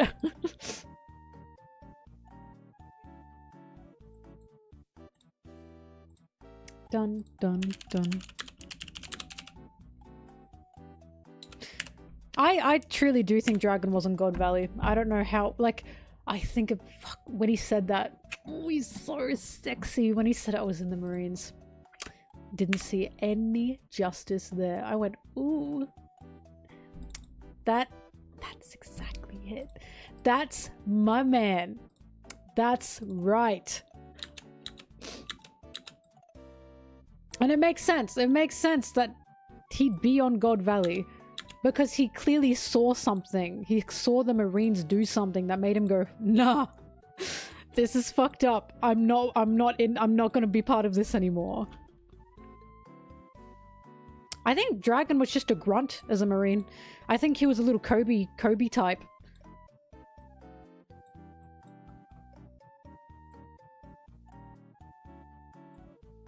I think he was following in his daddy's shoes.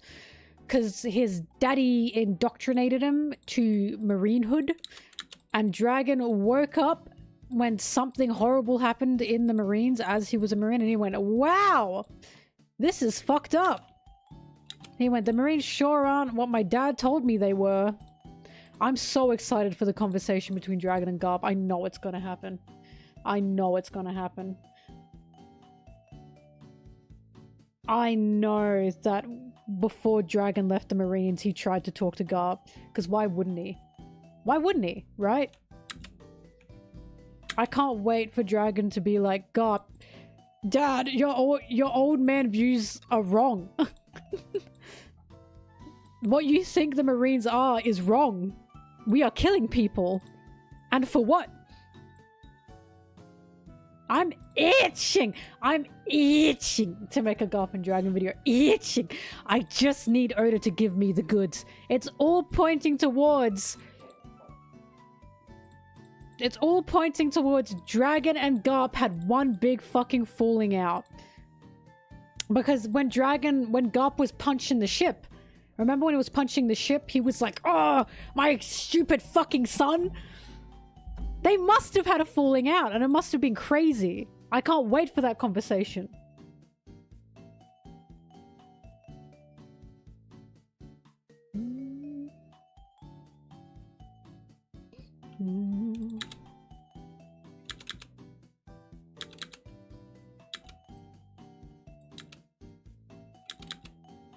I think God Valley, because I do think Dragon was in God Valley. I think God Valley is what awakened Dragon to, we are not helping anyone here. And I think, because it would also make sense that Dragon was under Garp's, like, orders or like in Garp's little platoon, because that's where Koby started. Koby started in Garp's little platoon. And it makes sense that Garp took on Dragon or pushed Dragon to be a Marine. Basically raised Dragon within the Marines. And then Dragon under Garp saw God Valley and went, ha! I'm out!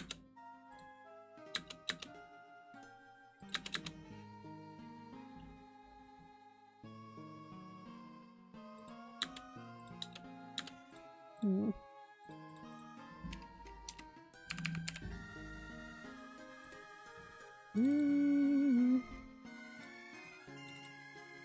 Oh, I'm so excited. I'm so excited to see what Dragon like says to Garp, because I just know it's gonna be some crazy shit.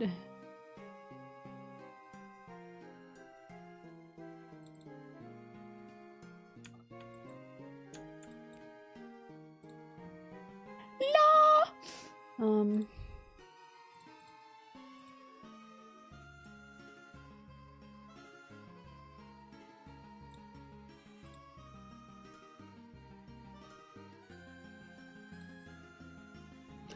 Kaisen, I think a heated argument. I don't think it was an actual physical fight. I think it was Dragon saying to his dad, I'm not doing this anymore. Because again, I've talked about this, Garp's an old dog, he's stubborn. He's so stubborn, he refuses to see past his own ways. And I'm like Garp has a lot of faith in the future of the Marines. He's very stubborn about that. And I truly believe one of the reasons he is so stubborn about it is because of Dragon. Because I have a sneaking suspicion that Dragon said to him the future of the world is not in the Marines. The future of justice, what is right, is not in the Marines. I have a suspicion that that's what happened. And that's why Garp is so desperate to repair the Marines.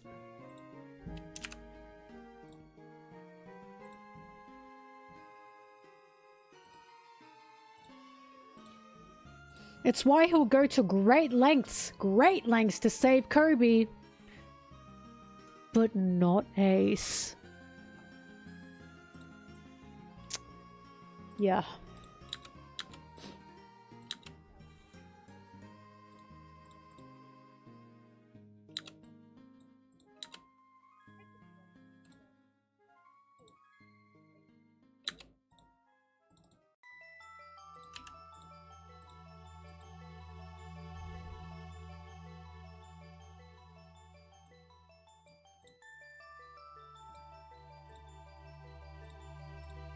No, I think what he taught Garp. I don't think he taught Garp anything because I don't think Garp listened. I think Dragon is just straight up saying there is no justice here. You have been fucking brainwashed. And Garp went, no! My idiot son!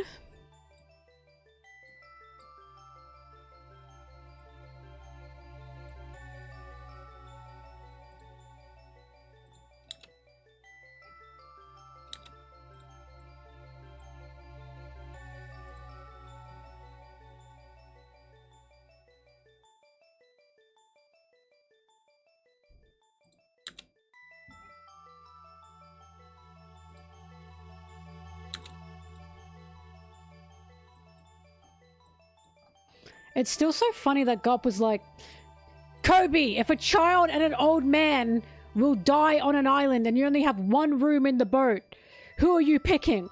And Koby said, oh, I'm jumping out. I'm jumping out and I'm saving both of them. And Garp said, wrong! Kill that old man! That old man is dying, Koby! Like, that's crazy. And then Garp reasons because, like, older people don't have value. Don't have the same value as younger people.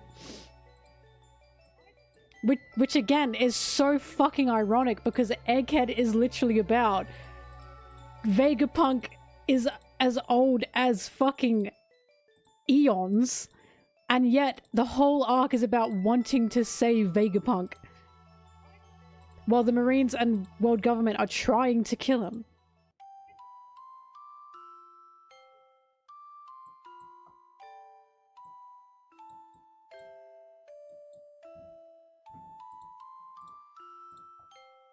Well, here's the thing. People say, well, he's the old man on the island.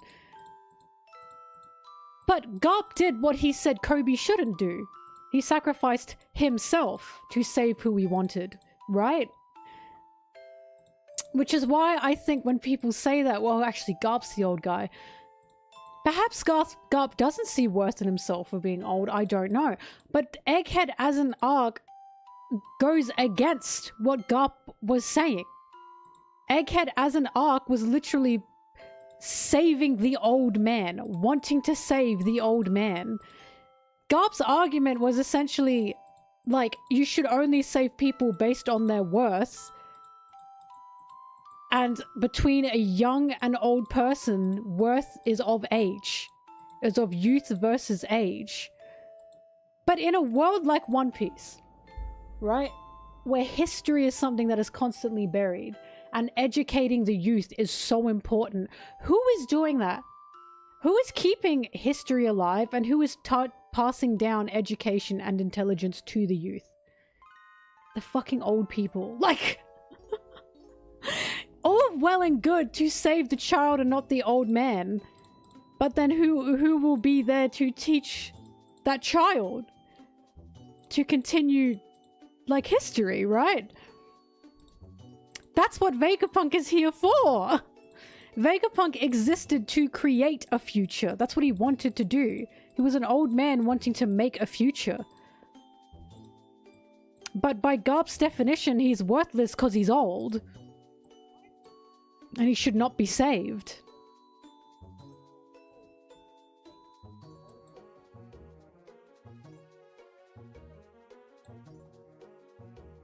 We have no idea how long Dragon was in the Navy. Absolutely no idea.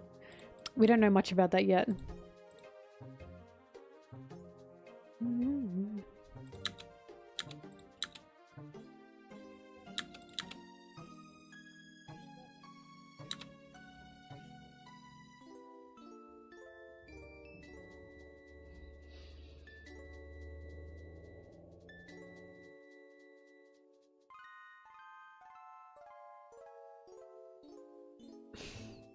Beehive was the reveal officially of Sword. And again,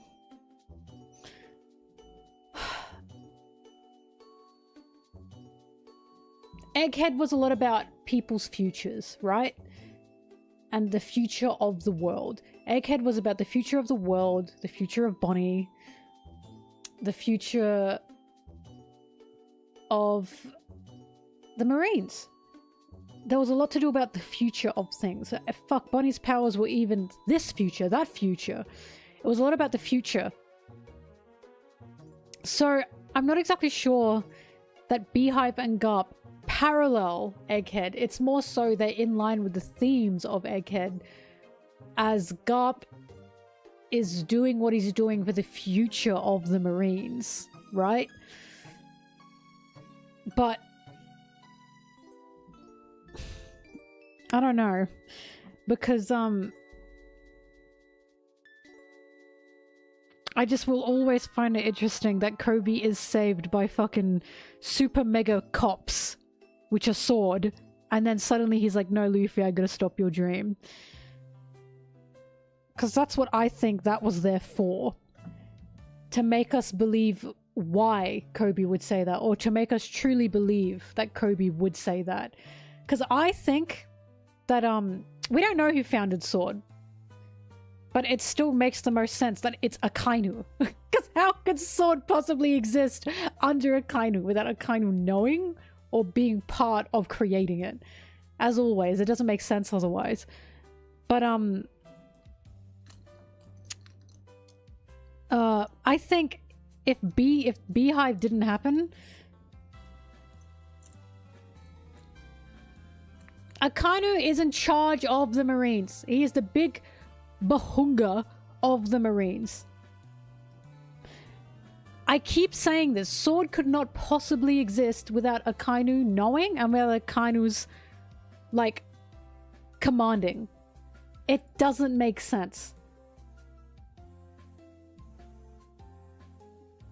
It just doesn't make sense. A sword cannot possibly exist unless Akainu had some stake in it. Akainu is in charge of the Marines. He is in charge of the Marines. See, the sword wouldn't exist without his go-ahead. Anyways, what I'm trying to say is, previously, Koby saying, sorry Luffy, I have to stop your dream. I wouldn't believe Koby saying that previously. But because we have watched Koby be saved by the super mega crazy cops, which is Sword, which yes, they are still part of the Marines, it made me believe it more. So I wouldn't say that Beehive is there to parallel Egghead. Although I definitely think Egghead and Beehive are interesting regarding... I honestly think Garp is proven wrong with how he believes people should be sacrificed, especially old people. But, oh, and the future's only on the children, right? That's also not true. Everyone makes a future. But,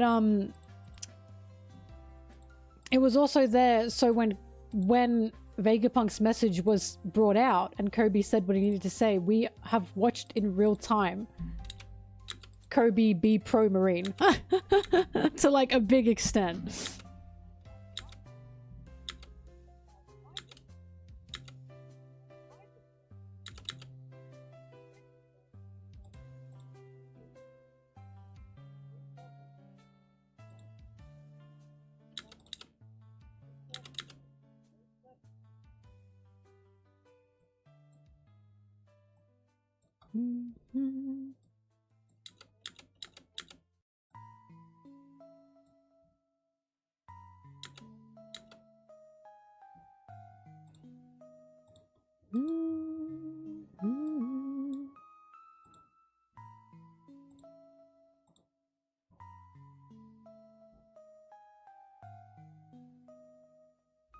Yes, it does make sense because Koby was still a Marine. Yes, it does. Look, the point blank, a sword cannot exist. It cannot exist unless Akainu is giving it the go-ahead. It just can't. Akainu is in charge of the Marines. If Akainu didn't want Sword to exist, they would not exist. How is this difficult to understand? This is why it gets really frustrating, because I feel like people are really trying to separate Sword from the Marines, and they are not a separate entity. They are not a separate entity. Akainu is in charge of it. No, Akainu is in charge of the Marines. He is currently in charge of this modern day Marine. He is the boss. He's the Admiral of Admirals.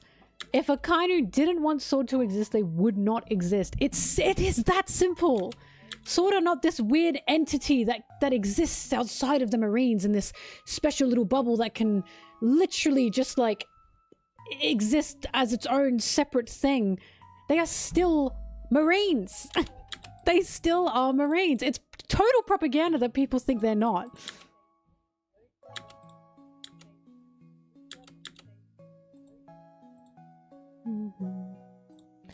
They fly the Marine flag, they wear justice on their backs, they wear the Marine uniform. They are also presented to the world as Marines. They are Marines!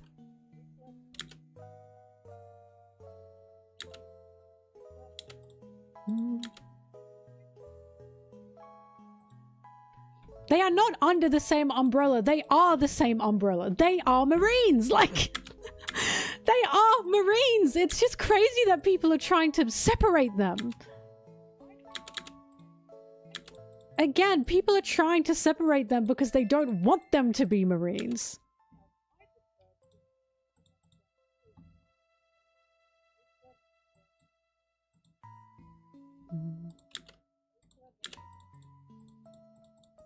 Punk has it happen because Kuzan didn't agree with what Aokiji... Well, sorry. Kuzan didn't agree with Akainu. He didn't agree with how Akainu was running the Marines. Because this man runs the Marines. Why is this so difficult to understand? Akainu is in charge of the Marines. Kuzan didn't agree. He fucking put up his fists because he wanted to change something. And Aokiji said, Sorry, Akainu said, wrong, no, not happening. Fight me for it. And Kuzan got his fucking ass beat. He's in charge of the Marines! Sword is not a separate entity from the Marines. Sword would not exist simply. It's just simple. Sword would not exist if Akainu didn't want them to exist. It is that simple. Because they cannot possibly exist flying the Marine flag, wearing the Marine uniform, having justice on their backs, and to the public being called Marines to the public unless Akainu fucking acknowledge that. He is in charge of the Marines. This is another one of my pet peeves. People trying to try differentiate Sword and the Marines when Sword is literally just super mega Marine cop. Like super mega cops. Like they are still Marines. Like for fuck's sake, we even watch them save one of their own instead of civilians. That is like the first thing as a group we see them do. They are saving their own.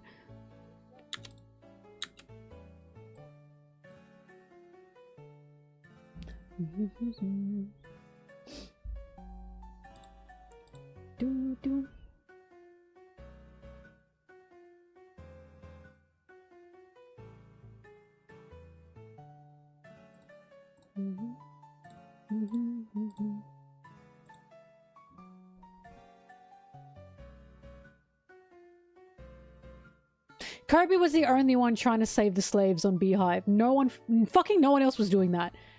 The Marines, Sword, the Marines who were there did not care about what Blackbeard was doing on Beehive. They just wanted to get Koby.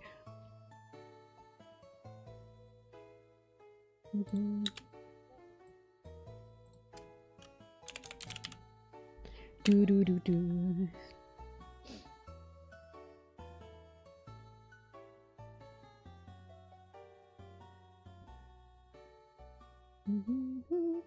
But yeah, so this is my thing.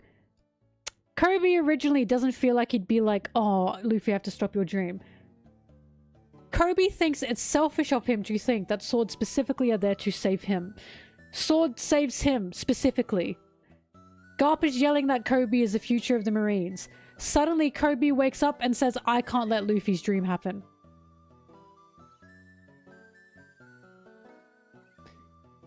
That is like step for fucking step. Koby is being indoctrinated into this system. He is now prioritizing himself as a Marine and the system of Marines over the world at that point. Because I've said it before, I've said it again. Koby knows Luffy personally. Luffy is not some run-of-the-mill pirate that Koby's never met before.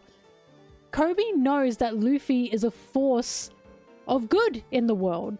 Luffy is something to be wanted in the world. Koby knows this. Because people say, oh, but pirates. Okay, pirates. Koby fucking knows Luffy. Koby doesn't just see Luffy as a pirate. Luffy is something special to Koby. And yet, Koby has decided what he needs to do as a Marine goes over what Luffy is allowed to do, or what Luffy can do. Luffy's dream. The dream, by the way, that inspired Koby to be where he is right now. Right now. It's just, it's clear indoctrination to me. It's clear that Koby's, like, ideals have shifted in this moment. Which is why I'm so interested to see the eventual face-to-face between Koby and Luffy, because I really don't think Koby can fight Luffy with all his heart. I think he knows that this wouldn't be right for him to do that.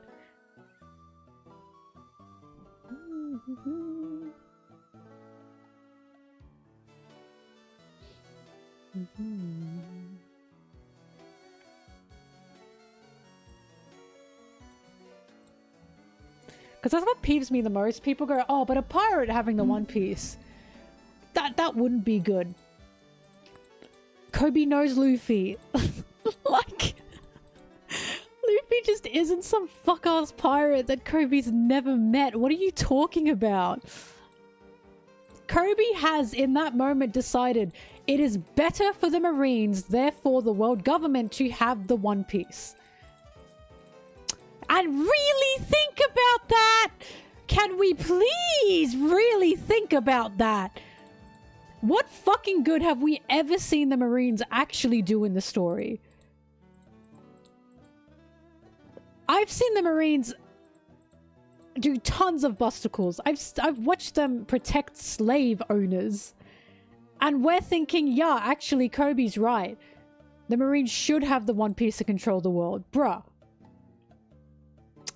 Come on. Like... Hi, Aaron.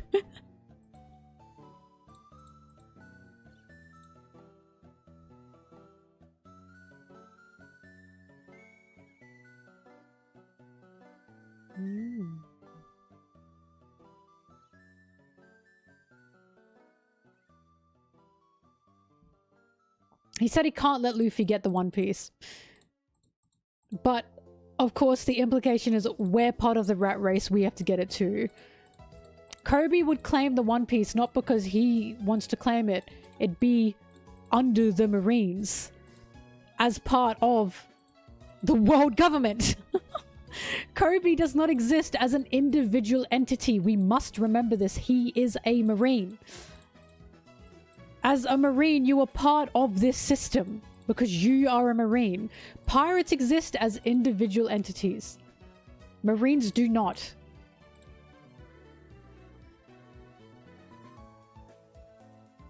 Okay, Aaron.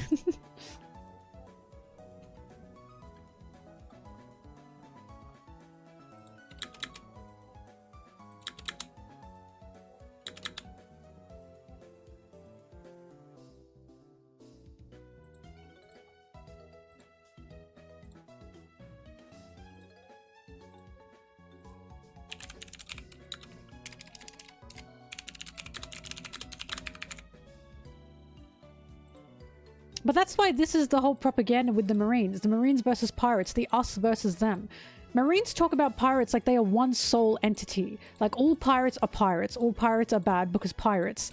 They do that because that's what the Marines are. The Marines are literally creating cogs in machines. And they push this idea that this is us versus them, Marines versus pirates. Pirates are not a single entity. They never have been. That is the point of pirates.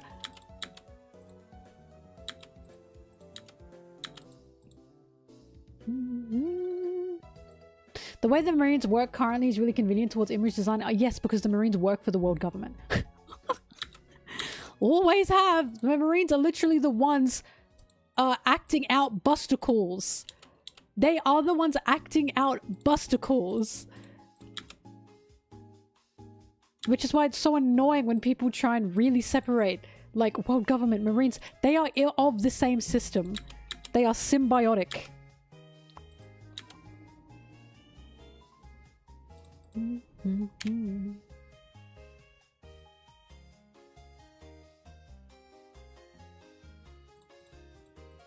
La, la, la, la, la, la. You know what I might do tonight? I might read Goodnight Pun Pun. But Marker is not here. Perhaps I should do that. Because I'm not too stressed tonight. I just have to get up early. I either rewatch a movie that I'm thinking about a lot, or I read Goodnight Pun Pun.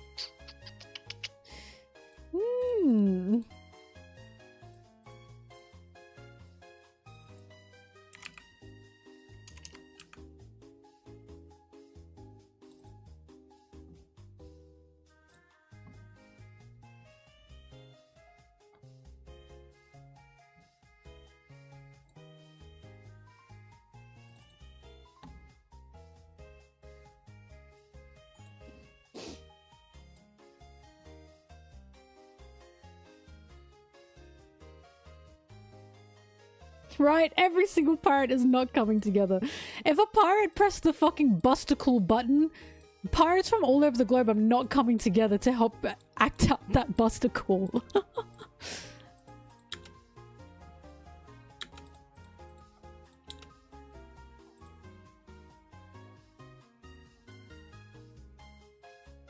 Clementine, I have not. It sounds interesting though.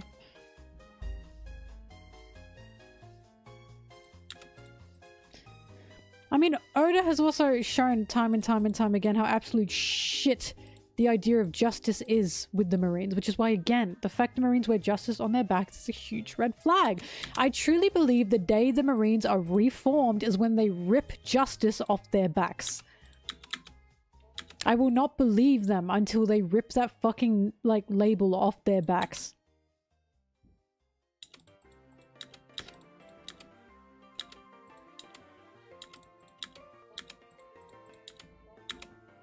Whitebeard had alliances, but again, it's not every pirate.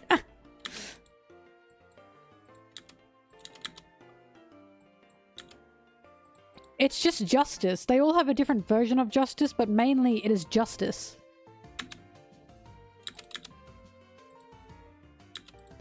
Because you even have Doffy saying justice is made up by the victors. And even though Doffy is fucking crazy, he's got a point. He's saying the Marine sense of justice is just what they want it to be, and that's why it's horrifying.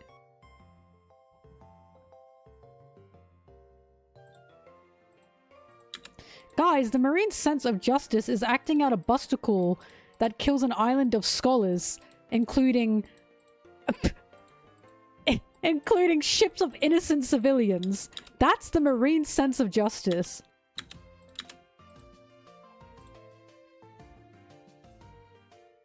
The Marine sense of justice is killing little girls. Not just women and children, people. I find women and children to be very redundant, because why are women and children given the special label? It's people in general. Everyone. Men are people too. They are not some special thing. If you are killing anyone innocent, including men, you're a fucking monster. Like, it's anyone.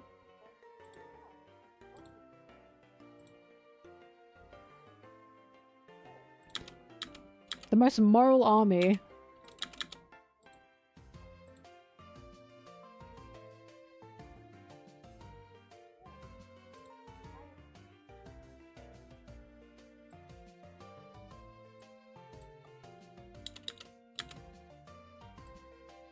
Yeah, and a horrible habit.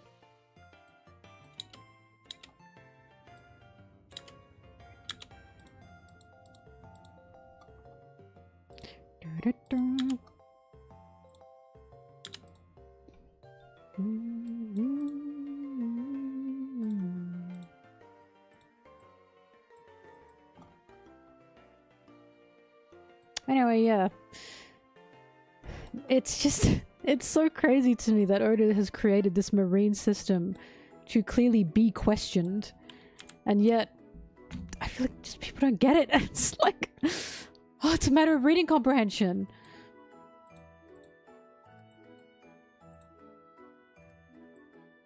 Yep, Saul was also like, wow, this is fucked, I'm out. This is cruel. No, it's not a habit, it's latent misogyny.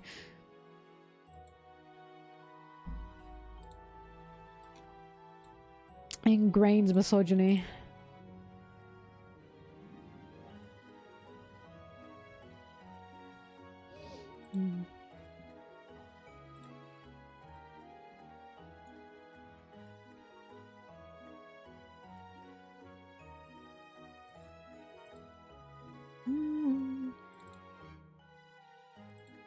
Kaisen, I wasn't saying you specifically. I'm just saying that this is just a taught thing. It's okay. You're still an ally to me.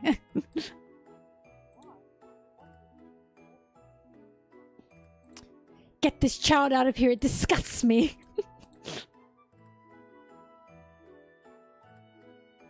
For real, when he said to her, sorry little girl, gotta chuck you over the wall. Like, what? Just don't chuck her over the wall. Quit your job. Like, what? If I had a job and the job was you have to throw this little girl over a wall, I think I wouldn't have that job anymore. Unless I get paid $1 million.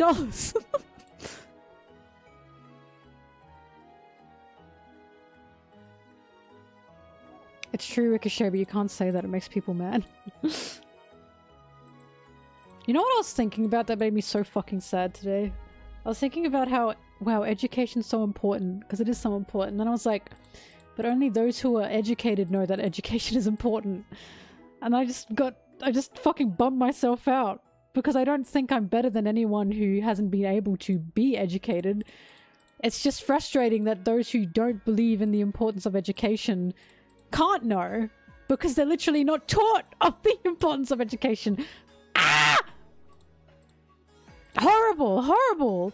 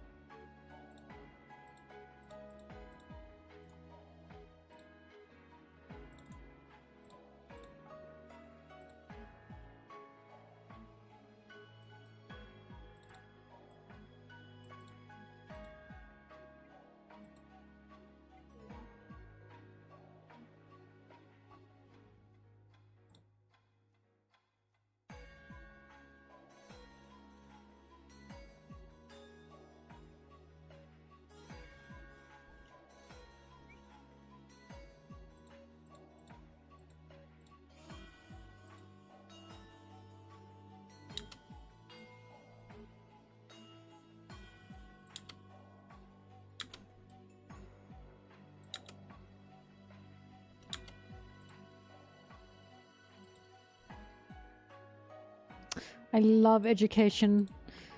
I love being educated. I love being able to go to school and learn things.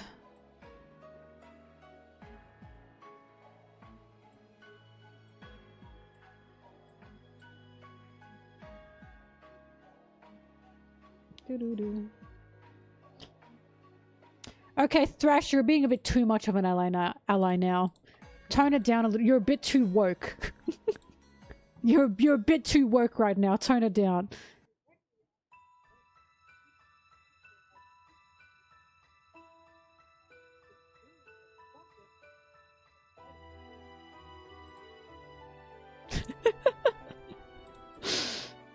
Stop it, Thrash. You're being too supportive.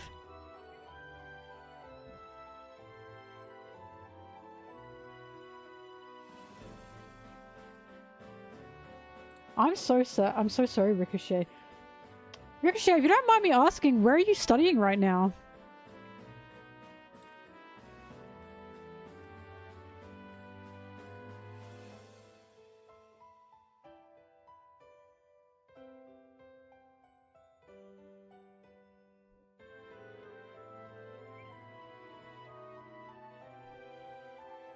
Ah!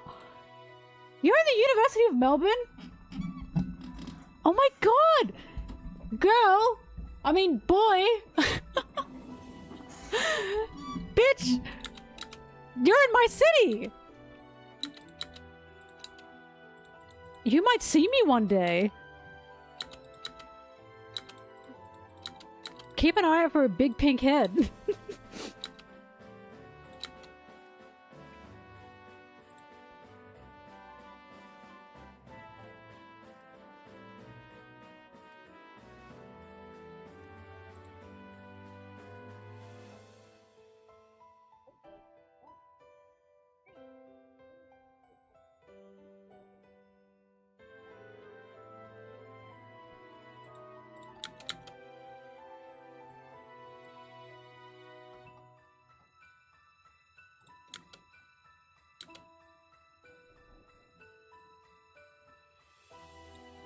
I've been recognized once or twice. People are always so nice. They always come up and say, "Are you MelonTeee?" And I go, "Yes." And they say, "Oh, I love your videos." And I go, Thank you. And then I almost always ask them, so if they don't scurry away, because some people scurry away, I will always ask them their favorite One Piece character, because I'm always desperate to know. But some of them say, hi, I love your videos, and then they're like, run away. And it's like, oh! And they're gone! Like the wind.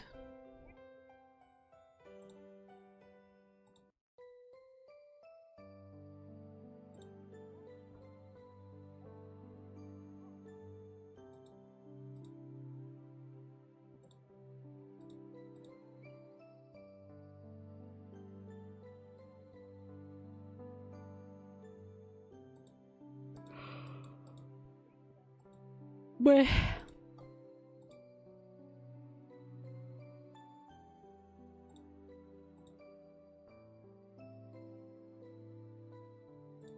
I'd probably beat you up. It's true. Most people who recognize me in public, I beat them up.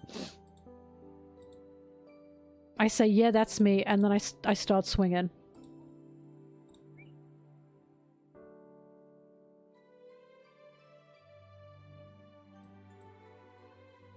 Melbourne is so nice and cold. I love the cold. I love the cold.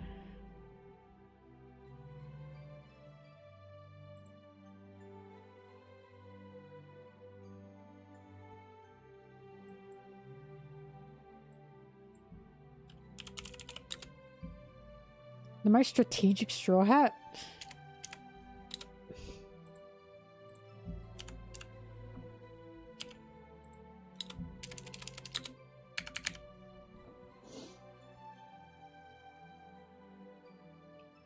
Nami and Usopp are up there, for sure. They're probably two of the most strategic straw hats.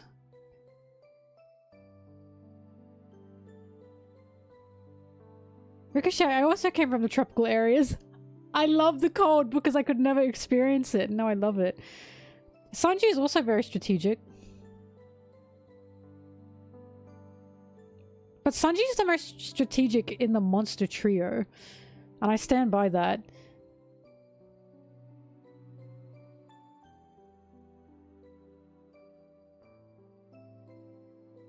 But, like, Robin's smart, but I wouldn't call her a strategist.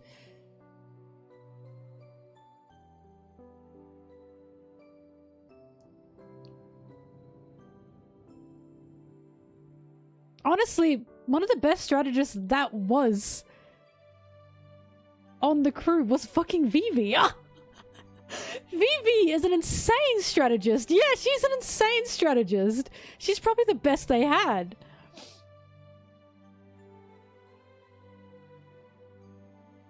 No, of course they are all equally important. At the end of the day, as I always say, it just comes down to who is the best in which situation.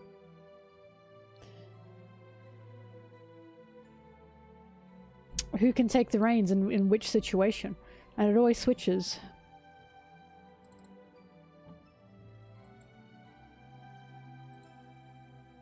Oh, guys.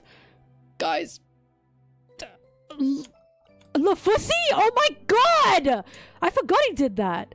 Put that away. Oh my goodness.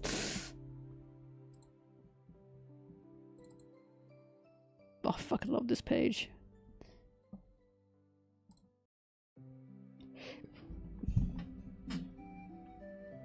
Thrash, I do think she would have done that.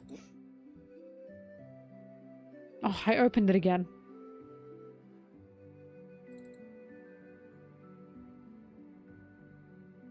Guys, it's in my head. It's in my head. Moonbeam ice cream, taking off your blue jeans, dancing at the movies. 'Cause it feels so mystical, magical. What you know, what you know.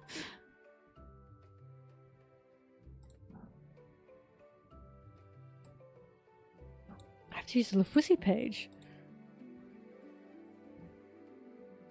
If this crashes, I'm done for the day. Okay, it didn't crash.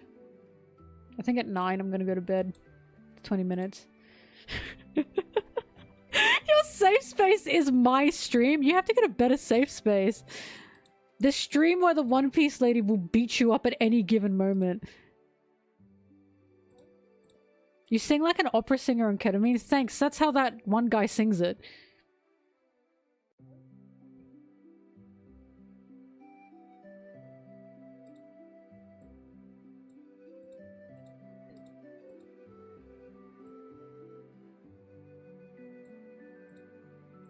Mystical! Magical!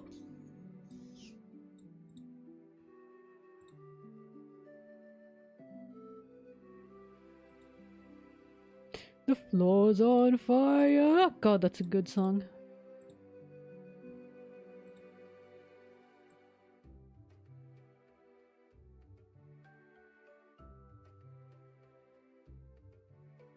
Do you also have a snack? Aft mouse, do you have a snack as well? I feel like it can't be a safe space unless you have a little treat.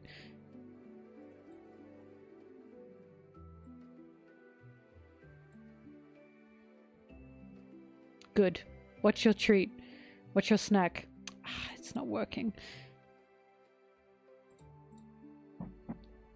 Tell me your treat!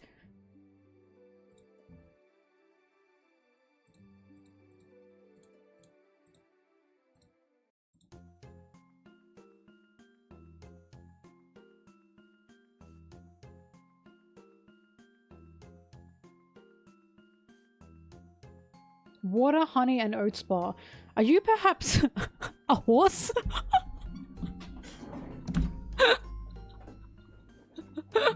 What in the world? Horse? A snack for horses? Well, I hope you're enjoying it. Peter.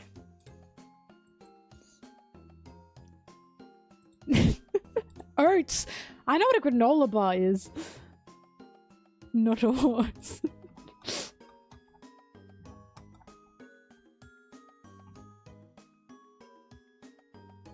Did you know, by the way? That's who did that? Oh, thank you for the sub. That some people, it's just Sanji slander. Some people get mad at this. Because we now know that Vegapunk said to Sanji, nah, you gotta let me die. And this is when Bonney is saying, Sanji, you have to protect Vegapunk, please keep Vegapunk alive. And Sanji said, yeah, no problem. Don't worry, I'll keep him safe. And people were like, Sanji, you lied to her. You liar! You liar! You lied to her! What the fuck was he meant to say? No, Bonney, I'm letting him die. Bonney, I'm killing him. Bonney, he wants to die. What the fuck was he meant to say? Like, she's literally just a little girl who's like, can you please keep him alive? And Sanji is trying to reassure her. What was he supposed to do? How dare he lie? He should have told her that he was gonna kill him.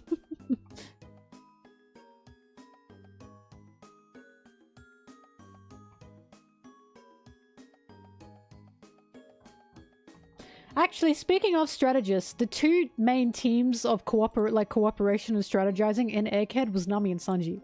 They continued to speak between each other consistently about where everyone was, what everyone needs to do, and what was happening. They're definitely very good strategists.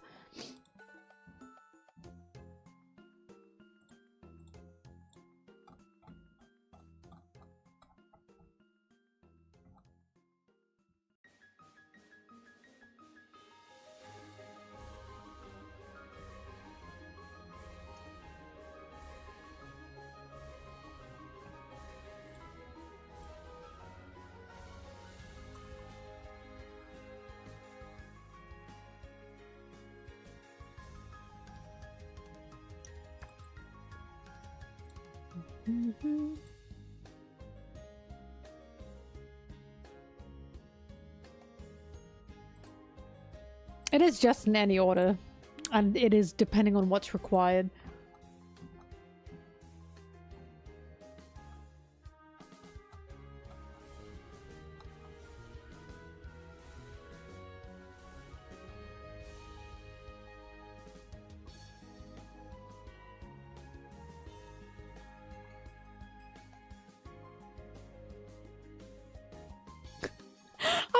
Sorry, I'm just thinking about how mad people were getting at Sanji and Egghead. Simply because he kept winning. Because they remembered when people got really angry. Like, they were slandering Sanji because, Vegapunk Stella got, like, killed, right? And they were going, ha ha, ha ha, Sanji couldn't even protect an old man, ha ha. And then Egghead ended, and then we find out, actually, Stella said to Sanji, you have to let me die. And they got so fucking angry about that. And it's like, they were mad because they couldn't even get Sanji on that. Because Sanji was asked for that to happen. Which is crazy. God forbid Sanji stay winning, huh? Even though an old man dying is not Sanji winning in my opinion, but whatever. Whatever. Schematics.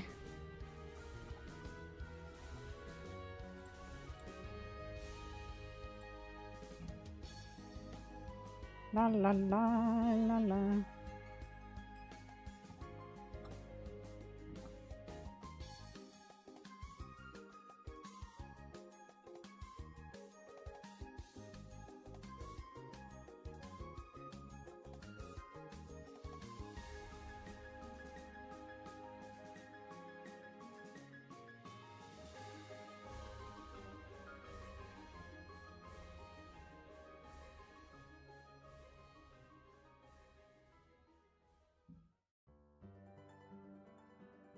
You could also tell from the start that Sanji didn't want to do what Vegapunk said. Because we have Sanji picking up Vegapunk and Vegapunk saying, leave me. And Sanji saying, shut up, we'll figure this out. Like, Sanji did not want him to die. If people had reading comprehension, they could see that.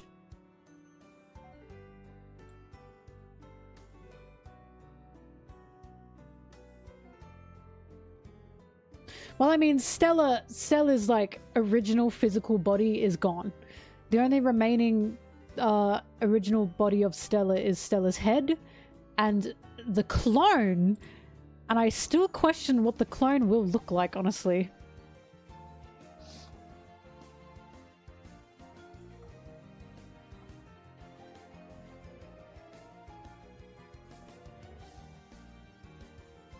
So case in point, Vegapunk, as we know, is gone.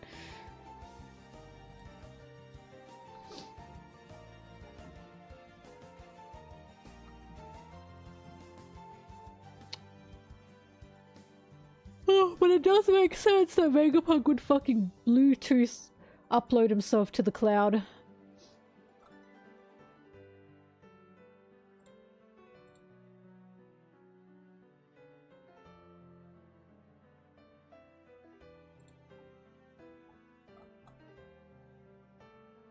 Wah wah wah wah wah.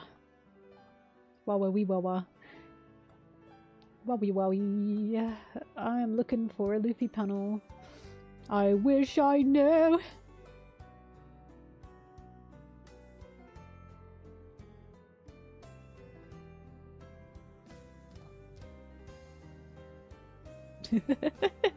Luffy making the bat. I'm so excited for that.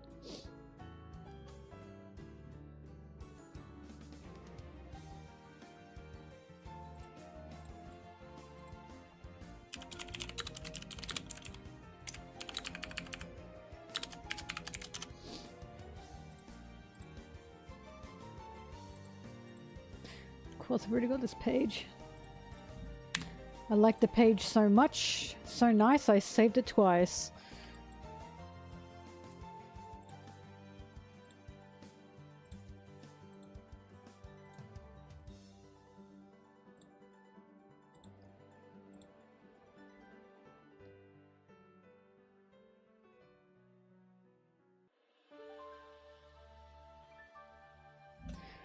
They said that the Stellar clone would go outside of Egghead and visit Elbaf and O'Hara and blah blah blah.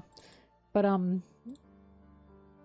look, for all I know, it does just look exactly like him, but I have a feeling there's gonna be something happening there.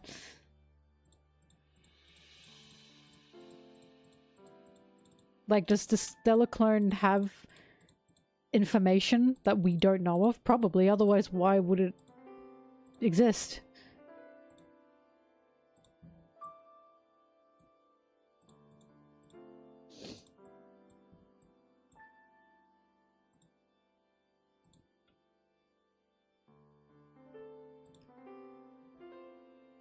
See, I think it's also going to be slightly off. I also think there's going to be something wrong with it.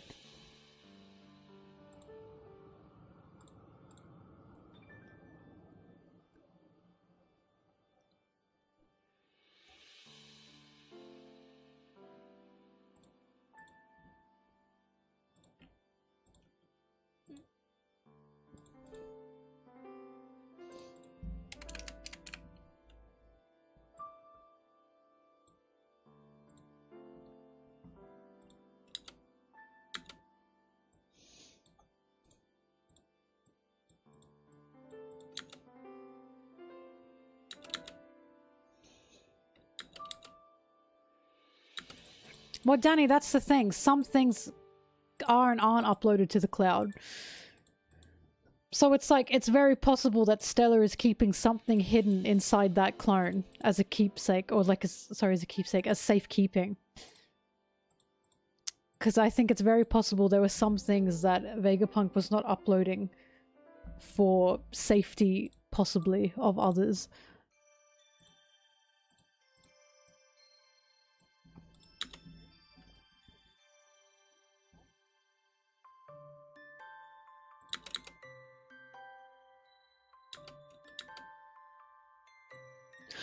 Fuck, I hope the owl's okay. Oh, Piblo!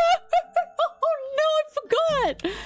The owl better be okay. If that owl dies, I'm sending a letter to Oda.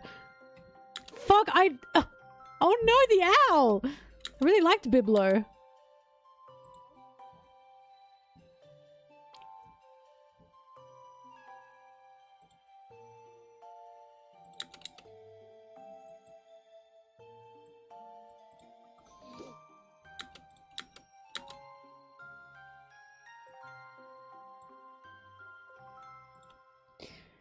Biblo. Biblo, first of all, amazing name. Second of all, the design is so good. I love that owl.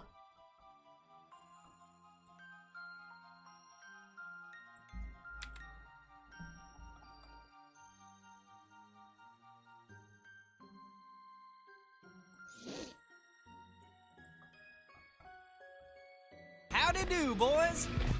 How'd I do?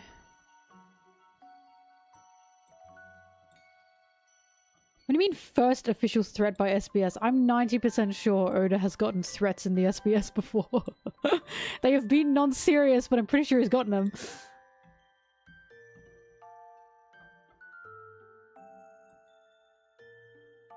One of the funniest panels Oda has is between Kuma and Vegapunk.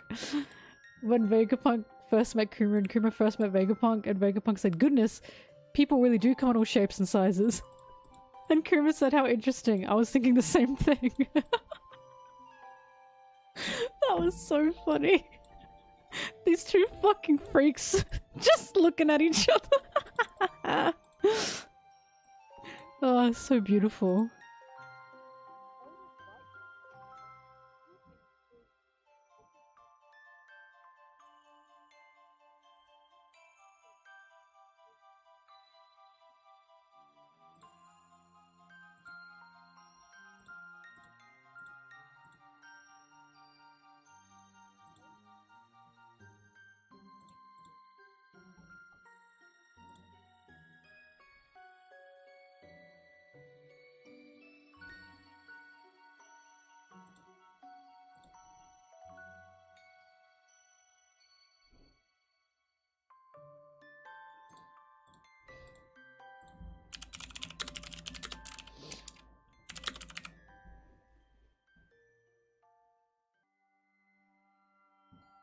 Oops. Bum, bum, bum, bum.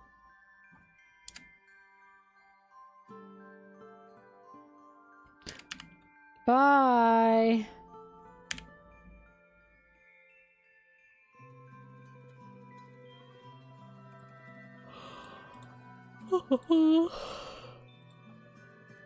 Ah.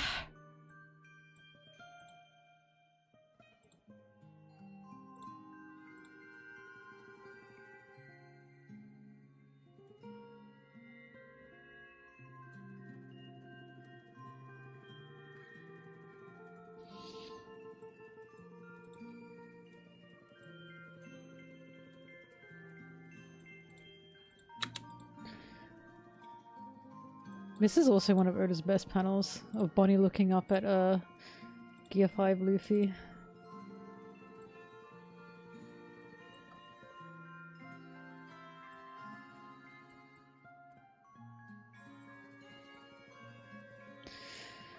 Dum da da da.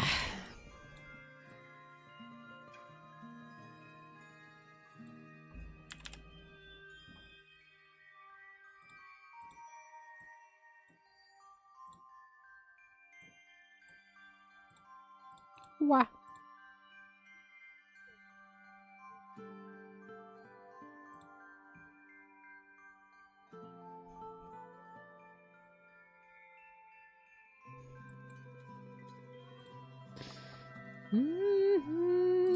Alright, I think I gotta stop for today. Sorry, I yapped my head off this stream. I'll do more work. Not tomorrow.